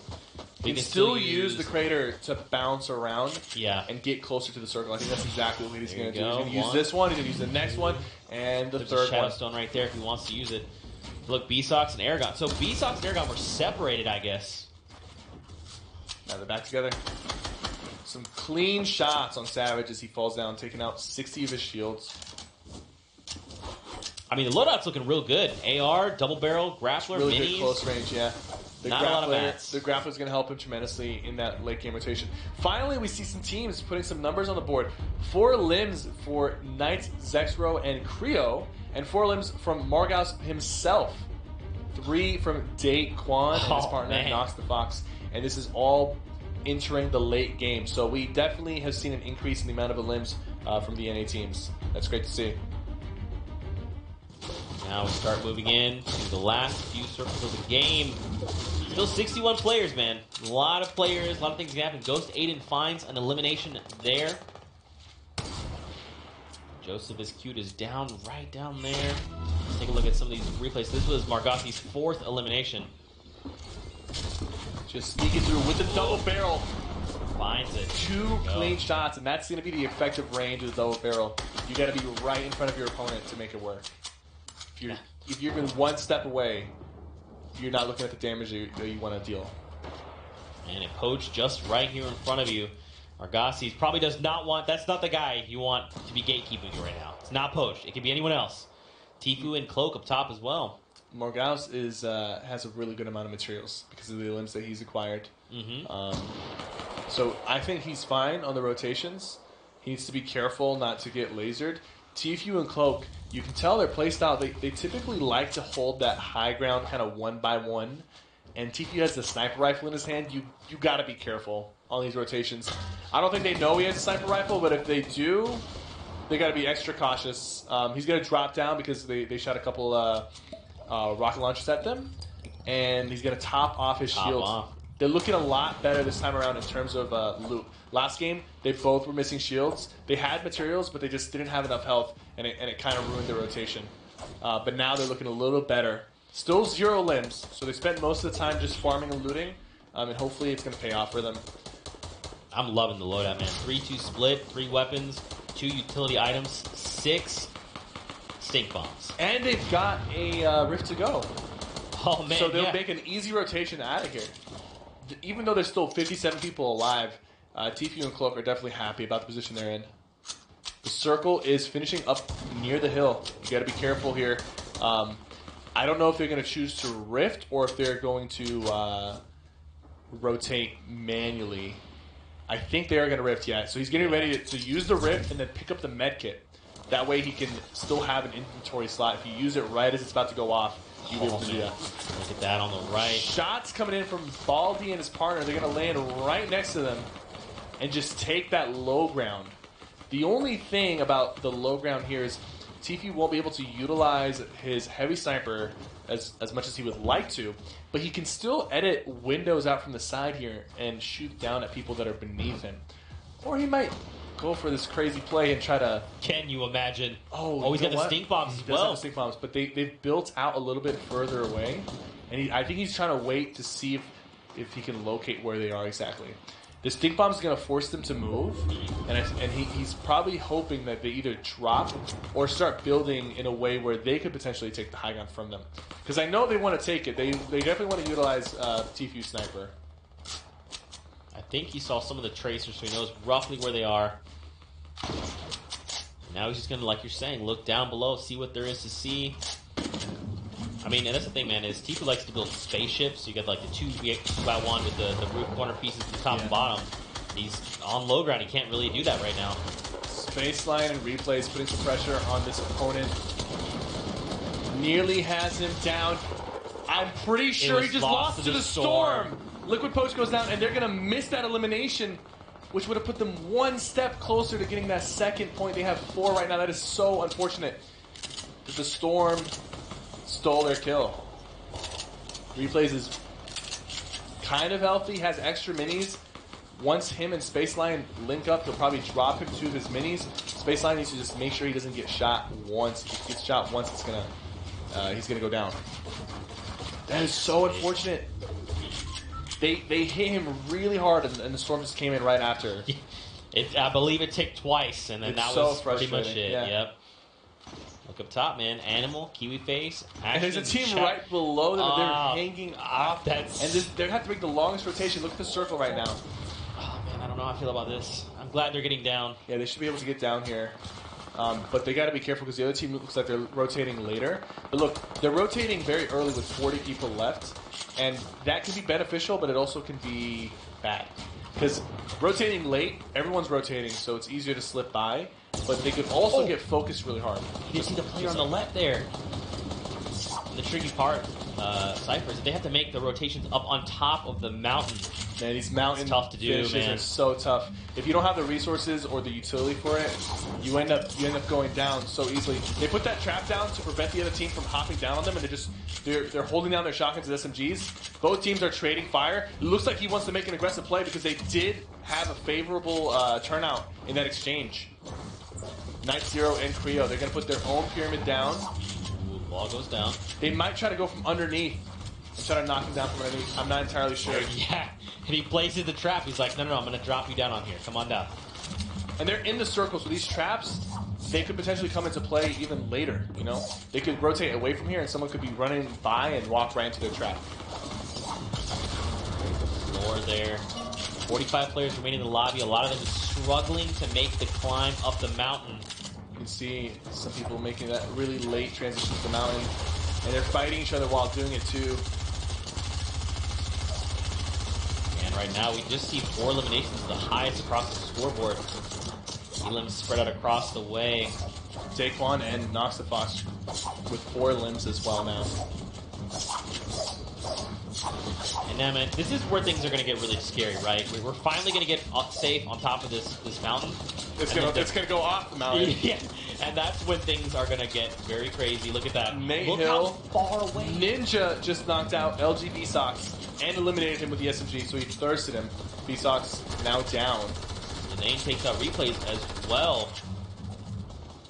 Ninja and Monster with 2 limbs currently. There's a lot of potential here. Somebody could pop off. Aragon goes down.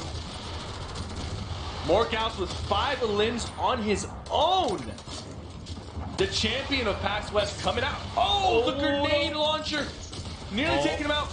He's panicking a little bit. He needs to get out of here. The storm is going to eat him alive if he doesn't. Oh, it might be too late. No, wait. 3 HP. 3 HP. He needs to go.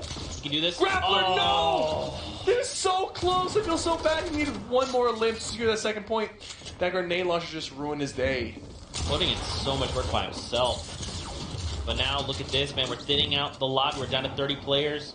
Creo and Zexro trying to make rotations. Creo and Zexro are both very healthy right now. Have a good amount of materials. Got a clean shot right there.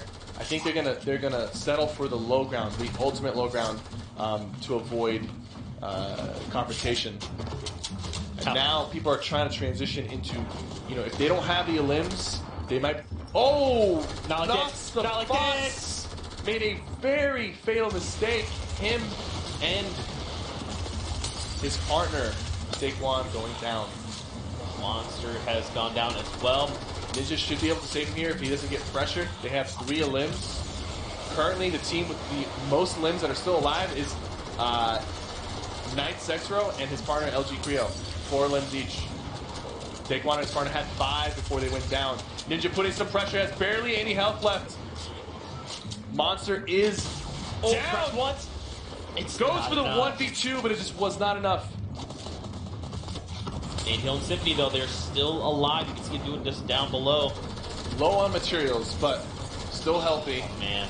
Has to make a rotation. I think Nate Hill is going to be looking for some limbs. 5 limbs.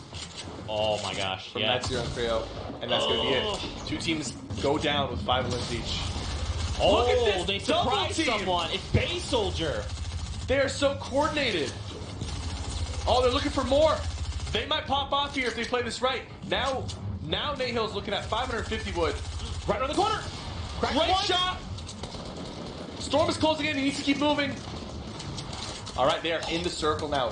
Okay, you got to watch out for these guys. Dude, look how they're moving in tandem. They are fast and they're accurate, and they seem to be playing extremely tight.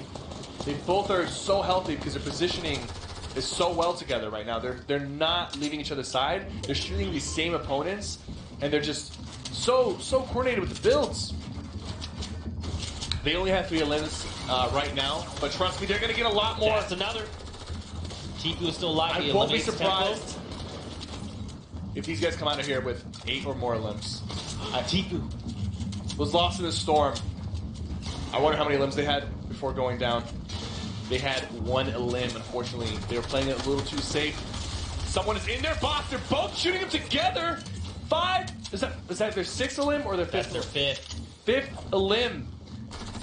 Yo, you do not want to get in front of Symphony and Nate Hill. These guys are a double teaming machine. Sketch goes down to the song. He's got the rocket launch. He might try to drop somebody down with the rocket, and then Nate Hill's gonna finish them off. Look, they do have a campfire. They do have a med kit. They can go for the heal off if they choose to do so, and I think they will eventually. But right now, it looks like they're looking to secure their 6th limb before going for that. They're ready for the heal off. You see, they've got the. One of them will heal, and the other one's gonna go look for the 6th limb. Nate Hill will stay back. There's so much happening. 72 hours knocks someone. You know what? They might just go for the limit. I think Nate Hill might have accidentally put the campfire down a little bit too early and out of the way. He's not going to be able to even utilize the campfire. It's a bit of a misplay there, and they might just be going for the win. So Symphony's going to just stay here. He's going to keep turbo building up top to make sure that nobody comes in. There we go. They got the heal off. Now they're going to try to go for their 6 of limbs. Somebody just went down. Was that for their trap? Yeah, no, it was not. It was not, unfortunately. Players being knocked out by the storm. Nate Hill by himself. Is it enough? Takes the win. Victory Royale and 5 eliminations for Nate Hill and Symphony. Those guys were playing so well together, moving so close, both calling out targets, both shooting the same target at the same time. That was the best synergy I've seen from any duo so far. And you saw even when they felt pressured, the moment that Nate Hill disengaged and built the 1x1 as he's building the roof, Symphony's already falling in, ready to reassess and evaluate. So, wow. That was quite the showing from the duo. That is going to be, so I believe 5 points. They got the 5 eliminations. Oh, no, they got 5 eliminations, right? Yeah. So they're at 1 point and 3 from the victory out. That is 4 points hitting the board for them here in game number 2. See, nobody got 6 limbs. I know. What's going on, man? What do you think's happening? I thought they had it. I think if the game had gone a little bit longer, they were going to get it. They were getting in that rhythm, and they were getting confident. They were taking out teams left and right. Mm-hmm. If there was like a couple more circles left, they would have been the team to get the 6, 7, or 8 limbs. I called it earlier, but unfortunately the game was already ready to be over by the time they started popping off. Nate Hill and Symphony, you guys are both slayers. Go out there, do your thing like you just did, except start it a little bit earlier, get 8 limbs, and get that win. That was really fun to watch them just be so close to each other. It's almost like they're the same person. Yeah. But just 2 of them, side by side. It's interesting comparing them almost to the likes of like Kinstar. Yep. Kinstar and TC were close together as well. Yep. And they both did really well, and they both, they got the 11 limbs, and they had a few games where they had a lot of limbs. Expect Nate Hill and Symphony to come out after this game, carry that momentum over, and try it all over again, and hopefully go for a high limb game. Yeah. Let's take a look at some of the replays coming out of this last game. This game number 2 of the day. And this is what we're talking about, man. We're ready for the action to heat up. And, North America, they turned it on here in game number 2. We still have 4 games left to play. Man, oh, man. Margossi, man. Losing one shot throw very early on and still drops 5 eliminations in that game by himself. And almost made it out. He almost made it out. Very, very close. It was an unfortunate grenade to take out his health. But he did so well by himself. Here we go. See Mines. That was his 4th elimination. There was action happening pretty much non-stop all over the map at different points. Man, now look at this, just both running through everybody. They're both thirsting at the same time, looting. Nate Hill takes the win, even though he almost fumbled it a little bit at the end there. You saw he placed that campfire way too early. It was completely wasted, but fortunately for him, nobody else had more heals than him. Yeah, that's true. Well, that is going to wrap up match number 2. For you guys at home, how have you been enjoying the action? We've got 2 games on our belt. Hit us with that hashtag Fall Skirmish. Let us know your thoughts. How are you enjoying the game? What has Cypher been teaching you? Tell us how he's helped you level up your gameplay. And if you're new and you've never watched Fortnite, hi, this is Cypher. You should just watch him outside of this, and he can help you get good. With that being said, my friend, we've got 4 games left to go. And these first 2 games are usually like a little bit of a warm-up game for these guys. Game 3, Game 4, 5, and 6, it's gonna be straight fire from these guys. I guarantee it. Yeah, I honestly don't even see these guys slowing down. We're starting to ramp up for sure. We saw a little bit of slowdown in EU. They slowed their play just a tiny bit. Cost some teams, but I think you're right, man. NA's going to bring in. With that, though, we've got standings. Let's take a look and see where the teams are coming out of match number 2. So with that, Nate Hill and Symphony, they're tied with Liquid, 72 Hours, and Chap. That Victory Royale helps them edge them out. So now they're in first. Now keep in mind, 72, Chap, they're right behind them tied. Tempo and Geomach in 3rd, Guifo, Colton in 4th, and Spaceline and Replays coming in that 5th spot. Also keep in mind, it's only the top 10 duos that place in the money. So Science TV and Clarify, they're just pushing out Triz and Babe Jesus. And just 4 points for first place. That's really not a lot. So don't even be surprised if the people who are in 1st, 2nd, and 3rd right now even fall out of the money potentially by the end of this. Yeah. You can get a lot of points if you go for those elims. Now keep in mind, we do still have the Royale flush on the board. You know, if we see a duo drop 8 eliminations and a victory all at once, you get an additional 2 points. So there'll be 8 hitting the board. We haven't seen one yet. We got kind of close. NA, we're looking at you. But with that, ladies and gentlemen, we're going to take a 5-minute break. Get up, find a snack, find something to drink. Don't go anywhere. We'll be back after this.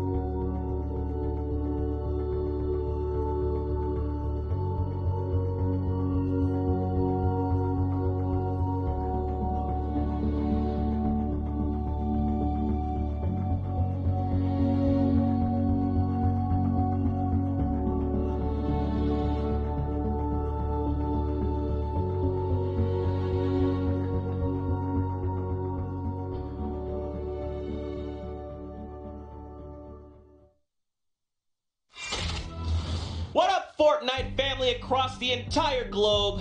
Zeke here, joined by Cypher PK, who's going to drop some knowledge on us for week 5 of the fall skirmish. How you feeling, man? I'm feeling really good. This has been fun to watch, fun to commentate, and it's been good so far. Yeah, it's been good. We've got a lot going on. If you're just tuning in, you missed the first 2 games. Shame on you. You missed out. Also, if you missed Europe, also shame on you. But we'll get you up to speed. Don't worry, we're here for you. So let's talk about the format. Every week we change things up. We're going with a crowd favorite Royale Flush. We'll be in that duos format, 6 games total. Big Royales are worth 3 points. Second and third are worth 2 points. And then fourth and fifth are worth 1 point. Eliminations. 8 elims will get you 3. So far, no one has even gotten 6. So 6 will get you 2, and 4 and 5 will get you 1. And if you happen to win and get 8 eliminations, you're going to get the Royale Flush bonus, which is 2 points. And from the EU competition, we were close, but no one has it. Hopefully NA comes out and gives us our first Royale Flush. That's right, and there's also the bonus prizing that goes hand in hand with the Royale Flush. If a duo gets a Royale Flush, that is 10K. That happens before placing Cypher. Don't forget as well. Most elims. Yeah, baby. Will get you $25,000. And right now, the number to beat is 5. There's like 5 teams with 5 elims. So go out there and get more than 5 elims, guys. I promise it'll be worth your time, and you'll probably place really high and get a lot of money out of it. So do it. Yeah. So just to set the bar, in Game 1 of Europe, in the games earlier, Tixi and Kinstar dropped 11 eliminations in the first game of the day. On the last game of the day, game number 6, we saw 2 duos, Madsen and Blackcell, Jamside and SSK. They also dropped 11 eliminations in the last game of the day. We had 3 teams tie for that 25K. So, NA, the bar is 11 eliminations. Okay, we need to rally up. Okay, we need to show Europe they can't be the best. We're also the best. We coexist. So, get to it. With that, we'll also take a look at, I believe, the current standings heading into this game. Just in case you're tuning in, you missed out. So, Nate Hill and Tiffany, man, they got themselves that victory out last game, and that's what edges them out over 72 hours in Liquid Chat. You talked about a lot, man. Tiebreakers. Yep. That victory out definitely helps them. Same thing with Tempo and J-Mock. The reason they're on top of 3-4 and Colton is because they won the first game. And that's gonna be very crucial down the line when you're neck and neck with another team or tied. So yeah, and don't forget, ladies and gentlemen, it's only the top 10 teams that will place in the money. So right now, Clarify and Science TV, they're fighting with Triz and Babe Jesus for that 10th place spot. Now keep in mind, we've got 4 games left to play. Our players are boarding the battle bus as we speak. They're all getting their seats ready to go, thanking the bus driver. For you guys at home, that hashtag, don't forget to use it. Fall Skirmish. Let us know your thoughts. We loved having a conversation with you guys at home. We want to hear your thoughts. What do you like about the format? What don't you like? What do you wish we can see done differently? Rep your favorite clubs. You're a Bush Bandit. And obviously, let us know how Cypher has helped you level up your game. That is serious. So at Cypher, here's how you help me, ... whatever it is, at Sigma's Prime sent me. There you go. Oh yeah, also follow him. If for some reason you live under a rock and you don't know who Cypher is, you're missing out, man. You need to do that. But we will hop into game number 3 on the day, Cypher. We're almost halfway through North America. These games are flying by. This is where it's going to turn up. I think Nate Hill and Symphony kind of set the pace for some of these duos, and I want to see some other people kind of try to mimic their style of running and gunning together and securing those eliminations, especially in the late game. Man, they were looking in rare form earlier, and you hit the nail on the head. They just need to do that again. This is a pretty tough battle bus for anybody landing on the south side of the map because it's starting near Greasy Grove and it's going straight up over Risky Reels. So if you're stretching over to Paradise Palms or any place in the desert, and there's a lot of teams that do like to land in the desert, you've got quite a bit of a ride to get there. You got to make sure your landing is proper and make sure that you spectate and see around you, like if there's anybody coming to contest your spot or nearby. Yeah. We'll have to see if some teams even utilize floating islands to make rotations. The Corrupted Zones, they've got these weird floating things close by, so you can use those vortexes as well. I want to get on the floating island as soon as possible so we can watch round 3 of Nick Merckx versus Aiden. It's going down right now. I see both of them landed there, I believe. Now, who wins? So, first game was Nick Merckx. Second game was Aiden. I'm very curious to hop over and see what's going on Aiden's still alive. Aiden's teammate is already down, and actually, it wasn't Nick Merckx that showed up this time. Wait, so it was they go somewhere Typical else? Gamer and his partner, Exas, take down Andrew and are now looking to take down Aiden, but Aiden takes down Typical Gamer's partner with a well-placed SMG spray, and he gets taken out. He does thirst him before going down. Securing that extra limb was vital. But, you know, he was really close on taking the boat out. So this is where Nick Merckx is and Hysteria. They are engaged with Nox and TSM Daquan. So Cypher, professional brain picking time. Who wins this fight and why?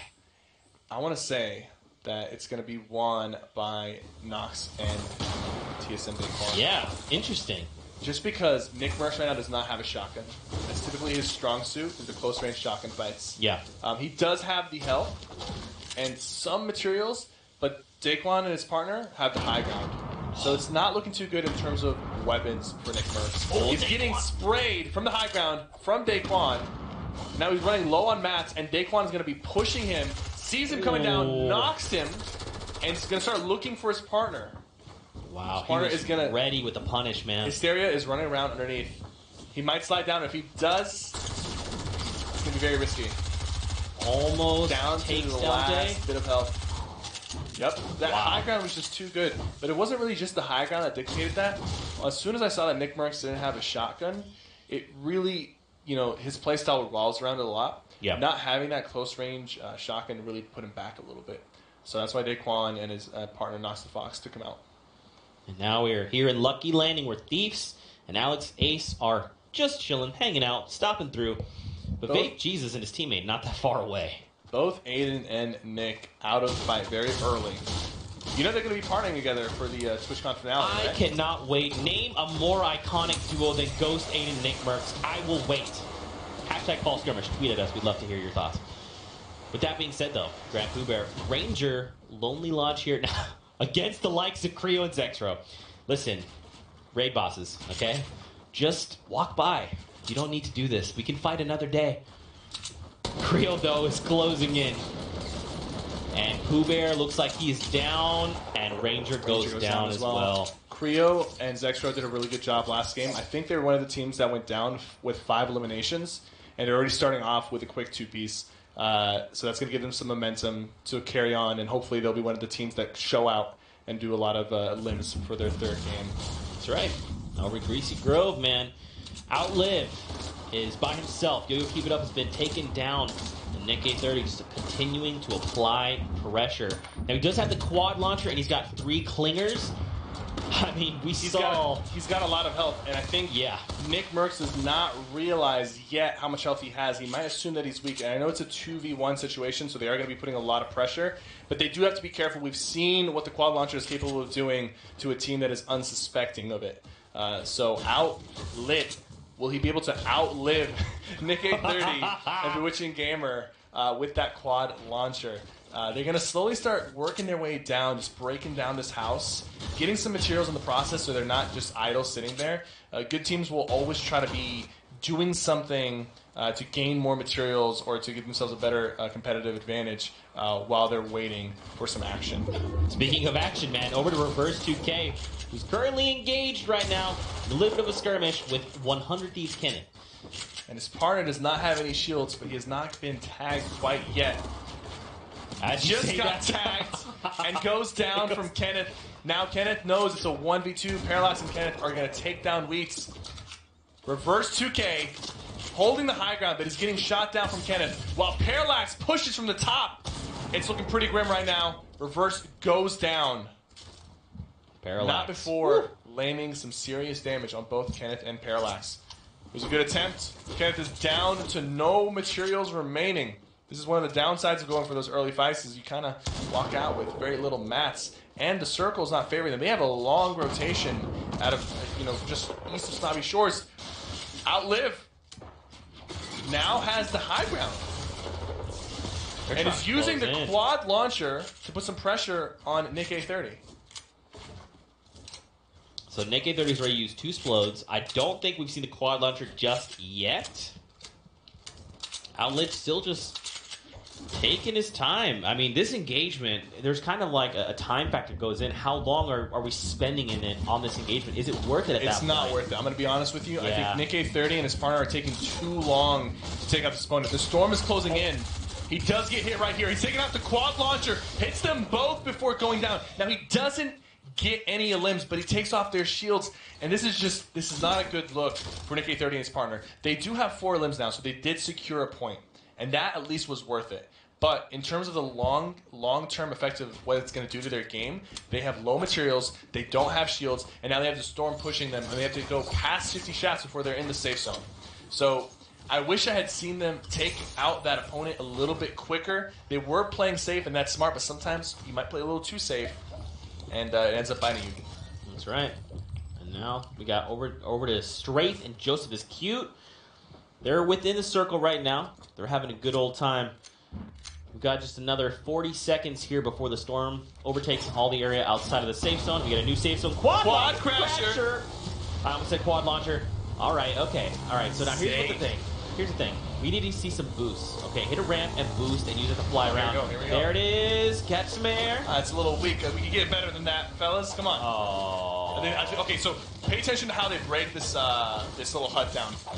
Look at how many different pieces there are to this thing and how much brick they can get out of it. So not just the walls and the corners, but you'll look at the floor right here.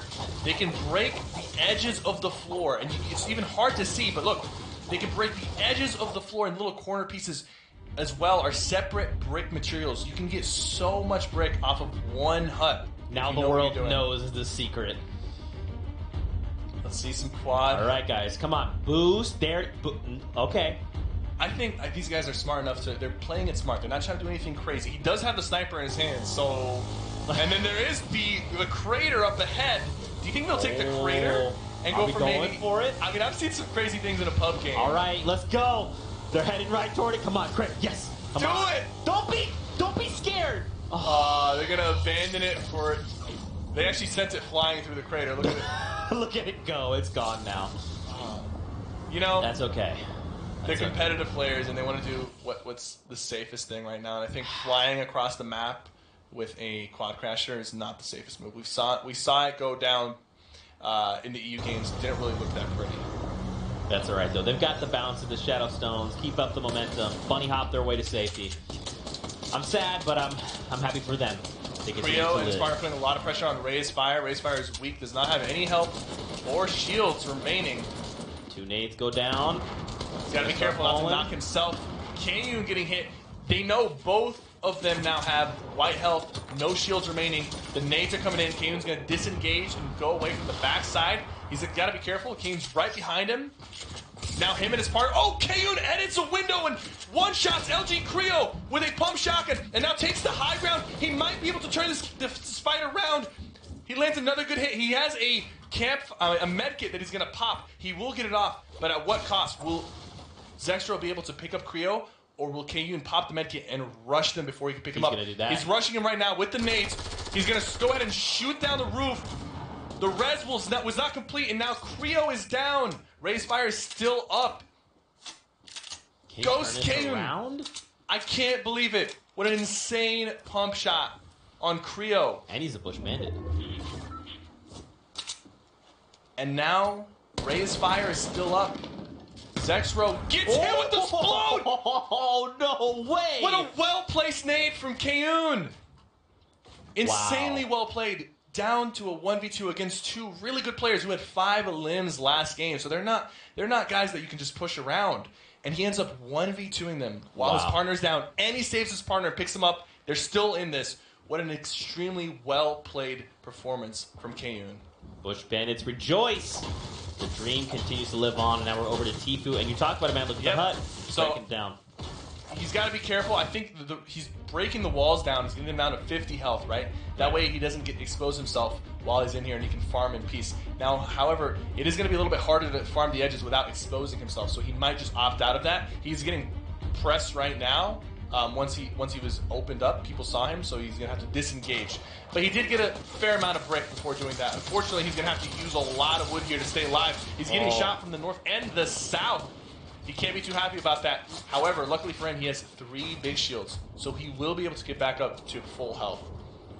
So that didn't pay off. He was trying to get some extra brick. He ended up actually spending 400 wood instead in return for some brick. That's rough. That's rough. But it's, you talk about a man, he's got the half shields. It's okay. He's going to top back off, but now they've used those resources, and he's down in materials he can't use to build. I mean, they're completely surrounded. Look at the top right of your minimap right now. Just duos everywhere. We're still at 75 players in the current lobby. Nate Hill and Symphony close to Tfue and Closey. 2 really deadly duos. So far, Nate Hill and Symphony have shown that they are forced to be reckoned with, and they're very deadly. Hesse, not that far away from them, has a gold grenade, so they need to be super careful with that because they could just start firing these grenade launchers over and bring... Look how much... It's not held up by barely anything. One little half wall down below. That's actually all... Yeah, there's not a lot holding that up. Fortunately for them, they're about 4 stories high. They won't... 5 stories high. They won't take too much fall damage. They can actually catch themselves, most likely. But, you know, another team that sees that might see that as a weakness. They might see it as maybe these guys don't have a lot of mats. That's why they're sitting here in this like really open, very vulnerable, and actually getting shot down. They're shooting that wall. Another team they can recognize that, and they see that they don't just see it as a weak force or a weak fortress. They see it as you not having enough materials. Yeah. So they're going to challenge your material count, and if you can't show them that you have enough materials, they'll keep pressuring you until they defeat you. And there they go. They're going down. Oh, he caught himself. He caught himself, just like I said. But he's going to go down. They're going to like rebuild this up. So maybe now the other team will be like, okay, they rebuilt. They probably do have the materials, and they'll probably leave them alone. That's good, though. Kevin will probably you get them to burn some of their mats, right? So yep. Not terrible for just a few rounds there. Definitely. The ammo is worth a lot less than the materials. Yeah. So even if you spend like 30, 50, 100 ammo of your AR to take down 100 or 200 of their mats, it's worth the trade if you end up coming out on top. That's right. Now Tfue and Cloak are up top. They're doing their best to maintain. I mean, their loadouts all in all pretty good. You've got 125 rounds in the AR, half shields as well. But just look how many people are all around them.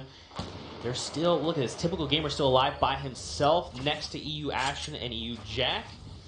And now, I don't know how we're fitting 74 people into this current safe zone.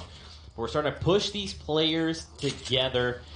And we're going to start to see this lobby thin out very quickly. I mean, look, Nate Hill and Symphony, not that far up the hill. Baldy, Hogman, not far as well. Hesse, don't forget, Hesse's got that gold grenade launcher. So once we start to get into things, he's going to have Splodes ready to go. Still a lot of players alive, and I can see some action coming in very soon, hopefully, as the circle starts to close. I mean, look at Cowboy says 5. Mats, 9, 6, 5. 9 about to be 7. Launchpad as well. Man, he's really good to go right now. 50 seconds before this area is engulfed by the storm. Now we're over to HD and FaZe Yellow on the south side of the map right now. They're looking okay. Look, Ninja and Monster still alive as well. It's good to see fellow Bush Bandits sitting on the high ground and healthy with shields. Yeah, hunting rifle as well. They've got 0 limbs, unfortunately, but they do have a good position here. Ninja is holding the hunting rifle, and he's very notorious for being very accurate with hunting rifles and sniper rifles. So I want to see him put on a show with these shots here. Hopefully land a few headshots and secure some limbs. There we go. Close. Him and his partner Monster will probably put some fire down on these guys. He noticed somebody was down. He thirsted him. It does not count as an limb because somebody else knocked him. Right. But he does thirst him. Trying to just create a little space, trying to shoot the lip of that tree. And look, they're actually getting hit with a Klinger from FaZe Yellow at high distortion. That's not really going to do much. They will rebuild very quickly, but now they are aware of high distortion and Yellow's positioning right beneath them. The circle is actually not too far away. Nick 830 is being pressured right now. But he trades with one. He drops down. Nick 830! Edit from Nick 830. cutting that stairs in half and then dropping down on his opponent. His opponent did not expect him to do that. He probably thought he was trying to get away or that he was low health. Secures 2 limbs. Needs 1 more to secure a point. Wow, unbelievable. Changing that whole situation around. And honestly, he's still fine. I don't think Ninja and Monster are going to let him go. They think know they're he's gonna focus there. in on him. Unless he has a way to rotate, it's going to be very tough for Nick 30. He does have a quad launcher. I don't know how much ammo he has in it, but they know he's there. They know one person's down there. They know he's maybe even weak. They're assuming that he's weak because he just finished fighting. He's not that weak. He has 50 shields and 100 health. But this is the gatekeeping. You see the circles right on their back. They don't really have to even rotate too far off. They can just extend their build a little bit, and they'll still be in the safe zone. And that's a perfectly viable strategy for them. Nick A30, will you be able to escape from this gatekeeping from Ninja and Monster? Does he have the materials? I feel like at this point you edit a window and you start quad launching. No, he needs to build roofs like this. He needs, this is exactly what he needs to do. He needs to hope that he can get close enough. The further he is underneath them, the more they have to peek and expose themselves to get shots off. And what happens then is other people might potentially start shooting at them. Nick 30 actually has a lot of materials, so he'll be able to do this. If he can maintain this, he'll be able to get into the circle. And he's now in the circle.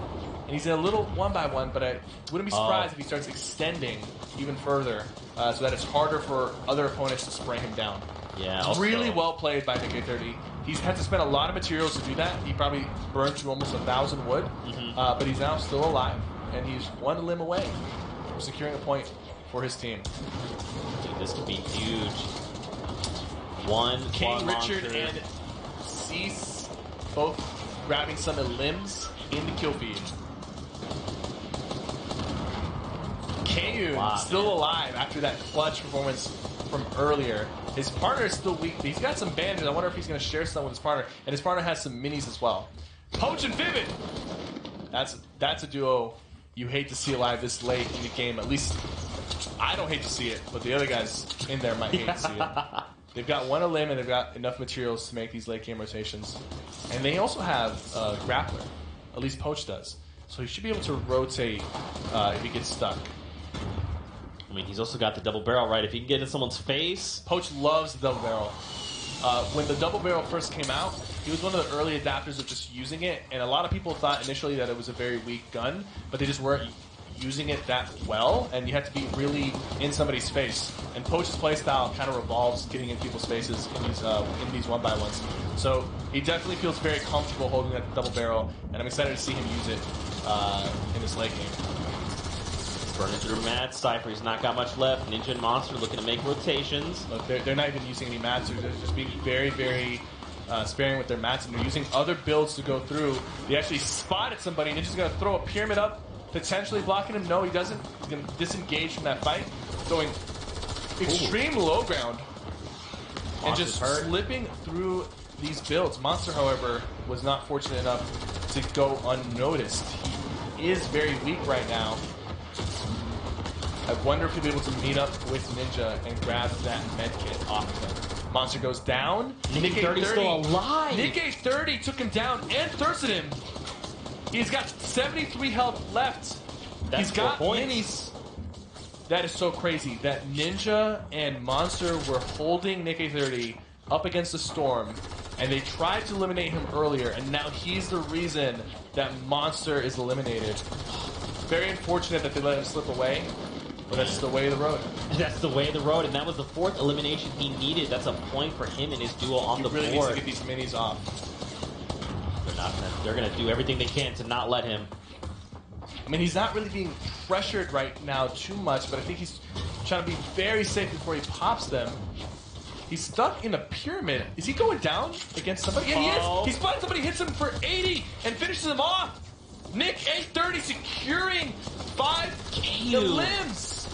And he limited Kayun of all people. And now he's going to pop that mini. Okay, you know, I was surprised that he didn't pop it earlier. It was very risky, but it paid off. Yeah. That's a risk reward. He was looking for that limb. He might have known somebody was nearby, somebody was weak. Now he's got 5 limbs. Nick A30 is looking very solid. Look at his material count. He can make these rotations. He needs to get 1 more, and he knows that. So he's looking for the shots. Gets tagged a few times, loses his shield, but he's going to go ahead and pop his last 2 minis. The storm is closing quickly, so he only had time to pop one. Gets a double barrel against Tfue and Cloak, but does not finish them off, but makes them extremely weak. He's got 1 more mini to pop. Now he has to get out of here before the storm takes him down. Drops off the side. Oh, the storm takes for damage there. He hasn't even reloaded his double barrel yet. He has not reloaded it, and he knows that. He knows that his time is coming to an end here if he does not make it into the circle. And even if he does, he's not looking too high in terms of health. So this might be bad. If he doesn't make it through, takes a little bit more storm damage. The circle's almost done moving. Don't block yourself off. Oh my gosh. Oh, gets killed. It was Snood. Snood finds him and takes him down. And EU Jack took out Ninja as well in that exchange. Nick30 1 elim away from getting that second point. That's very unfortunate. He was so close to getting it, but nearly taking out Tfue and Cloak. He might even be the reason that they go down. They're still alive right now. But nope, they both actually just got eliminated. Tfue and Cloak both just got eliminated, and you can credit Nick30's double barrel shots for that one. Liquid Vivid can't stand their own stink. He just stink bombed himself. Unfortunately, that's not the way you want to go. That is not the way of the road. J-Mock and Tempo looking to get maybe their second Victory Royale win. They do have the resources right now and the health to do it. They just gotta maintain these rotations and avoid any fights. Cells getting pressured. Left and right, he's surrounded right now. The circle is going to engulf both of these guys. Space Lion, they're in the storm. Will they be able to get out? Bizzle alive by himself with a quad launcher. Only 3 shots. And no health besides a little bit of shield and 100 health. Oh, he actually did pop a slurp. You can see his health ticking up a little bit. So the longer he stays alive, the more bulky he will be. He got the quad launcher. Oh, they took fall damage. He didn't follow up on that. He didn't follow. There we go. Another shot to knock some people down. A third shot. That one wasn't as effective. I bet he wishes those were some elims right there. Yeah, they need eliminations right now. He needs elims. He only has 40 wood, so he needs to eliminate somebody and take their resources. He needs to steal their resources. So he's going to be looking for somebody who's dropping down or looks a little bit more vulnerable than the rest to try to get those resources. There we go. 2 shots. 1 more shot from that AR, and he's going to get that elim. He doesn't have any more shots in his quad launcher. There's the knock. He needs to third. School. His teammate. And look, rockets drop. Rockets drop. Materials. Was it enough? 120 wood. I mean, anything is better useful. than 0. Yes. Yeah. But 6 quad launcher shots. Will Bizzle be able to go off with these quad launchers? He actually quad launched himself. Someone built a wall right in front of him as he shot. That's not a good look. 15 players left in the game. There's a lot of action all happening in one tight little confined space. Looking for that shot. Has 11 health. If he gets hit by the storm, he will go down. Nate's right in front of him. His teammate goes Snood, takes him out. Oh, man, but the Tempo finds a explode on Snood. Like I said earlier, Tempo and J-Mock, they're looking pretty solid right now. But NRG Zate is on the top with a campfire. I think Zate might take this home. There's a lot of people with campfires, but the only person who's uncontested is NRG Zate. Everybody else is kind of near each other. It is going to come down to whoever gets the best medkit timing, and if they have maybe campfires to accompany it. 72. But my guess is it's going to be NRG Zate winning this because Tempo only has bandages. NRG Zate popped the medkit, and now he's going to try to push some people. Animal has more health than him, but oh no! He fell to his death. Oh no! To be fair, for him, Animal was going to win regardless. Animal had more health, so if he didn't find Animal, which didn't look like he was going to, he would have lost it anyways. Yeah. It's unfortunate. But you can see in the replay here, Animal has just slightly more health. Yeah. I think it's because he's standing on top of a campfire. I believe it's on top of a campfire. I could be mistaken. No, he's not on top of a campfire, but he did have just a little bit more health than him. Yeah, so he definitely would have come out on top either way. So again, we see a heal off. What do you think? I think you guys, the NA guys, are playing a lot more passive, and still we didn't see anybody get more than 5. Nick A30 almost got the 6 elim. He was close. You know what? Excels and his partner had 6 limbs. 6 limbs. That's the new record. New record. 6. Only 6. That's 3 teams, guys.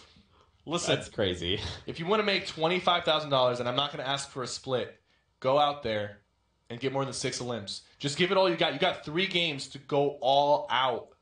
Do it. If you play too safe, I don't think it pays off that much. We've seen some teams play safe and they end up falling behind, or you've seen people make it to the end almost every game with maybe 1 or 2 limbs and then not even get top 5. It's not worth the risk. I think taking that initial risk of going for those early limbs is what's going to secure you the $25,000. And I'm only asking for 10% of the cut. There you go. I've upgraded 10% because I'm giving you guys advice now, and it's just, it's not free. There you go, 10% of the cut. That's a great point, though, man. Again, 6 is the highest elimination count coming out of NA. 11 was the highest elimination count coming out of Europe. I agree. I feel like NA's maybe playing a little too passively. In Game 2, we saw an explosive start, explosive end. Here in Game 3, again, they've slowed things down. And I'm kind of curious as to why. We'll run some of the highlights coming out of this last game. There was action to be had, but I mean, Cypher, I think they just need to pick it up. You're so right on this. I mean, it's 25K for most eliminations. That's basically saying before placements happen, I hit 4th. Think about that. I think some people, they go into it and they're playing Fortnite or they're playing in that scrim mentality, but they're not necessarily focusing on the Royale Plush playlist, like the Elim bonus and the extra money that can be made from getting the most limbs. Because when you're playing, you're just so focused on this is Fortnite, But there's like extra rules outside of that, which is the structure of the tournament, that you also have to keep in mind and have that influence your play style. We saw that happen with EU. EU started off slow, and then they realized, hey, the teams that are getting the most points right now are the teams that are going out and getting those limbs. And you really just need 1 point per game, And if you can consistently get 4 limbs, get yourself on the board, you'll come out in the top 5, most likely. For sure. Especially, I mean, we still haven't seen a Royale flush. That's 8 eliminations and a Victory Royale. We haven't seen that yet. Not even Europe has done it, and NA still hasn't done it either. So that's 10K that's just also just sitting there. So if they could do both. Do you think that the teams are so stacked right now, the talent pool is so stacked, that it's just so hard to get those limbs? Because I do feel like in terms of teams that we've seen in previous skirmishes, this is one of the most stacked tournaments in terms of people playing with people that they're comfortable with, and just professional players playing together. There's not a lot of room for error, and every fight is like a fight to the death. We've seen people, get into a 2v2 engagement, and it's a 1v2 situation, and then K-Yoon comes out and destroys the other 2 guys who were looking like Zexro and Creo. They already had 2 limbs. They were looking to get their 4th limb by taking out K-Yoon, and they ended up getting beat 1v2. Maybe the talent is just so high in this tournament right now that it's just very hard to compete against these guys, and it's very risky to go for those fights, and people are realizing that. That's a great point, my friend. I think it's a little bit of that. I mean, here's the thing, right? At the end of the day, there can only be one victor. Sure. Talent pool, that's a great point. There's a lot of talent. But I think the biggest thing, man, is we're just seeing too much passive play. We're seeing these lobbies come down to, 4th to last circle with like 60-plus players? And EU wasn't that case. We were down to closer to 40. But as the lobbies, as the circles continue to close, we see that thin out. And right now, it's just everyone's doing their best to just try and stay alive. They're just trying to make it to top 5. But you made a great point. Those eliminations, man, that's huge. That's... If you get the most eliminations, an entire incentive is get the most. And the most in NA is 6. It's not that high, and it's not that hard to beat. Yep. Especially if someone drops a Royale flush, Victory Royale, 8 eliminations, that's it. They're going to get 10K from that and 25K. Right once we take a look at the standings, you'll notice that there's not a lot of points on the board. So even somebody who has 0 points right now, they have 1 good game. Here's the standings. 5 points for Tempo and JMock. Yep. They got 2 extra points this game. I believe they finished 2nd or 3rd. They must have made it to the top 5, and maybe had 4 limbs to get those 2 extra points, because they had 3 points prior to this. But 5-5, 4-4, a team with 0 points can come out and just get 6 points just like that, or 5 points just like that, and just jump up to the top. It's very easy. Well, it's not easy, but it's very easy for somebody to come back if they have a good game. Yeah. even if you just drop a victory royale, right? That puts you in 7th place. That's if you did place better than Ghost Guangdong did. I mean, the points are very, very close here. They're much closer here than they are in EU, which is very interesting. And I think it just goes back to what you were talking about, the talent pool. Everyone, all these duos are stacked, and everyone is playing the best that they can. There's also just a tiny hint of passive play. And I'm hoping in the next game we see that shift again. We saw in game 2, everyone went just full send, and it was a completely different result. We did go to a heal off, but there was a lot more eliminations happen across the game itself. So all I want, NA, is a Royale flush. That's all I'm looking for. And obviously a 10% to Cypher for giving his insight. It's now 20%. It's dead. So every round it doesn't happen, it's just going to increase the percentage. There you go. Yeah. The more insight he gives you, the higher the percentage. With that, don't forget to use that hashtag, Fall Skirmish. We love hearing what you guys have to say. What are you thinking about the game so far? What would you like to see? What would you like to see done differently? And obviously talk about Cypher. If you're not following him, again, you need to do that. And obviously rep your favorite club. We're here in week 5, 1 week left before TwitchCon, and trials happening next week. How many more games do we have left to play? That was game 3. Was that game 4? That was 3. That was game 3. That was 3. So now we're in game number 4. Game 4 is loading up right now. These games have been a blur. It's been so much fun casting with you, Cypher. As well, Zeke, as well. It's been exciting, and honestly, watching some of these duos, it inspires me, and I haven't played Fortnite for a day, and I want to jump back in. I can't wait to get back home tomorrow just so I can get on and play some games. I get really pumped when I'm watching these guys. This is coming from the racetrack going up north of Junction. So this will be like, it's kind of like a reverse bus from the last game. The last game, if you were landing in the desert, you had to stretch really far. This time it's a little bit different. You have an easier land. The bus is moving 25% faster, like I mentioned before. So the teams who are landing late, they do get to their destination a little bit quicker. Yeah. And I mean, this is ideal, like you talked about, because there's less landmass kind of toward the bottom southwest of the map. So you're going to see a lot of these people land very quickly. Some people even doubling back up to risky reels in Wailing Woods. Very interesting to see. No one contesting the center of the Vortex. Okay. I don't know who basically won the Vortex battle, but there is a team there uncontested. I wonder if that's Nick Merckx. I'm assuming it's Aiden. I'm assuming. Okay, Clarify right out the gate has gone down, and Science is making his way. He might have been getting shot at and jumped off the top. I believe he might have traded with Strugs, who's now slurping down a Chug Jug. And now Fear as well is just trying to go around, just get a little bit of loot, find some minis. There's 4 teams. It seems like there's 4 teams here in Tilted Towers. There is quite a few. Again, though, no Nick Merckx. So Nick Merckx has abandoned Tilted Towers. He says, I'm very too good surprising. For this. And Aiden. No, Nick Merckx is here. Oh. And so is Aiden. They're bringing it back home. I'm sorry. Are they just like are they like talking to each other like, hey man, all right, 2 games, Floating Island. All right, now back to Tilted. I think Aiden is following Nick around. You think so? Yeah. They're in the battle bus about to jump out. They're like, hey, however, Tilted. And I'm like, okay, I'll see you there. Nick does have the shields right now, and so does Hysteria, and they're moving very fast towards Aiden and his partner. Aiden did put on a shield. They're very close to each other.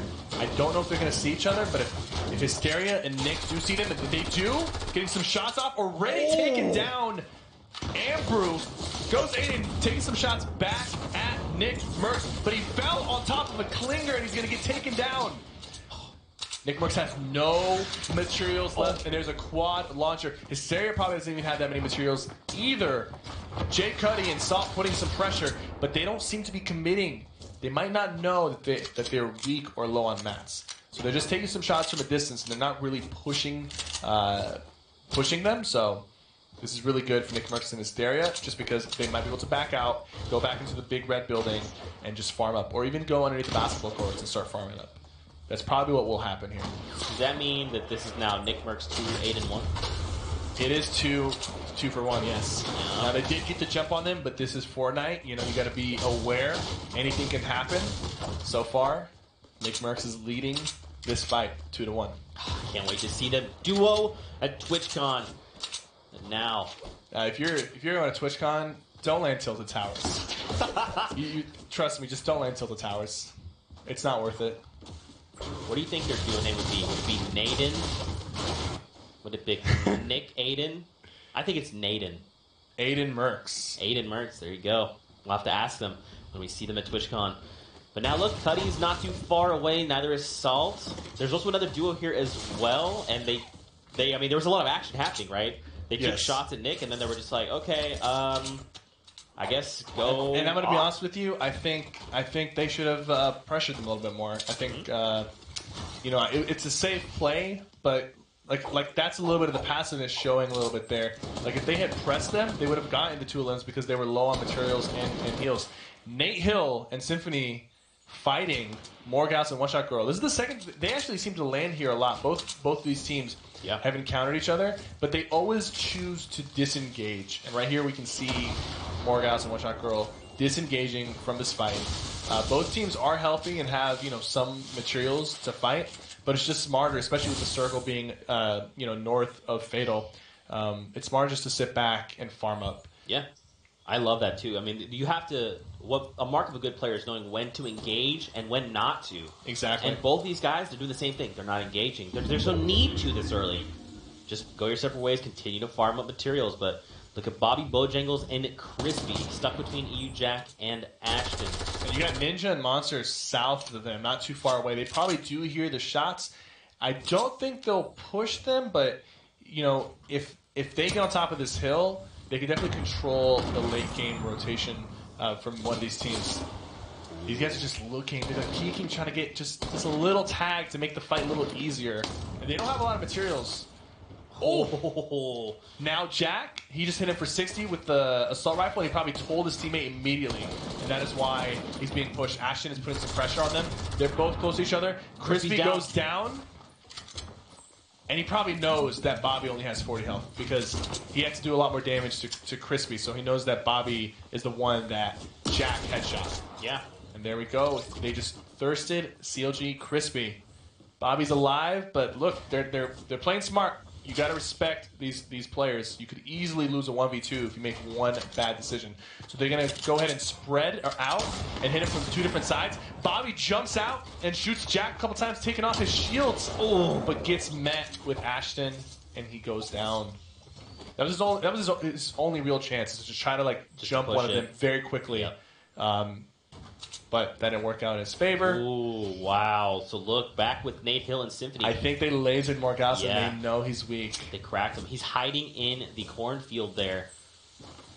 They think he's underneath, but he's not. He's not. He's somehow slipped away. He will be able to get that medkit off. And, they've invested materials and time into trying to defeat him, and they didn't. Oh, so they're onto it. So if they don't, I feel like now Nate Hill and Symphony might not disengage because they feel like they've already invested too much into this fight. They want to get their rewards. They want to get the spoils of these guys. Burst shots coming out.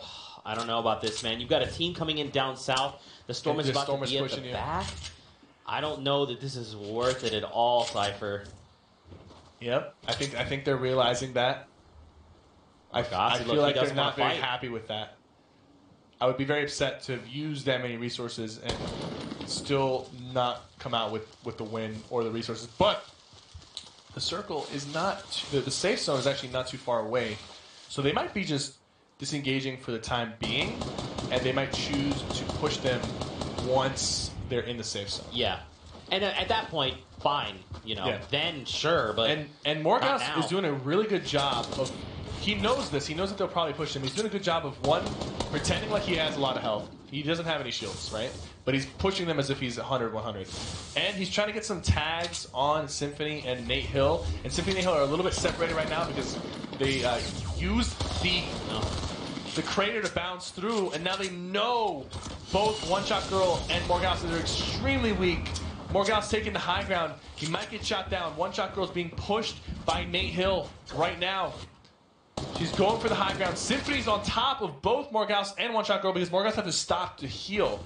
And it gave Symphony enough time. He's got one rocket shot. Will he be able to use this wisely? He's going to try to locate one of them and shoot them out of their box and maybe try to finish them with a follow-up shotgun shot. Nice. Morghouse on top. Up top. Will he use the rocket here? He probably will. He's going to try to take this all down. Morghouse falls right on top of him. There's one Ramp holding this up, putting more pressure on him, trying to take the high ground back, putting more pressure on him with the SMG. Good double team from Symphony Nahil. This is not the first time we've seen them do this. One Shot Girl left alone to deal with two of the deadliest players in this lobby. This is not... Trying to slip out. Building right here is going to give away her location. Yeah. And they see her now because of the builds. She might have been able to slip out. She didn't build. It would have been risky if she got shot. But building straight up told them exactly where she was. And now they're putting some pressure. They know she's weak. She goes down. Morghouse did a great job, and so did One Shot Girl in terms of forcing the fight, because they knew that they were gonna. They knew that they invested a lot of resources, and they knew that they were gonna try to fight them. Yep. So they took the initiative to start fighting. Unfortunately, Nahil and Symphony, they used the creators' position into the circle, and then they got some really good shots on them. Knew they were weak, and then pushed them. They lasered Morghouse before they could get in the safe zone, and then he had to commit to the med kit. It's a rough spot to be in, all in all, but they come out on top. They've got extra resources, mats, shadow stones as well. They can make these rotations. Daquan and Nox the Fox. I know Daquan is a slayer. Wait, if there's going to be any team that walk by Mista? Yeah, they did. They might. Looks like they were looking for him, and Mista just slid by. I think the one elim that they had was on Ghost School.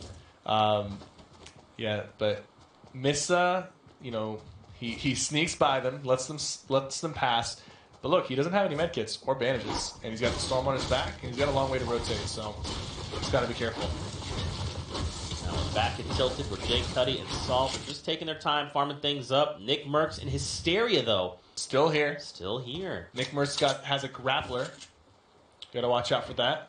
Man, Jake Cuddy's sitting on a quad launcher with 3 rounds. Look how many teams and duels are coming up right behind them in Tilted. You got even a duel down south. Yeah, I think Daquan and his partner might be coming up as well very soon. They were rotating from that area.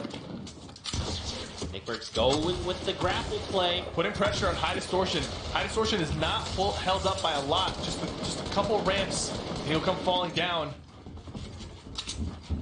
Trying to trade with them. He still has that grappler. Yellow and High Distortion both fighting Nick Merckx in this area. Nick Merckx goes down. Well-placed shot from Yellow. Takes him out. Valiant effort. That's his 3rd elim. And now if they take out Nick Merckx's partner, they're going to put a point on the board. And they do. Wow. High Distortion nearly goes down. I mean, he gets down, but nearly gets thirsted. FaZe Yellow does save him. 4 limbs from FaZe Yellow. Still 71 people alive. I believe this team has the most limbs this game right now, and they're still alive. So hopefully we can see High Distortion and Yellow break the dry streak of low limbs from NA. Currently 6. They're 2 away. That's very doable here in this game. We have 71 players remain. Made a temple, though. It's a hot spot, and look at the safe zone. So, I mean, you got to think. Zexro and Clear coming out of the storm like, oh, thank goodness, we are just right here. They've got a lot of mats, and these guys are very aggressive, and they've done a good job of getting a lot of limbs in all of their games so far.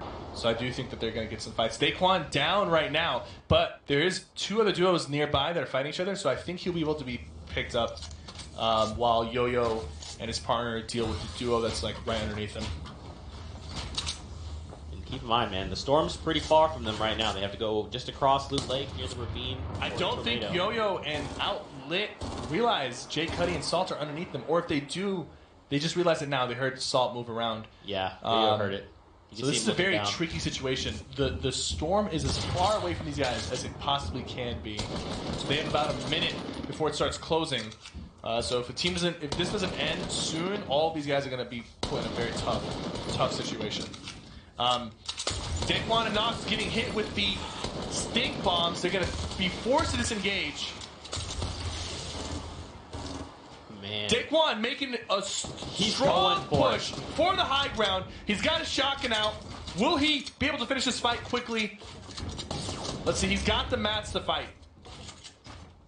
Him and his partner are on top right now. They have the high ground. They're going to start putting some pressure on Yo-Yo. Keep it up. Oh boy. Show us what you're made of, Day. Hey man, Day is no pushover. We saw him get 9 eliminations in a single game with solos just a few weeks ago. Oh no, they're standing on you need one to get down. ramp. He should be able to catch himself if they go down, but they got to be careful. If they build any higher, it could get ugly. Yeah, just get down. Okay, all right, we're back on equal footing. 7 seconds. Oh, He's gonna throw some nades man. underneath Jay Cuddy. Cuddy This might can't go catch him. Is it enough? It bounced over. Yes, he did. He caught him. He knows he's down. He's gonna thirst him. Goes for the finish. There's 2 other people there. They don't. They bail immediately. They got what they came for. They're leaving. He's got the grappler, so he should be able to cover a lot of ground here while the other teams are behind him. Hopefully they don't laser him. Sniper shot comes out. Tay, are you there? I think he's moving. Okay, that scared me for just a moment. No, Nox no. disengaging. Day goes down. Outlet finds him. And now that's it. Nox is just left. I mean, if Nox turns, he can still catch Outlet. If he does, yeah. Oh, Yo-Yo Keep It Up's about to go Yo-Yo down. Keep It Up's about to go So down. Assault. Salt takes him out. He has got 2 bandages. Really, the only thing no. Didn't make it. Wasn't fast enough. The Storm's taking way too hard right now. 57 people alive. We're already seeing a lot more action this time around compared to the previous games. Yep. Ninja and Monster alive. 0 limbs each and no shields are being pressured by grenade launcher. This is going to get ugly really quickly.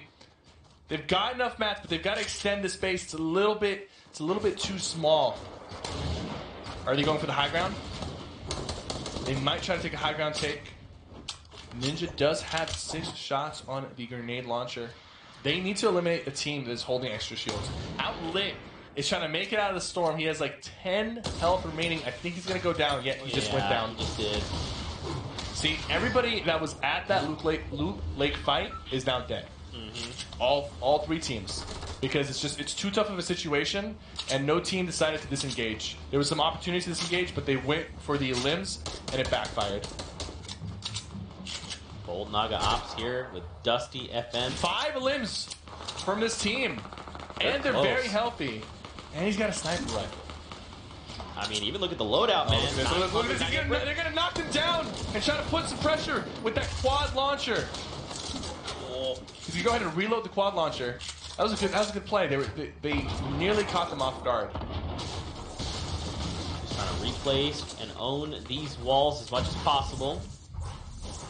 Man, that quad launcher, though, it's coming up clutch in these types of situations. You got people turtled up. You force So them to many make mats on rotations. these guys. These guys are looking really solid. 999. And they can make this rotation really easily into the circle. They're going to stay low ground most likely because there's already a lot of teams posted up top. So they're saving some mats. They're using some opponents' mats. A little pressure here from Liquid 72 Hours. Takes off a couple of his shields. Liquid's going to play it safe, though. I don't think they're going to push them unless they really do smell blood. And there's actually another team right beneath them. Goes Fleetwood right in front of them. And look, Colton right there on the left. He's trying to laser through. Yeah, both teams are taking shots at each other. Both teams are trying to put serious pressure on each other right now.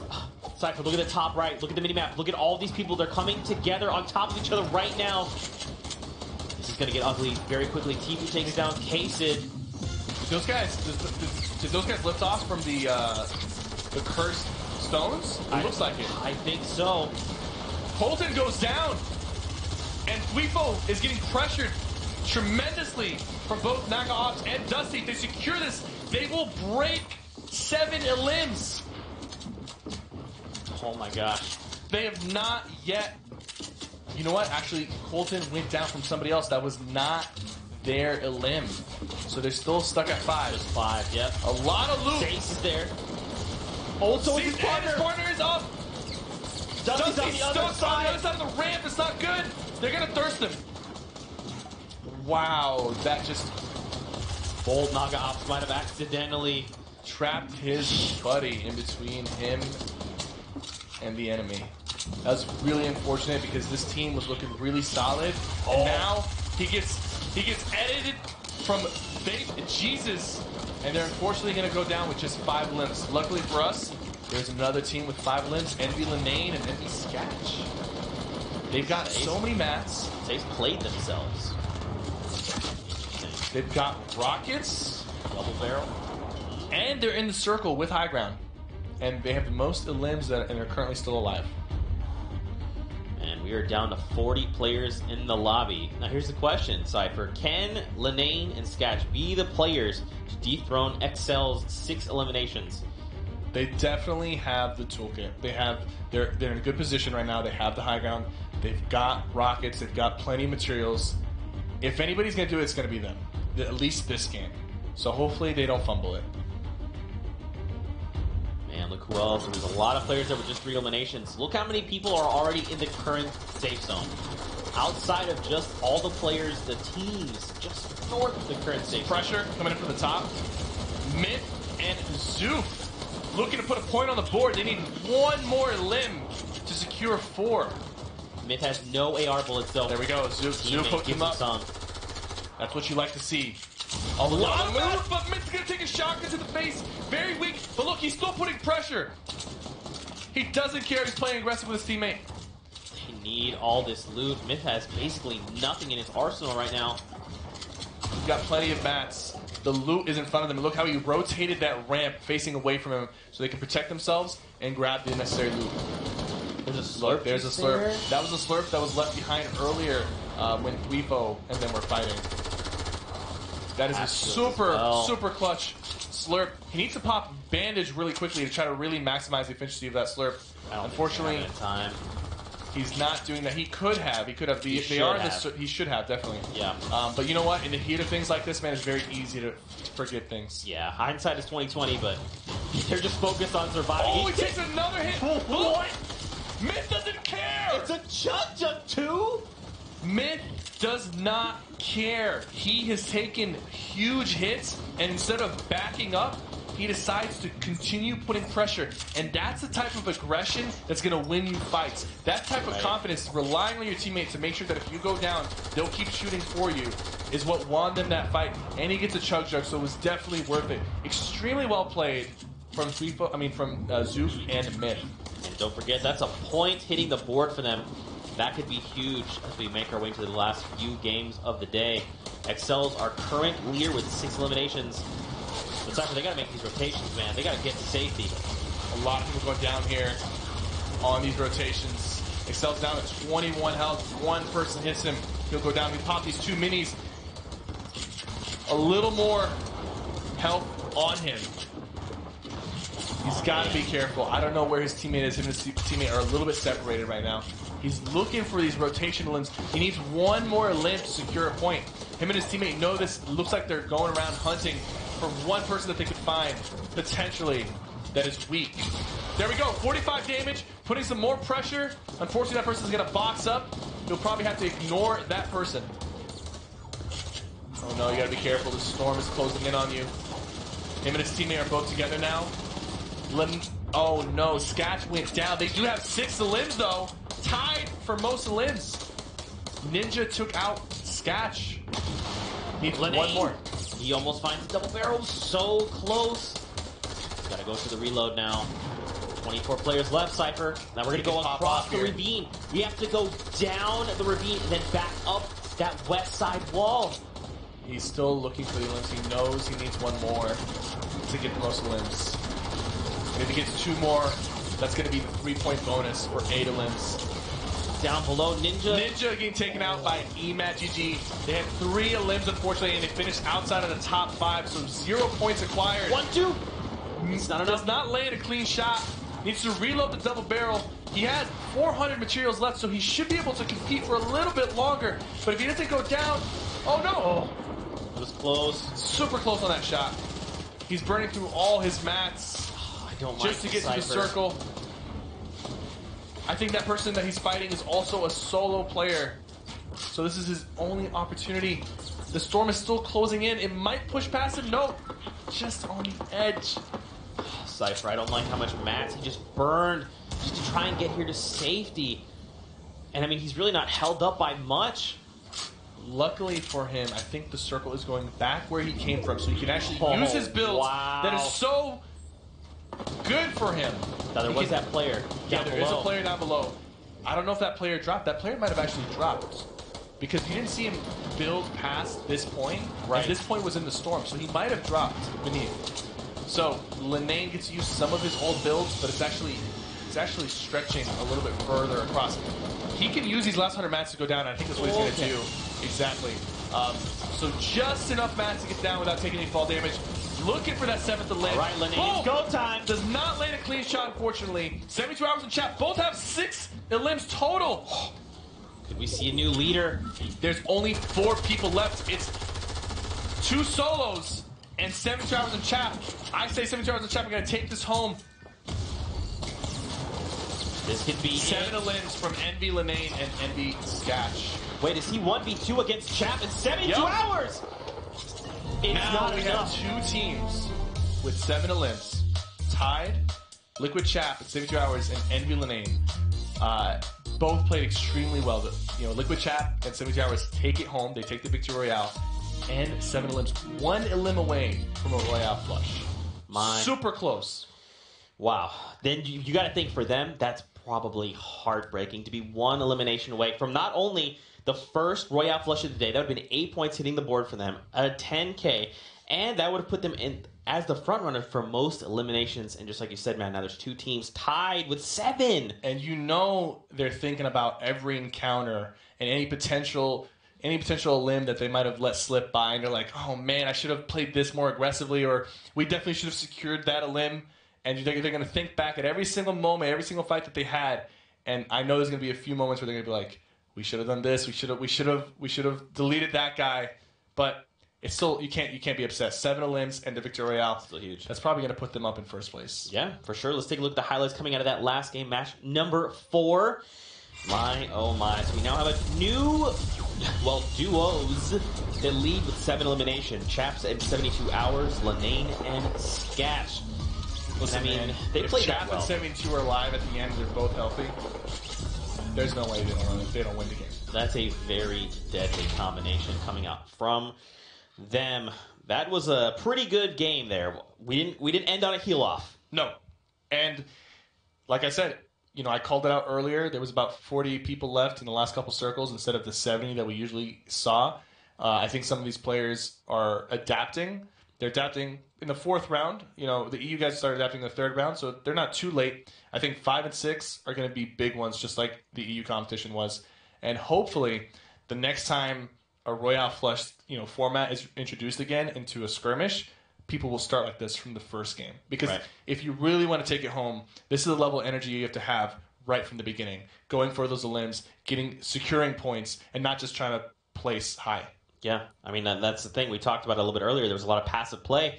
We see a lot of these players get aggressive, and we'll run the highlights from this last game. It pays off dividends here. I mean, not only do we see new front runners from eliminations, we see great plays. Nick Merckx now 2 versus 2 over 1 over he knocks Aiden into his clinger. Boom. Takes out all his shield and health, and he gets finished off. And Hysteria Fearless jumps in face-to-face with Aiden. Let's not forget Symphony and Nate Hill, though these guys showed up in this game. Remember, they were trailing One Shot Girl and Margosi. They picked them off with honestly a better rotation near that corrupted zone. Daquan, can't forget about this. Again, it's just these lobbies are so stacked. There's so many Myth just being so aggressive. That opponent had a lot of health, and he just stuck it. He just said, I don't care. We're fighting. That's the confidence I like to see coming out of mid. My goodness, what an awesome game number 4 for you guys at home. Was that the game you were expecting? Let us know with #FallSkirmish. Let us know your thoughts or your predictions coming through. Talk about all these players, man. Everyone's starting to get aggressive, and that's what we need to see. We've got 2 games left to go. Let's take a look at the current standings coming out of that game and see where the players are currently. Bush Bandits, 72 hours in chat, 10 points. And guess what? They'll probably have more points than the top EU team by the end of this. You think so? I think they will. Okay. I believe that was 11, right? We're at 10 now. Yep. Okay, Linane and Sketch, we saw them. No, I believe it was actually 15. 11 was the Kingwin duo. They ended up getting 2nd place. Right. Oh, man, dude. It's too close to call with only 2 games left. Don't forget, ladies and gentlemen, top 10 place in the money. Excels and Savage are just pushing out Spaceline and replays for that top 10 spot. currently, man. I mean, again, look how close this leaderboard is. I'm telling you, whoever gets a Royale flush, We'll take it home. that I'm telling you, dude. Not only the 25K, the 10K from the Royale flush, they're gonna be top 5 for sure. And we just came super close. 72 hours in chat almost gave us the first Royale flush of the day across Europe and North America. Any thoughts before we take a break, friend? I think they've woken up. I think the NA players are awake. They understand how to play it. That was a much better game to watch, and I think Game 5 and 6 are only going to get better. So that's right. Look forward to it. Well, with that, ladies and gentlemen, we are going to take a short break. We'll be back in 5 minutes. Stay tuned for more Fall Skirmish. We'll see you soon.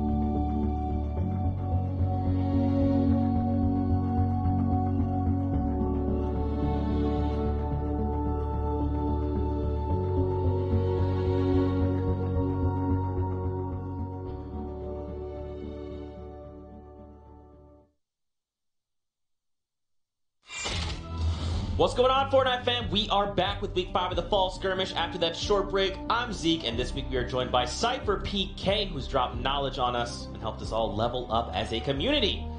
How you feeling, man? We've got 2 games left. Good, man. That was a good game 4, and I'm expecting game 5 and 6 to be even better. More limbs, more action, and some more points on the board. So, looking forward to it. That's right. If you're just tuning in, you've missed a lot of the action. Dory will help you get caught up with the format, starting there. Every week we change the format, and we're going with an old fan favorite Royale Flush. 6 total games in the DUOS format. Victory Royales are worth 3 points, 2nd and 3rd place are worth 2, and finally 4th and 5th place are worth 1 point. Eliminations, 8 eliminations will net you 3 points, 6 and 7 will get you 2, 4 and 5 will get you 1, and if you happen to win and get 8 eliminations, it's going to give you an extra 2 points, the Royale Flush. So far today, 7 has been the highest for NA. That's right. 2 teams are currently tied for 7 eliminations. And going into the bonus of the cash. Ooh. See? That's right, man. That Royale Flush. If a team gets the Royale Flush, not only do they get those extra point values, they also get 10K for dropping a Royale Flush. And something else to keep in mind is that bonus incentive. Yep. $25,000 for the team that gets the most elims. Currently, Chap at 72 hours and Lenane and Sketch are both tied for 7 elims. Definitely something that's beatable. Not only will you, if you beat it, will you be receiving $25,000 after the tournament's over, but that 8th elim will net you 3 points. So probably put you on the board as well.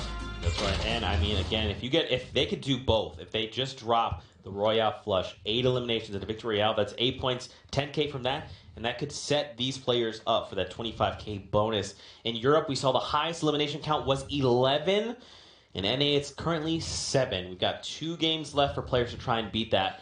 For you guys at home, we love having a conversation with you. Hashtag Fall Skirmish. Always let us know your thoughts. We want to hear from you guys at home. Want to hear what you're enjoying, what you wish was done differently. Obviously, don't forget to rep your favorite club. Bush Bandits. Bush Bandits. There you go. Cypher's a Bush Bandit, in case you didn't know. We've got 1 week left. Trials coming out during this next week, and then it all culminates at TwitchCon, which is only a week away. We'll currently take a look at the standings heading into the last 2 games of North America, with Liquid 72 Hours and Liquid Chap, 2 Bush Bandits at the top with 10 points. Lenane and Skash right behind them with 6. FaZe Tempo, FaZe Geomok with 5 points in 3rd. Nate Hill Symphony in 4th, and Animal and Kiwi Face in 5th. Don't forget, the top 10 teams are the ones placing in the money. So right now, Spaceline and Replays are fighting XLs and Savage, trying to get into that 10th place spot. Now, 2 games left to go. Our players are currently boarding the battle bus, getting prepared to launch into this next game. Now, Cypher, something I want to touch on is this aggressive play. So if people maybe are just tuning in, you're just getting in, you just started watching, what have we seen? How has that helped shake things up? The aggression has turned up quite a bit. A few teams went down with 5 elims, and then we had 2 teams at the end finish with 7 elims. One thing I want to say is I think Liquid, Chap, and Tom, right now they're in the lead, and they have a decent 4-point lead. We saw in the previous EU competition that the team that had the lead for the longest time, they slowed down their game, and they ended up actually getting passed up at the end. I think Tom and Chap are smart enough to, coming off of a victory and being that far ahead, sitting in 1st place, I think they're going to come out and they're going to try to secure the most elims. So it'd be interesting to see how they adjust their playstyle. I think personally they're going to turn up and try to go for the high kill eliminations. That's right, man. We'll find out here in match number 5 in the North American scene. Here we go. Battle Bus has launched. Hopefully these players have thanked their Battle Bus driver. A lot of them have, which is good. But now let's check out this Battle Bus, man. Coming in between Lucky Landing and Flush Factory, heading up toward Risky Reels. It's a good battle bus for most players. The only people who might not like this, people who want to land Junk Junction or Haunted Hills. But it's a pretty even split across the map, which is good for everybody. And, you know, the battle bus is moving faster, so people will touch down a little bit quicker, even if they're landing very late. Look at Nox down here. He's really high up, and I feel like they tend to choose their landing spot based off of where people are going. Yeah. He's choosing to stay really high up, and he notices that nobody seems to be pushing the Viking Hill. That's what I call it. So he might go ahead and land there with Daquan. I do see somebody beneath them. So keep in mind, last game, that was Nick Merckx. Yep. Hysteria that landed here. There is another team that landed here with them. Science and his Science, partner. okay. All right, we're going to see a battle happen. Now, that begs the question, did Aiden and Nick Merckx, did they go back to Tilted Towers? I bet they did. We'll have to find out. I'm excited to see the results here in game number 5, but off the bat, man, it's an okay loadout. Dual pistols. Daquan SMG. pops a slurp. Nick Merckx Well. and Hysteria. Tilted Towers. Now, here's the thing. Do we see Parallax, 100 Kenneth are here as well? We saw Jay Cuddy on the left there, Team 22. Slurp and the quad. He's not going to take it? I think he might let Hysteria pick it up. I'm not entirely sure. Aragon, B-Sox. Hysteria's popping a big. They're looking good right now. I don't see Aiden quite yet. I don't even think Aiden is here because we did get to see all the teams. I'm looking at the map right now. There's only 4 duos. But it looks like there's a solo. There's a solo like south. Maybe somebody went down early. We haven't seen it. I'm actually getting word. Hysteria has 2 eliminations. They've already eliminated Aiden. Wow. It's already done. So we are 3-1 in the Aiden Nick Merckx rivalry. Definitely want to see a replay on that. That is impressive. 3-1. Nick Merckx turning it back around. That's right. Saying, this is my towers, Aiden. That's good to see. That's good to see. So now we got Parallax and Kenneth, Aragon and B-Sox still alive. Jay Cuddy seems to be by himself. That means maybe Jay Cuddy's partner is already down, potentially. I mean, if Aiden and his partner are already down, there's a chance that Jay Cuddy lost his partner. But yeah, the battle for Tilted Towers. Nick Merckx working his way back and trying to take back that throne. Jay Cuddy launching away, gets hit a few times, but I don't think B-Sox is going to press the issue any further. I mean, they've got that route to go, man, if they so desire to leave, but I think it'd be silly to use it this early. I think so. The circle's further away from Tilted, but not too far away, so they can actually just stay here, farm up for as long as they want, fight for as long as they want, and if they have to leave, they'll leave. Nick Merckx got the quad out. He goes for a shot. They're going to disengage. The walls go up very quickly. They're like, no, Nick Merckx. Please, God, stop. He's got 2 more rockets. And he's got some clingers as well, so he's got a good amount of explodes. Hysteria is nearby for support if needed. Looks like B-Sox is building up. Tags Nick, barely hits him. It's just a little bit of chip damage. Just a little bit. Now the question big is, shields. do Parallax and Kenneth, do they come running? You know, they're hearing this obviously go down just north of there. Looks like they're assessing the situation. They'll probably come running once things get really heated. Ooh, things are the happening. trap kill! You love to see that. Wow, look at this as well. Strugs in Fear, One Shot Girl, and Morgassi. Fortunately for General, he was able to crawl away from the trap after it knocked him. King Richard saved him. Well, actually, no, he eliminated the opponent that trapped him, but his opponent threw down the trap right before he went down. Does not get the elimination for it, though, because General's going to get picked up, pop some minis, and pop a medkit. Morghouse and One Shot Girl. You notice that they're not in Fatal Fields anymore, and I think Symphony and Nate Hill chase them out. That typically happens. You die or you get eliminated too many times by a duo, and you're just gonna have to call it and go somewhere else. Yeah, they're like, hey guys, you guys have that. We're gonna find a new home. It's good though, starting switching things up. Now Morgassi has nothing, or One Shot Girl has nothing in the way of meds. She's looking really wounded right now. Fear and Strugs are holding the top of this, just looking around, playing very patient. They know there's at least 2 teams here. General and King Richard are rotating away from them, but they might come back around if they hear enough action. Depends on the mentality. There is some getting tagged lasered from One Shot Girl Morgas. You see, even though they're weak, they're still just like in the previous game. They're still doing a good job of syncing up their AR shots and putting pressure. He just went down. Oh, he goes down. Morgassi finds that. It was a bit of a trade there. One Shot Girl got knocked, and they're both probably going to pick up each other. Yep. I mean, so One Shot Girl had about 30 HP anyway, so all in all, this is definitely favorable, though, for Morgaus, because they actually now are kind of on even playing field in terms of health, because before, Fear and Strugs had a lot more combined health. Strugs has that scar. This is good, man. One Shot Girl just staying back, laying down a little bit of suppressive fire. Morgaus so only has 28 epic assault rifle shots remaining. Okay, he's got to rely on that tac and submachine gun. He needs to be very precise with it and not waste it. And he only has 100 total materials left. I say they disengage and try to go for the craters and try to bounce away. I think that's the best move for them. Do you think they Shadowstone and disengage? Shadowstone into disengage. It's going to be better, and it's going to make it harder for them to get shot at. Oh man, Strugs and Fear though, they're saying he doesn't want it to happen. He definitely doesn't want it to happen. He might catch somebody off guard here. 9 bullets. Let's see if he can connect them. He only has 9, and he only has 9 AR shots. 4. He's already used 5, and he does not connect any shots. I think you just let him go, man. It's not worth it. He's out of AR now. He's okay. I think his partner might drop him some AR ammo. Yeah, he's dropping him a lot of ammo. Okay, dropped ammo all over everything. It's only 35. He needed it. He definitely needed it. That's going to be a big difference. They're already bouncing away. It seems like. Yep. Oh wow! I think Morghouse or One Shot Girl was already posted up on the top. Yep. It's Morghouse. And look at that silenced epic assault rifle is doing work from that distance. He's doing a good job tap firing and landing those crucial shots. Immediately, Strugs is like, okay, you guys can go. Nice try, I guess. I don't know. I think they're not in a great spot, though. They might go back for them. You think so? Just because Morghouse and One Shot Girl, they're not in a great spot right now in terms of health. Reverse goes down to the Storm. Wheats needs to pick him up. He should be able to. The problem is they don't have a lot of meds, but he does have a rift to go. Once he's up, they're being pushed right now. He's going to have to abandon him. Over behind. Oh, it doesn't get it off, and now they get to keep the rift to go. Oh, man, and now they get the free rotation as well as all the loot. They only got 1 elim out of that because they focused Wheats first. They didn't thirst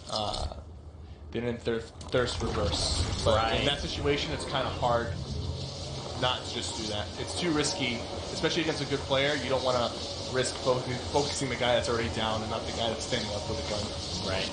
And now they can use those little vortex, little runes there in the sky that are existing to help in that rotation. Ninja and Monster still alive with no eliminations as of yet. There's still 80 players left alive though. They're going into retail. But we just saw, so Strugs is here in his duo, and Morghouse and One Shot Girl left. No, it looks like Morghouse and One Shot Girl went back into retail. The red team that's leaving retail is not Morghouse or One Shot Girl. The 2 people that are near the black tops at the back end is Morghouse and One Shot Girl against Fear and Strugs. And they're still pressing the issue. Strugs just went down. This fight has been going on for a very long time. Fear finally is down, so it's a 2v1. But Ninja and Monster hear this. Will they be able to capitalize off of the situation? Or will they play too passive and potentially miss out on some easy cleanups? Nick Merckx and Hysteria taken down by CLG, Crispy, and Bobby Bojangles. My goodness. And now they need to make their way over to that floating island to make the rotation. They have enough time to pop the meds that they need. And it's actually that's a chug jug. Okay, yeah, thank you. That is a nice find right there. So I'm not too worried about these guys. They're gonna get the shields that they need, and then they're gonna go ahead and rotate away. B-Sox and Aragon landing on top of them. I think they smell some blood, and they're pushing Bobby. Crispy has to commit. Did he commit though? Is it enough? Aragon. Oh, Crispy goes down. Crispy goes down. Does not get the chug jug off. He still has it on him. Oh, that is so well played by Aragon and B-Sox. Noticing that there was a team that was weak, and just straight committing to it just in time to stop the chug jug. That chug jug had gone off. It might have gone a different way. Now over to KU. Ray's fire is down, and he's at the edge of the map. Psalm and Bay Soldier, though, at the edge. Creo and Zextro are here as well.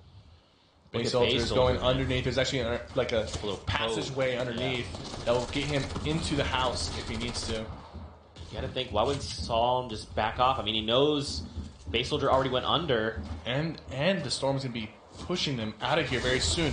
They don't have to travel too far. They just have to get to the racetracks, the edge of the racetracks. But it's still going to get pretty hairy if they stay here as the Storm engulfs them, because I don't see a lot of meds on these guys. You know, Zextro has 10 bandages, and him and his partner are healthy, but if they get shot at and the Storm closes, it can get ugly. Bay Soldier here in a tough spot. They're just kind of playing it a little bit passively. I think they just need to get aggressive. They have advantage. Oh, but look at his AR. He's only got 28 there, so 1 clip remains. And besides, he's only got the SMG and the TAC, so... Both teams are disengaging. Creo and Zextro, they know they have the advantage in the situation. They've had the advantage, so it looks like... Can he catch Psalm? Yep. Can he catch Psalm? I think he is. Yep. He does! There it is. Now it's a 1v2 for Bay Soldier. Sometimes there's a rift over here, but it seems like the rifts have been used. Unless we don't see it from this angle. There doesn't seem to be a rift. They got to get to the edge of the circle. There is one player standing inside the building of the racetracks. That's Ghost KU. He was the solo that was there. He's kind of weak, but he's got a sniper rifle out. It looks like he's looking to try to get a pick on one of these guys rotating into the storm. Take a look at this new safe zone. Look how much farther they have to go. They really got to go. They just made it. Look, they downed that player out in the storm, and he's just chilling there. No loot for them, but look, they have to fight their way after Soldier this. Losing his shields. Nades coming in from Kayun. Look, you hear these nades? It nearly caught Creo off guard. He's doing a good job defending himself. Just pop the slurp fast. Pop the slurp thing. Kayun got hit once. Now Zextro knows Kayun is at white health. He does not have any shields. He knows that. It's a 2v1, but they got to be careful. If that fight gets dragged out, the Storm will win at the end of the day. Look how many players have already made it to safety in this new zone. They're going to just look to fortify and see where the new safe zone is. Zayd and Aspect, Lucky Llamas. And again, man, I'd love to take a look at the current scoreboard so everyone at home can see where the players are at. But I don't know that we're going to see 7 broken here. I mean, we still have plenty of players, but... I think getting eliminations in the late game is a little bit easier. Yeah. And 2 really good players that are very, very deadly in the late game is DMO and Bizzle, and they're currently leading with 3 elims, and they're both alive, and they both seem to be healthy. They're a little bit further away from the storm, about 200 meters away, but they'll probably get in. And if they can make it to the late game, they're a team that I could definitely see breaking that 7 elims. DMO and Bizzle. They do play rather safe. Oh! Shots going back and forth between EU Ashton and his partner, but they're taken out by Aragon and B-Sox. 4 elims for them. That's going to secure a point, put them on the board. That's right. We'll get the scoreboard. There it is, up for you right there. So B-Sox and Aragon, just like you talked about, 4 eliminations. They've got a point on the board now. DMO, another duo you talked about, 1 elimination away, but so was Excel's and his duo as well. And take a look, Tifu and Cloak still alive as well. Live and healthy, not too far away from the circle. And Vivid still here. There's some definitely heavy swingers that are still up. So we'll see. We'll see who turns up. But I'm gonna make an early guess that Demo and Bizzle will make it far into the game, and they might be our first team to potentially even get a Royale flush. Oh man. The predictions coming out from Cypher PK.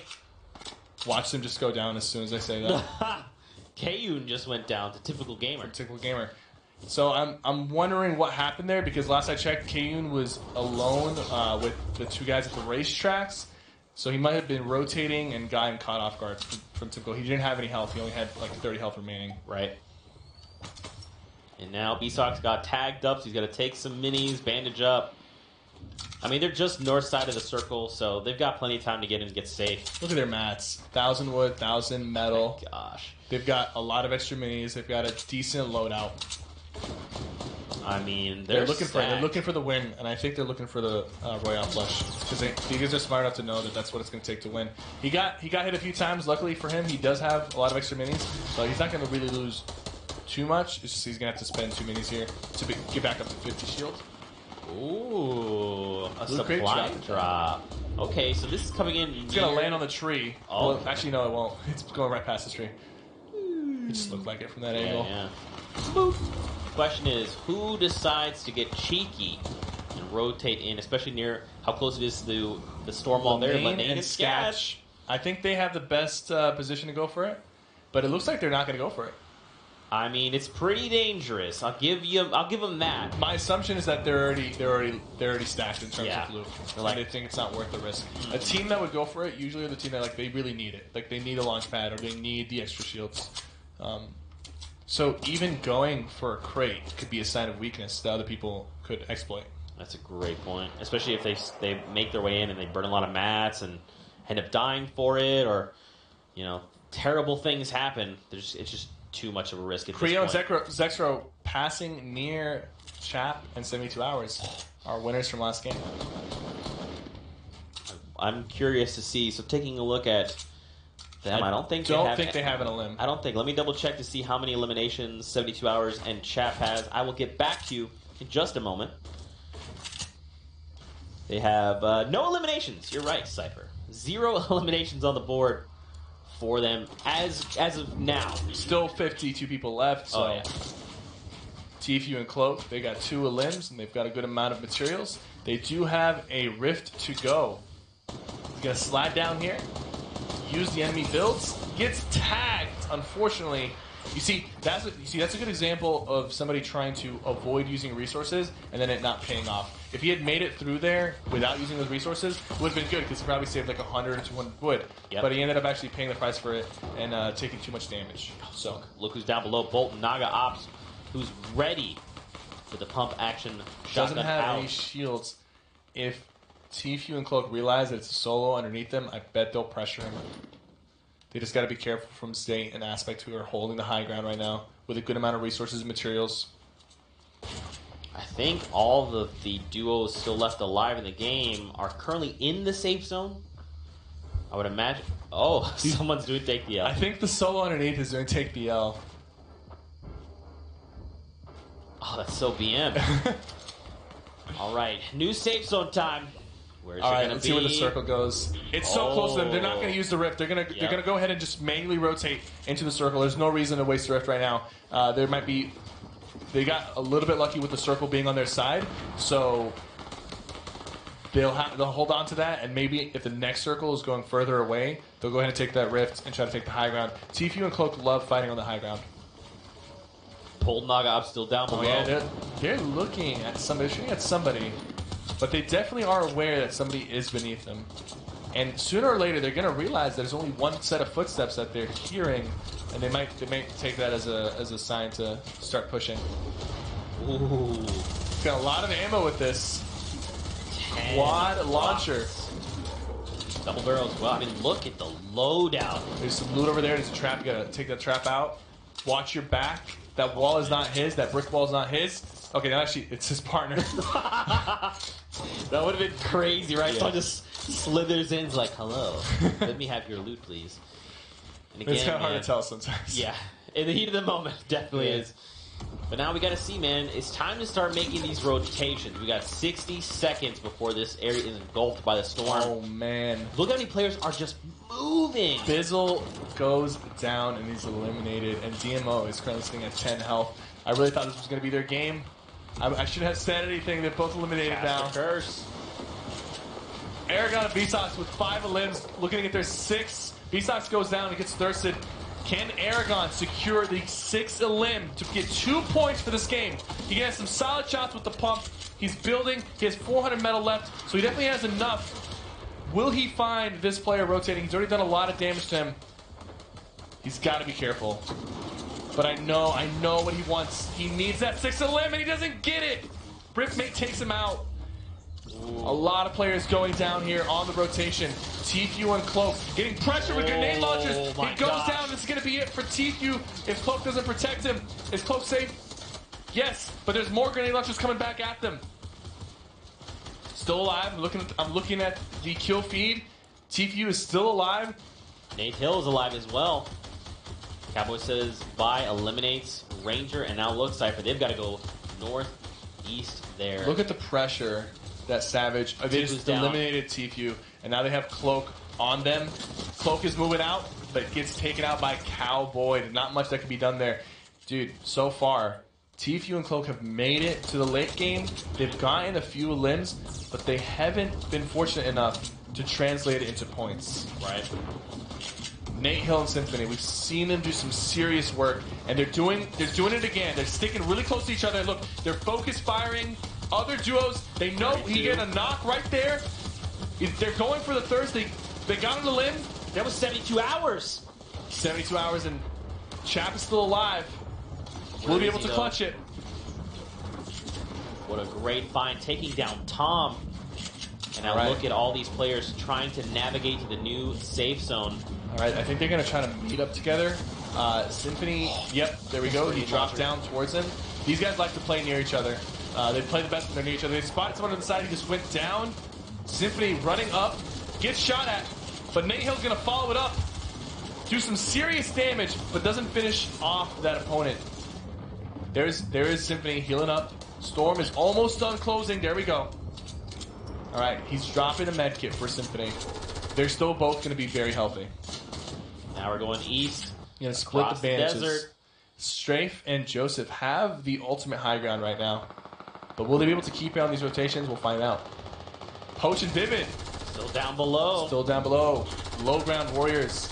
Tempo goes down from Aspect. Everyone's just trying to make their way to this new safe zone. They have so far to go. Envy Lenane gets taken out from Babe Jesus. Tempo's Tempo down. gets taken out. A lot of big names getting taken out. Good shot from Night Zero. Almost securing that fourth limb. He needs one more to get another point on the board. Will he get it? Will he get the point he needs? Coming in, trying to. He's choking him out with the storm, but that's not going to be enough. Colton takes him out, but now Colton has to go up a hill. Chap is still alive, ladies and gentlemen, but he has 40 brick remaining.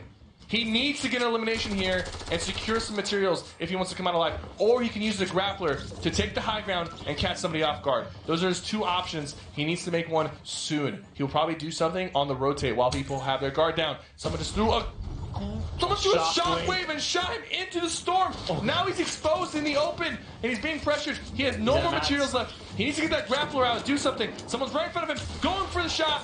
Swaps back to his pump on accident.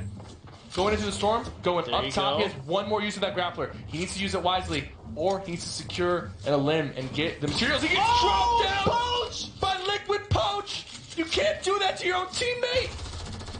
Poach was ready for Chap's place down. He edited him down. Poach and Vivid still alive, and they've got enough materials to potentially secure this last circle. Symphony and Nate Hill are on the low ground right now. They're on the low ground. They're putting some pressure up top.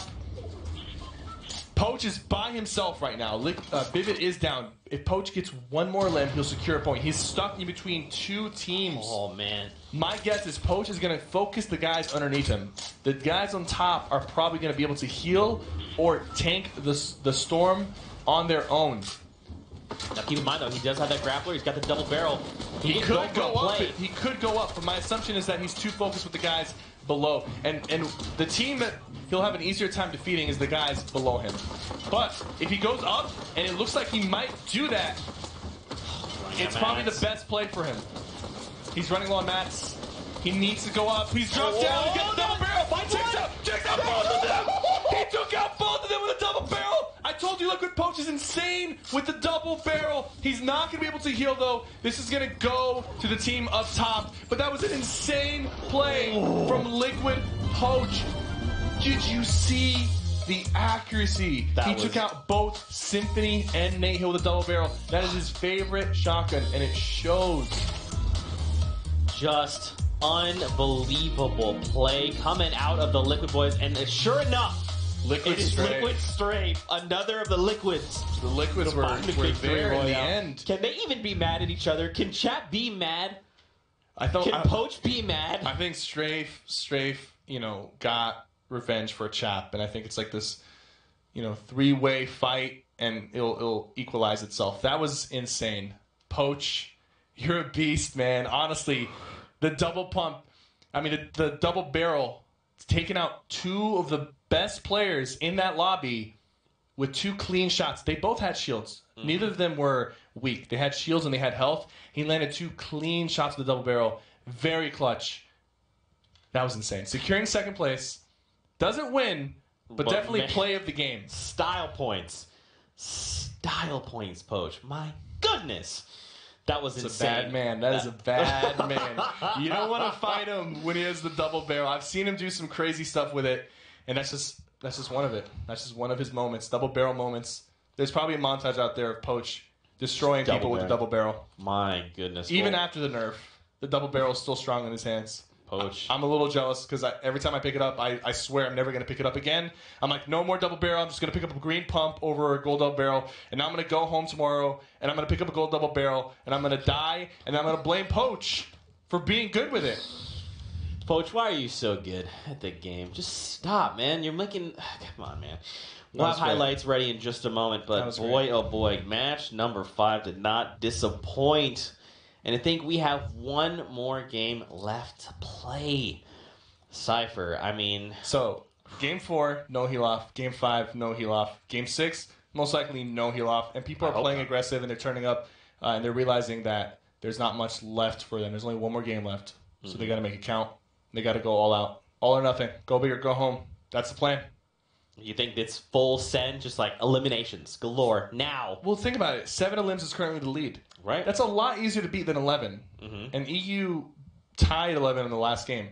So I'm thinking there's going to be a lot of shifts here at the end in terms of elim. I'm hoping that a team comes out and they're like, all right, guys, we don't care about the placements. Let's just try to get more than 7 elims. It's definitely manageable.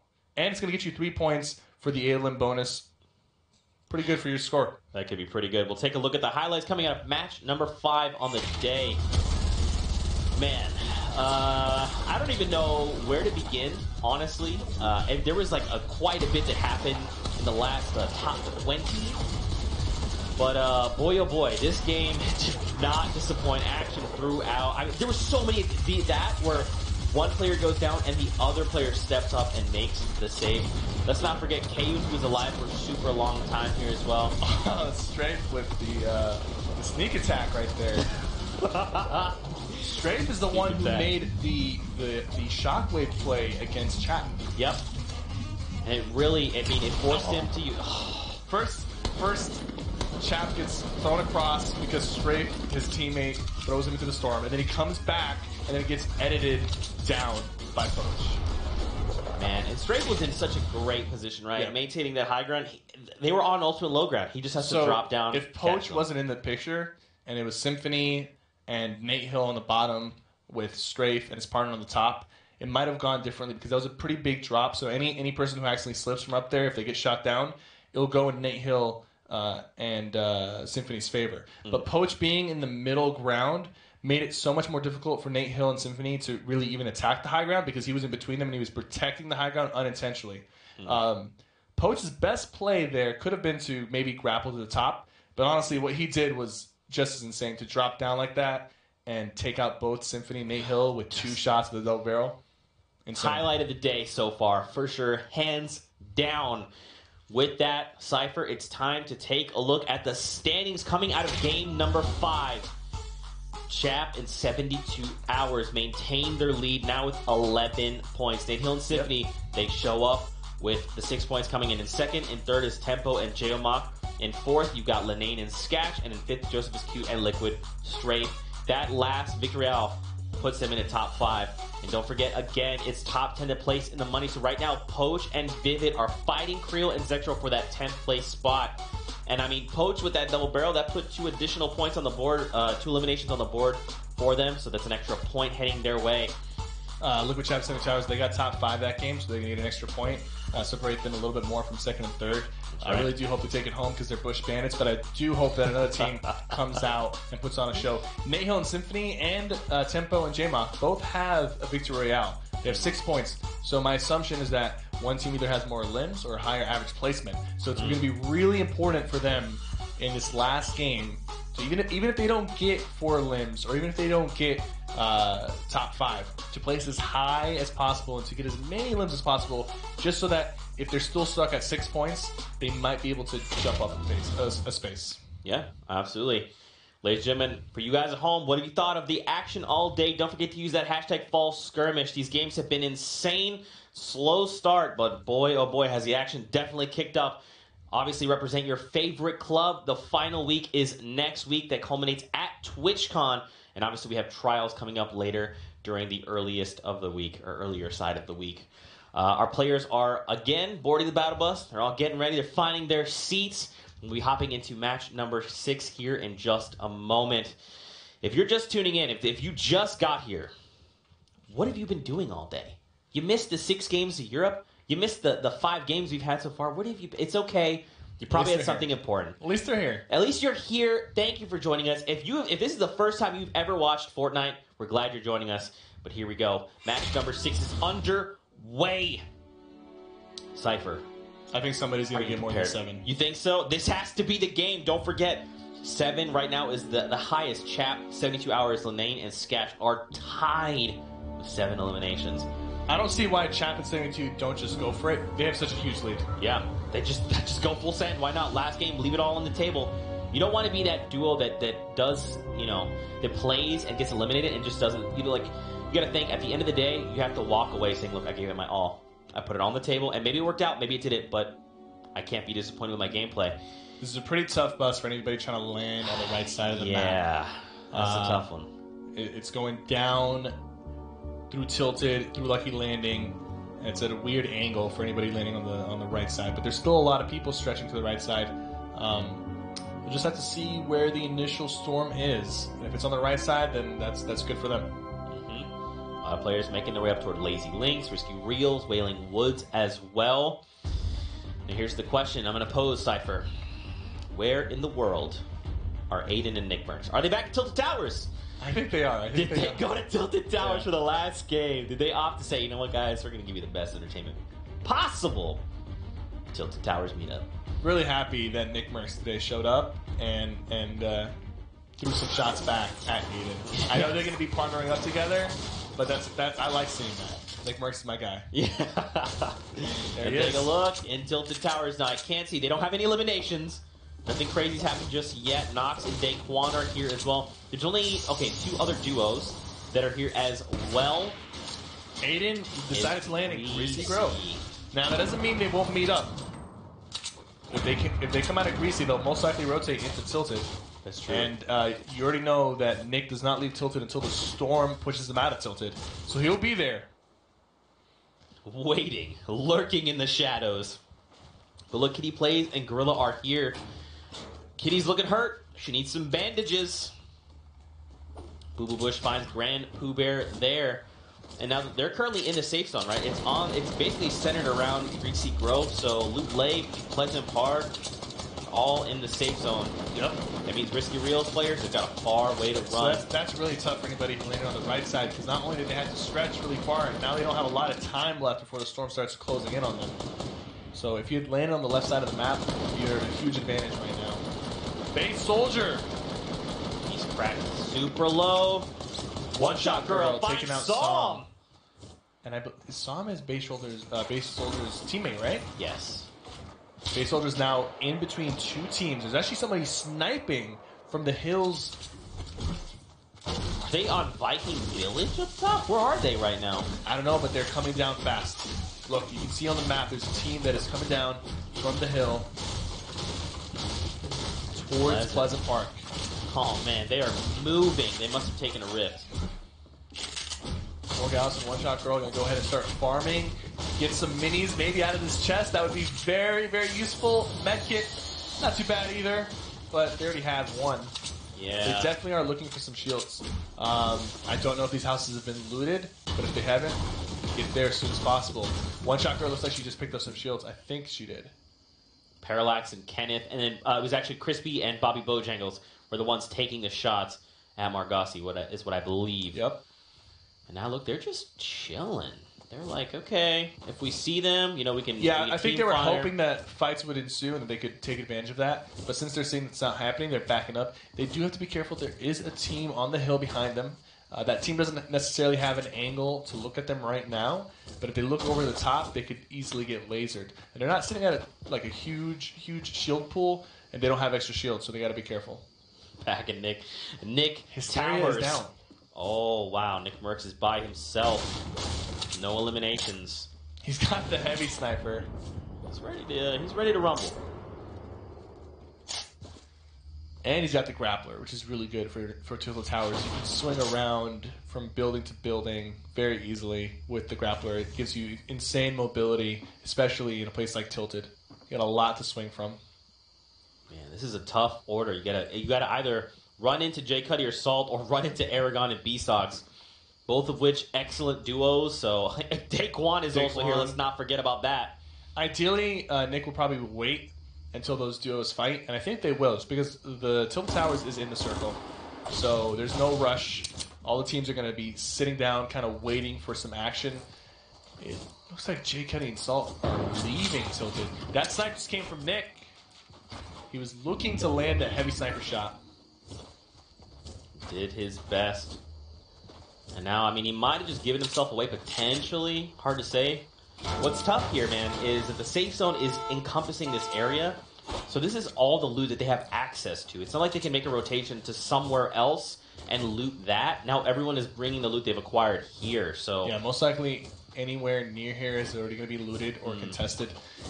Aragon, they're really chasing Salty and his partner. Like, I think this is a bit of a risky play because they're low on resources and they kind of need to farm. Jay Cuddy and Salty just took the high ground from them, so they kind of got baited into going down low. But Aragon's going to quickly build up top, and he's going to get hit with a stink bomb, forcing him to move away. Still holding the high ground, gets a shot off. He's going to edit the ramp down. That's another one. Cuddy is Really down. good edit coming in from Aragon. You see how he cut that ramp backwards towards him? That's a very, very good way to edit that, because what it does is if you try to edit it just as a complete ramp, a lot of times you might get stuck on the other side or your opponent might slip through. But that's a very, very clean edit. And it guarantees that, one, your opponent won't really have a lot of cover, and you catch them off guard with that. Yep. And there we see Monster went down, and that was a straight elimination. So Monster and Ninja are out. Here in game number 6. Have 3 elims right now. They're low on health, but they're in the safe zone, and they have 3 elims. So good luck. So Excel's here, and I mean, he's basically got like, what, effectively 101 HP? Yep. And Savage doesn't have too much health either. Less. They're pushing Baldy. Baldy knocks one of them down. Is he going to take them out? Hits him for 170 with the pump. That is the most damage you can get with the blue pump. What a shot. He has 1 HP left. Baldy cannot be happy about that engagement. He nearly 1v2'd them. He deserved that 1v2, but he got hit so hard with that pump. Great shot from Savage. And no, that was from Excels. Great shot from Excels. Back over to Daquan and knocks in Tilted Towers. Putting pressure on Nick Merckx. Nick still just running through these buildings. There is another duo here just east of them. They crack a few times a day, but they miss. Aragon and B-Sox. And again, man, you talked about it. Nick Merckx still just down below. He's really not in a great spot right now. He just has to kind of wait this out. And for Nick, this is a great spot. For him, he likes to be in here. He likes to use the walls. Yep. There's actually someone in the room right behind him. He doesn't realize it. There's somebody behind him. Salty is standing still. He knows. Salty knows he's there, but Nick Merckx is moving out. And Nick is very lucky to have moved out like that. Oh gosh. Light pole. Gotta be careful. Yep. Aragon and B-Sox just walk right by him like ships in the night. And look at the new safe zone, Cypher. Look how much farther to the west that is. It's half of it is in the water. Yeah, the play space, not going to be a lot here. You see how many people are using that vortex? They're all going to land on the side of Tilted or Greasy, and there's going to be a huge congestion of players on the right side of that safe zone. So right now, ideally, you want to get in and you want to keep moving in as deep as you can to the left to avoid players, if you're trying to avoid players. But if you're looking for a fight, be on the right side. Well, Kitty Plays and Gorilla are looking for a fight against Ghost. Ghost Aiden just got sniped from the right side. He's going to go and pop some bandages. I don't know if he has minis, but that was a very, very nice snipe, and it's going to set him back quite a bit. They've got somebody beneath them. That's Kitty Plays' partner. Envy Gorilla is underneath. So they've got a bit of a vantage point here. Kitty, unfortunately, accidentally broke down some of her structures. They'll have to rebuild.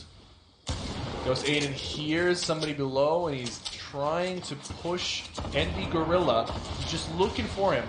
You hear some grenade launcher shots coming in from the north. There's a team, Naga Ops and Dusty, shooting some grenade launcher shots at Kitty Plays and Envy. And they're going to go ahead and go low. When you're in a fight like this, the lower you are to the ground, the less likely you are to get third party, just because you're harder to spot. The people up top are easier to spot. Envy Gorilla, that's a grenade, and throws a grenade. Aiden avoids it. I definitely expect him to avoid it. Wow. That was a good nade placement by MV Gorilla. Very, very risky play because, you know, Aiden could have potentially shot him in the face. Aiden's breaking through. He replaces the floor, tries to edit through. MV Gorilla keeps moving away. This is a tough spot. Look He at the plays mini-map. underneath, farming. You got someone zipping in. That's FaZe Cloak who's zipping in as well. And look, Naga Ops and Dusty, they're just chilling. They're like, yeah, you guys fight it out.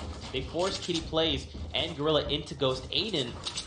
And look, you even have a duo coming in on the Cloak is northeast by there. himself. I assume Tfue is down. Take a look here in just That a is second. his pyramid right now. Yeah, I believe FaZe Cloak is by himself. Liquid and 72 Hours are on the hill. Do you see them there? They're on the hill near Snobby Shores, near the Viking Hill. They're just camped up on the side. Oh man, so 75 players left. Kenneth getting a shotgun on Ghost Snood. Last I checked, Kenneth and Parallax had 3 limbs. That's going to secure them a point. They might even have more than that. Savage. Let's take a look at the Parallax. scoreboard when we can, just to see which teams are approaching that 7 elimination mark. Aspect. They disengage. Faith Jesus down below here. His teammate is Briz. So taking a look at the current scoreboard, 4 points is the current highest of Excels and Savage.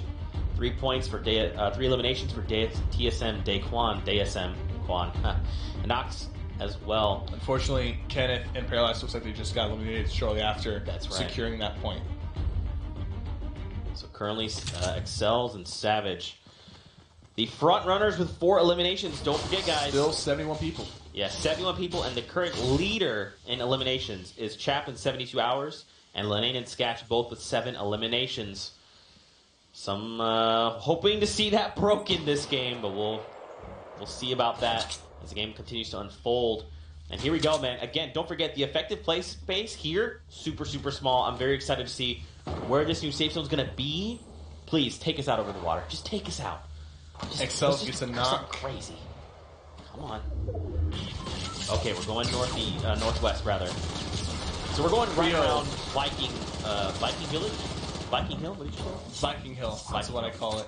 It should be Viking Village with the BB. Oh yeah, Viking Village. I think I do call it Viking Village. I don't There you know. go. Sometimes I call it Viking Hill. Or Valhalla, I guess. Valhalla. Yeah.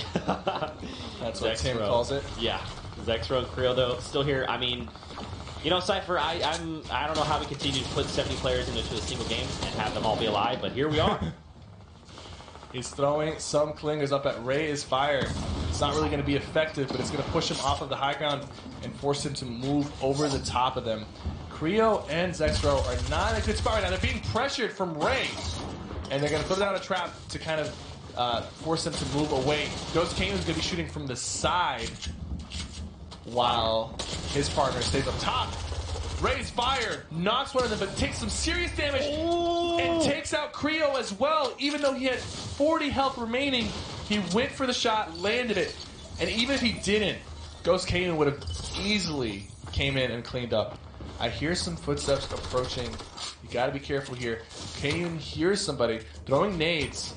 He's gonna go over the top. He's looking for that opponent. He's got the double barrel. He sort of spots him in the house. Yeah. Let's see what he can do. He's going to place these grenade launchers. They kind of bounced a little bit too much there. Fell into the storm. Right now, I think they don't know for sure if that's a single player or a duo. But once they realize that it's just a single player, Ghost Kanan is going to put some pressure from both sides, from the top and the bottom.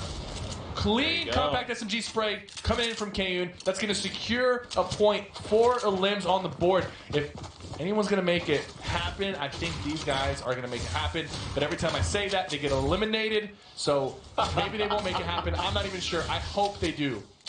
But also Kanan not. is a straight slayer. They gotta go, though, Cypher. And Ray's Fire is also doing a great job this match. They're both working together really well. They don't have a whole lot of materials, but they have enough to make something happen. And if they do get a couple of limbs here, they'll easily replenish their materials and get back into it. Stace's teammate eliminated there in the final game of the day, and he's taking quite a bit of damage. King Richard took out his teammate. Fear's down. Look, he's about to fall to the storm. Richard does have that double barrel. Does not have a lot of health here. It gets tagged up. If this storm starts ticking, it's going to take too much from him. And build. I think people realize that he's weak, and they're going to put a lot of pressure on him. He does have enough mats, but it's just not enough. Gank Cease takes him out. Now, just 30 more seconds before we get a new safe zone. Oh, he's getting shot at. Wow.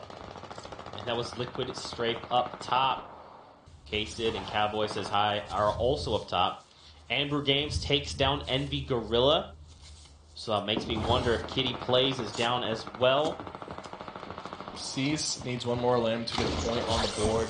He's going to use the grappler. You see, he's getting closer to them because it's actually a tougher angle while they're on the hill to get that shot off.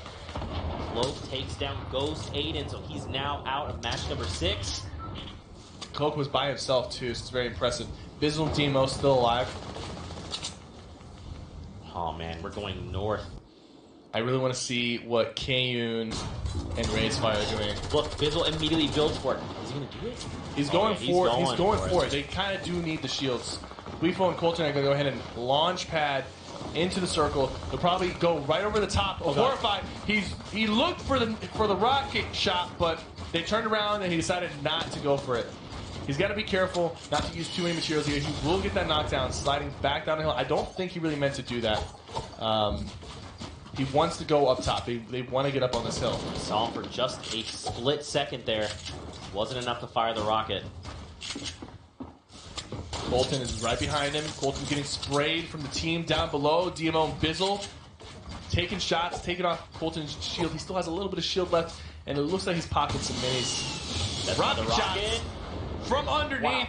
They might have gotten that from the care package. That is a great point. Was that down below? Yeah, I believe so. Right in front, the Horrify is there. They've got that shotgun grenade. Another launch pad for Weefo and Colton. It's very fortunate they had another one to help reposition because they weren't safe quite yet. The circle is finishing on top of the hill.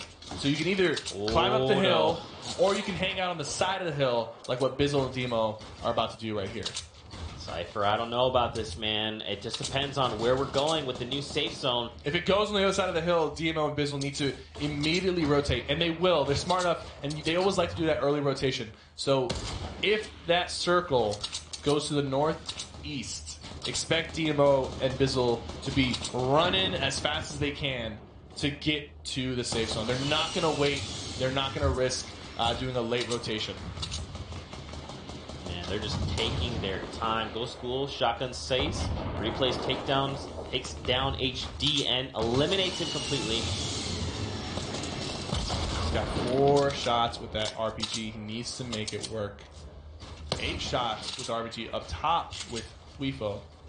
They're in a good spot now. They have the high ground. They have a healthy amount of materials, and now they have more rocket ammo. Yellow goes down.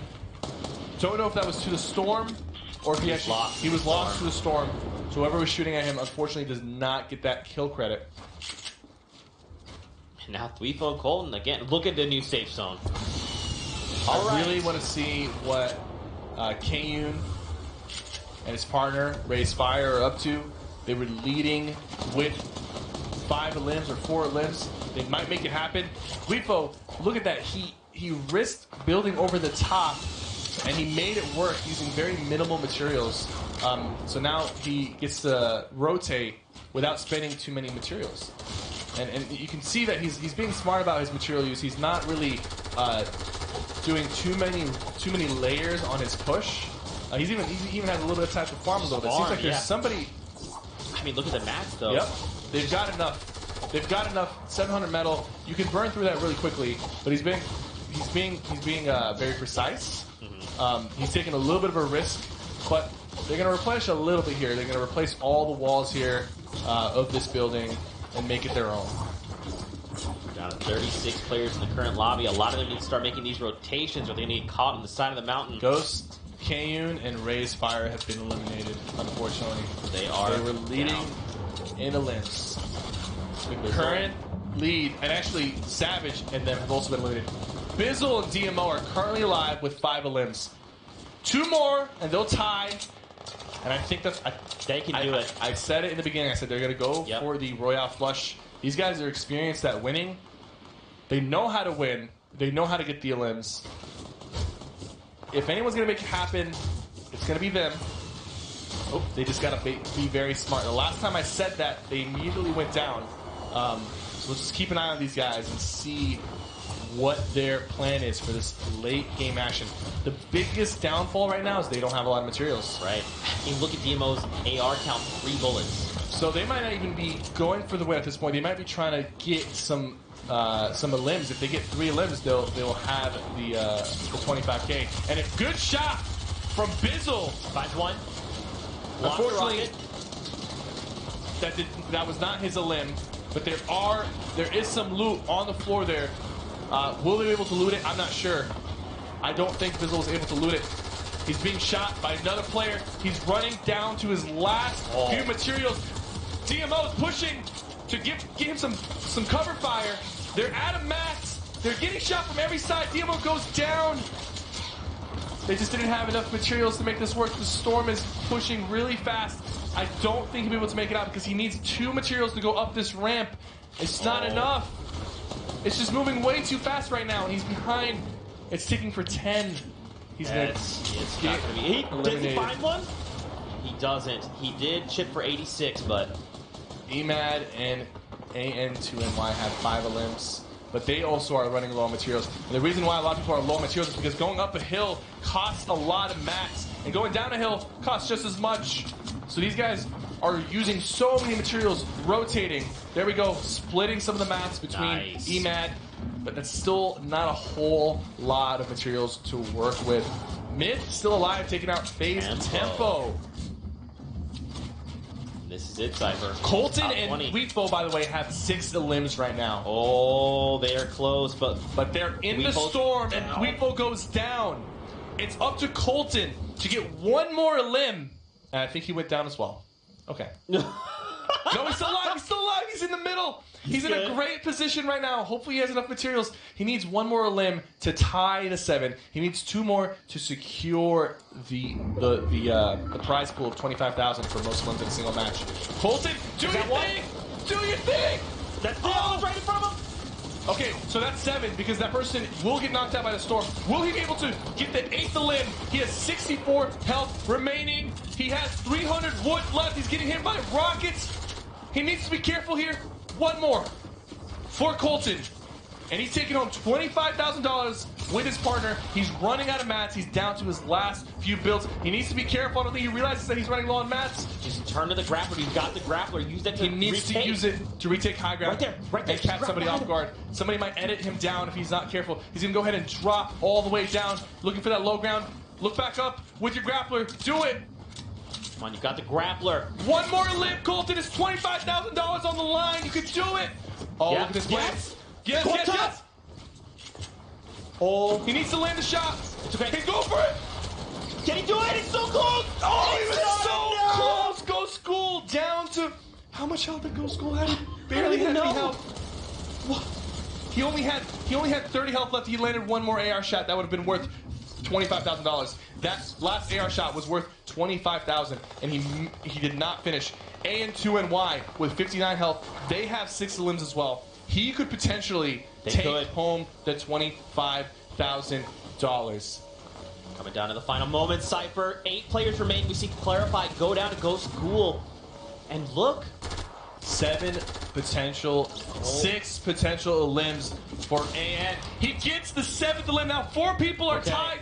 He needs to be careful here. He's got 2 medkits. If he can pop it and get 1 more elim, he will walk away with 25K.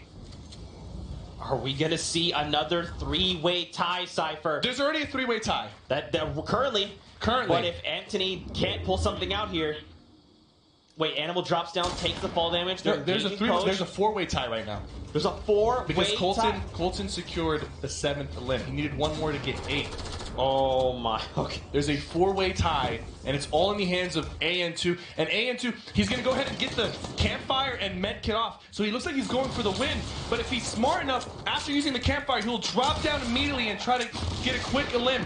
Please go for the elim. He's going to get knocked out right now if he doesn't. Is he coming back down? Is he going down for it? The stage bomb is huge. He's going for the win. He's going for the win. He's not going to go for the elim. He's going for the win, and he's going to get the win. He is going to get the win. That is honestly, that's a smart move. It is the smart move. He tied. There's a 4-way tie. So 8 people will be splitting $25,000. That's wow. And he secures the win as well. That is huge. I think going for the win there was the smart play in terms of placement. So it was smart of him. I wish he had gotten 8 elims, but great job, man.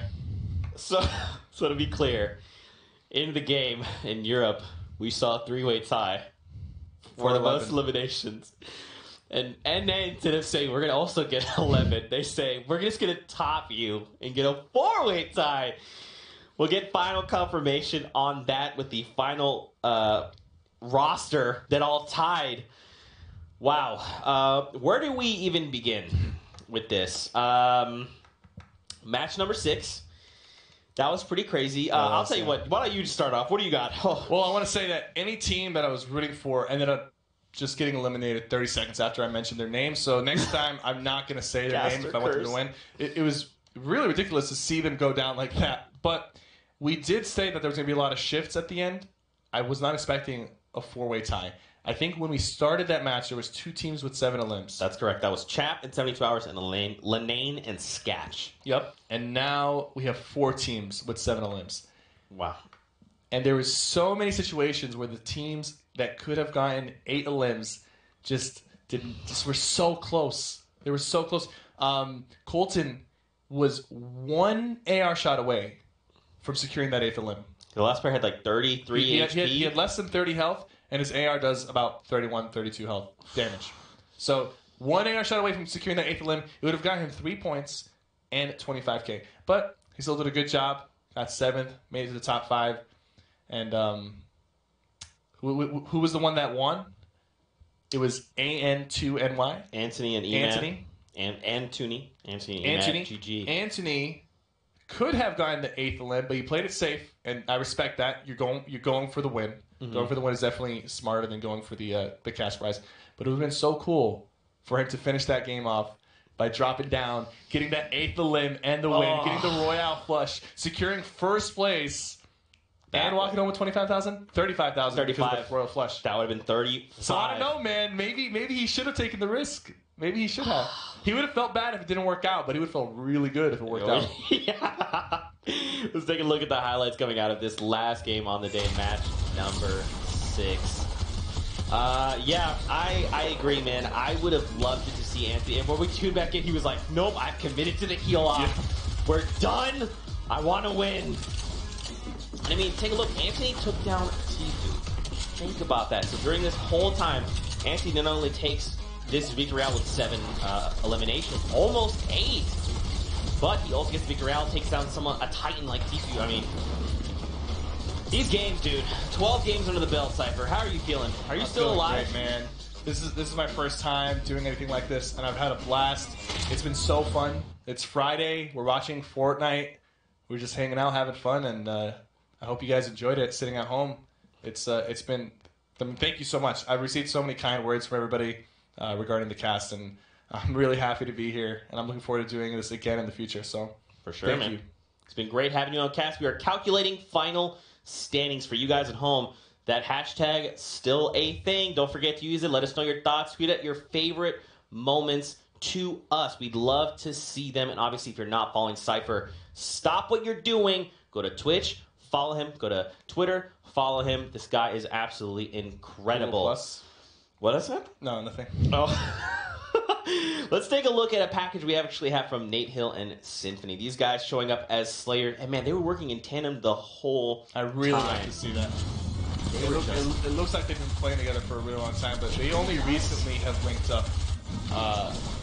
So it's cool to see a duo come out and be this in sync with each other, having limited experience playing together.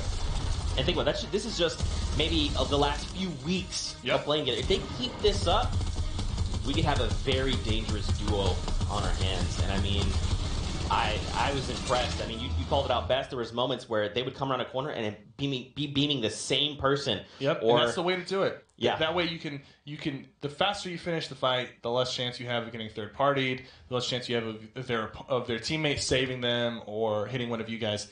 If you're both doing the same thing, you finish it quicker, it's a lot safer, and it's a lot harder to defend against two people like that. Like you just you get caught off guard, and then you immediately play in the defensive. You never think, okay, let me go offensive against two people who are right in my face. You immediately try to play defensive, and they just break through your builds because they're both double the speed of two SMGs spraying at you, two shotguns destroying your health. It's hard to stop that. It's a train. Now you know who's not scared at all to engage two people at a time? That is Liquid Poach. Let's just relive this moment together. My God, in this moment, Poach is going to be dropped down and goes to old reliable double 138, 111. So accurate. Oh, and you could tell he didn't rush those shots. First shot was very quick. Second shot, he waited for the perfect opportunity. Mm-hmm. That's a smart play from a really good player. Arguably one of the best players in the world. Liquid Poach showing us why he's regarded as one of the best. Mm-hmm. And with that, are you ready, Cypher? I'm ready. It's time. Let's take a look at the final standings here on the North American Games. 72 Hours and Liquid Chap are the victors here in week number 5. In second, you got Temple and Jailmot. In third, Anthony and Emad come out of nowhere to take that third place spot. Nate Hill and Symphony in fourth. Animal and Kiwi Face in your top 5. Don't forget, top 10 are the ones that place in the money. Liquid Poach and Liquid Vivid get pushed out by King Richard and the General to take that top place and place in the money. And let's also not forget, Cypher, we've got 4 teams tied with 7 eliminations. That's Chap in 72 Hours, Linnane Sketch, Anthony, Emad, and Colton and his duo partner. Wow, that was a mouthful. Yep. I need a moment to breathe and assess and process everything that I've just witnessed. I mean, that's a little over $3,000 for everyone who, for each individual, each 8 of them will receive a $3,000 bonus for getting the 7 limbs, which is not bad. It's pretty good. Bad. Not pretty good for a few hours of Fortnite. Hours of Fortnite, my friends. Now, one last thing I'd like to leave you guys with is the current club standings. I have no idea what these are, so let's just jump into it. I think we know who's in the lead. Is it still Bush Bandits? Yep. Bush Bandits at 3,720 points. Coming in at second, the Fortnites, 3,400 points. In third, I'm assuming, is Dusty Dogs, 3,270. Here's the thing, though. Did Lucky Llama... Nope. Rift Raiders still in fourth, 2,900. Lucky Llamas, where you at? 2,725. I want to say that when we started today's competitions, Bush Bandits was only in the lead by about 100 and something points compared to Fortnite and Dusty Dogs. And now they have a 320-point lead on second place and an even bigger lead on third place. So that's right. But don't forget the trials are coming up very soon. There will be some point shifts with the trials. And next week, TwitchCon, the finale of the fall skirmish. And there's going to be a lot of points up for grabs. And it's going to be a LAN event. So everybody's going to be face-to-face to compete for a lot of money and club points. So it should be very exciting. Should be good, man. Well, any final thoughts before we sign off for the day? I just want to thank everybody at Epic for having me on the show today. It's been super fun. I want to thank everybody at home for watching and supporting the stream today. I'm very happy to be here, very excited, and I feel like, this is only going to get better from here on out. So thank you so much, everybody. I really do appreciate it. Seriously, from the bottom of my heart, thank you. Much love. There you go, ladies and gentlemen. Huge shout out to Cypher. Again, you need to send a follow his way. Cypher, thank you so much for joining us. There you go, drop the pen. With that, ladies and gentlemen, that does it for us here in week number 5. Do not forget, everything culminates next week at TwitchCon, the grand finals, and we've got quite a few nice things lined up, so don't forget to tune into then. Till then, we hope you have an amazing week, and we'll see you guys on the Battle Bus. Till next time.